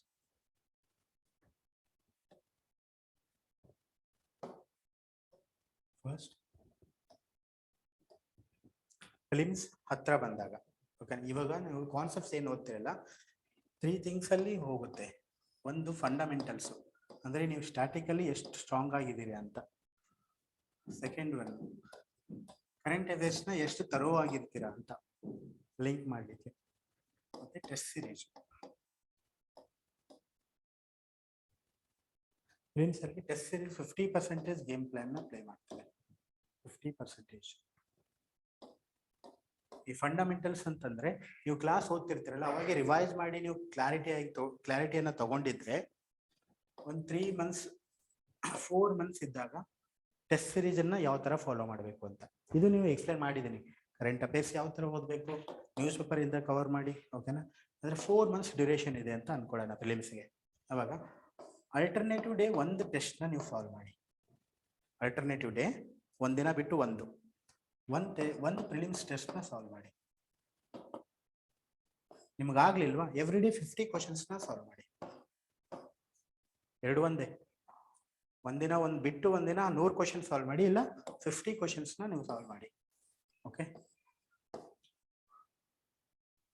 ಈ ಸಾಲ್ವ್ ಮಾಡಬೇಕಾದ್ರೆ ಯಾವ ರೀತಿ ನಾವು ಅಪ್ಲಿಕೇಶನ್ ಆಫ್ ಮೈಂಡ್ ಇರಬೇಕು ಅಂತ. So 1 question paper for 2 days. ಎಷ್ಟು ಕ್ವಶನ್ಸ್ ಸಾಲ್ವ್ ಮಾಡ್ಬೋದು 120 days ಅಲ್ಲಿ? 60 ಕ್ವಶನ್ ಪೇಪರ್ ಸಾಲ್ವ್ ಮಾಡ್ಬೋದು ಅಲ್ವಾ? ನೀವು 35 ಕ್ವಶನ್ಸ್ ಸಾಲ್ವ್ ಮಾಡಿ ಇದೇ ರೀತಿ. 35 ಕ್ವಶನ್ಸ್, ಓಕೆನಾ.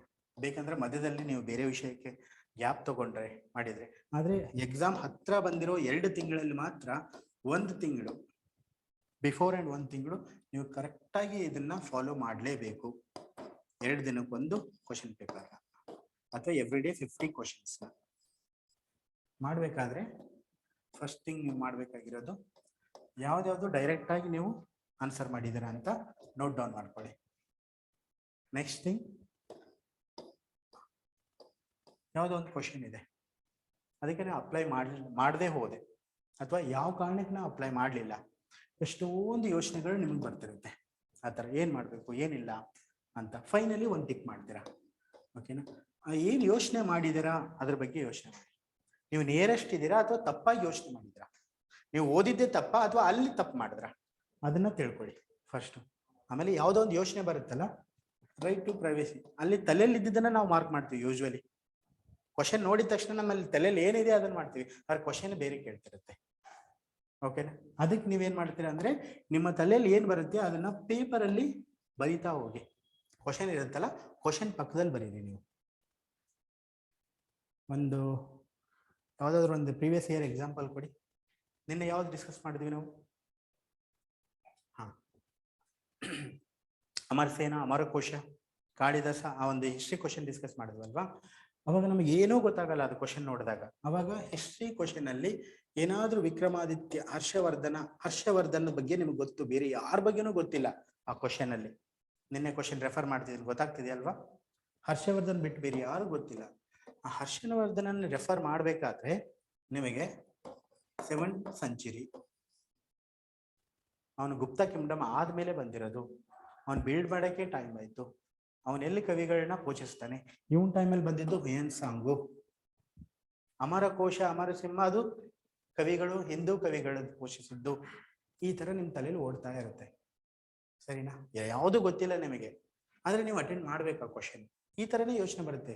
ಒಂದು 7th ಸೆಂಚುರಿ ಅವನ ಟೈಮಲ್ಲಿ ಬುದ್ಧಿಸ್ಟ್ ನಳಂದ ಯೂನಿವರ್ಸಿಟಿನ ಸ್ವಲ್ಪ ಕೊಡುಗೆಯನ್ನ ನೋಡ್ತೀವಿ.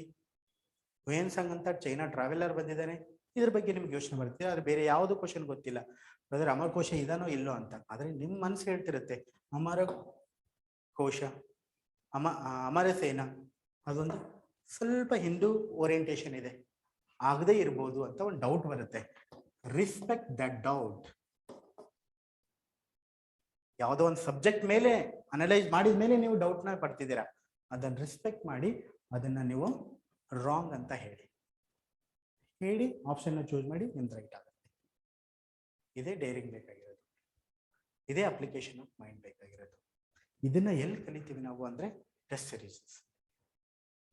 ಹಾಗಾಗಿ ಎವ್ರಿಡಿ ಅಲ್ಟರ್ನೇಟಿವ್ ಈ ತರ ಈಗ ಬಂದಿದ್ದ ಡೌಟು ನೀವು ಹಾಕದೆ ಹೋಗ್ತೀರಿ ಟೆಸ್ಟ್ ಸೀರೀಸ್ ಅಲ್ಲಿ, ಅವಾಗ ಅನ್ಕೊಳ್ಳಿ ಹಾಕ್ಬೇಕು ನಾನು, ಈ ತರ ಲಾಜಿಕ್ ನಿಮ್ಗೆ ಸಪೋರ್ಟ್ ಮಾಡ್ತಿದೆಯಲ್ಲ, ನಾ ಅದನ್ನ ಮಾರ್ಕ್ ಮಾಡಬೇಕು.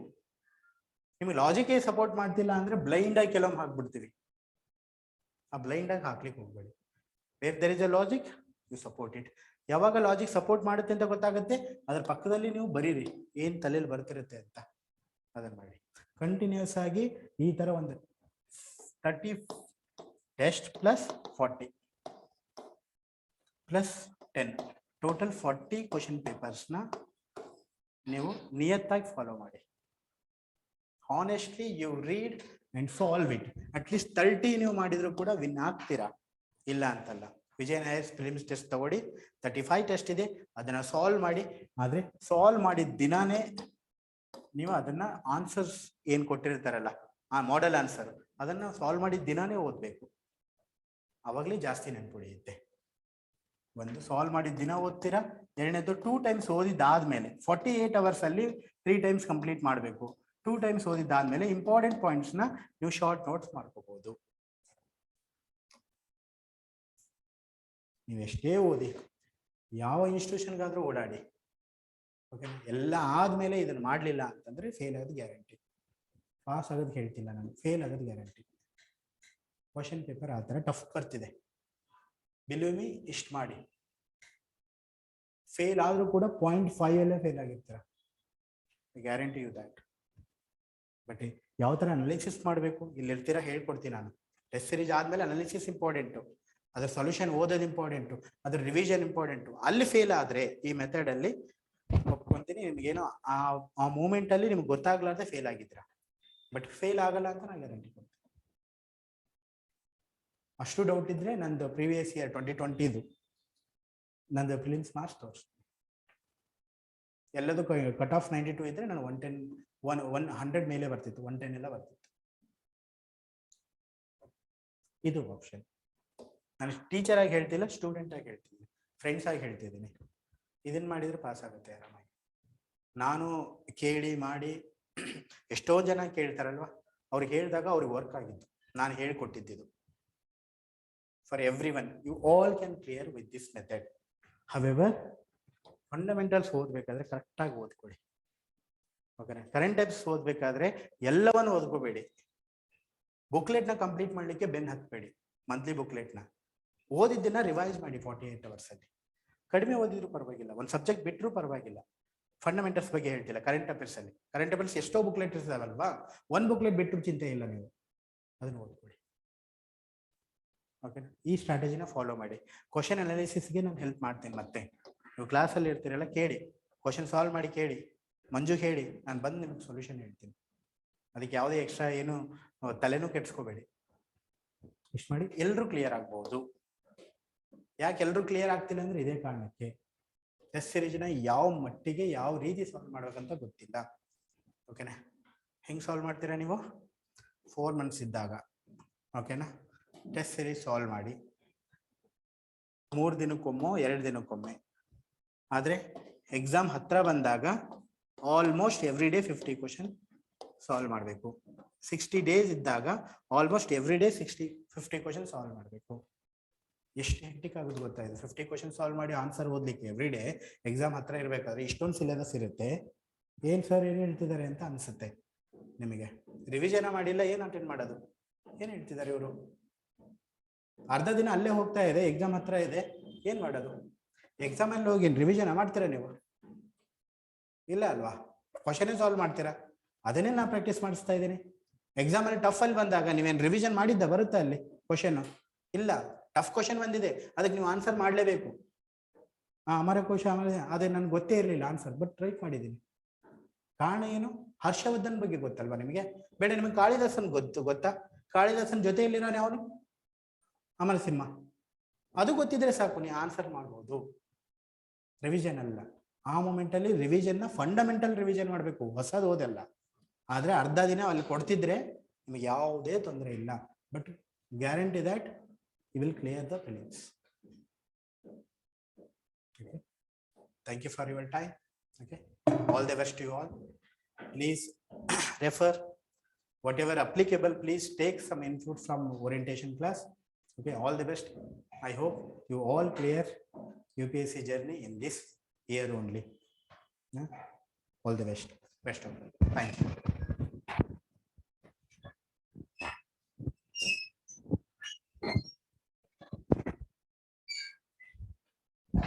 Thank you, sir.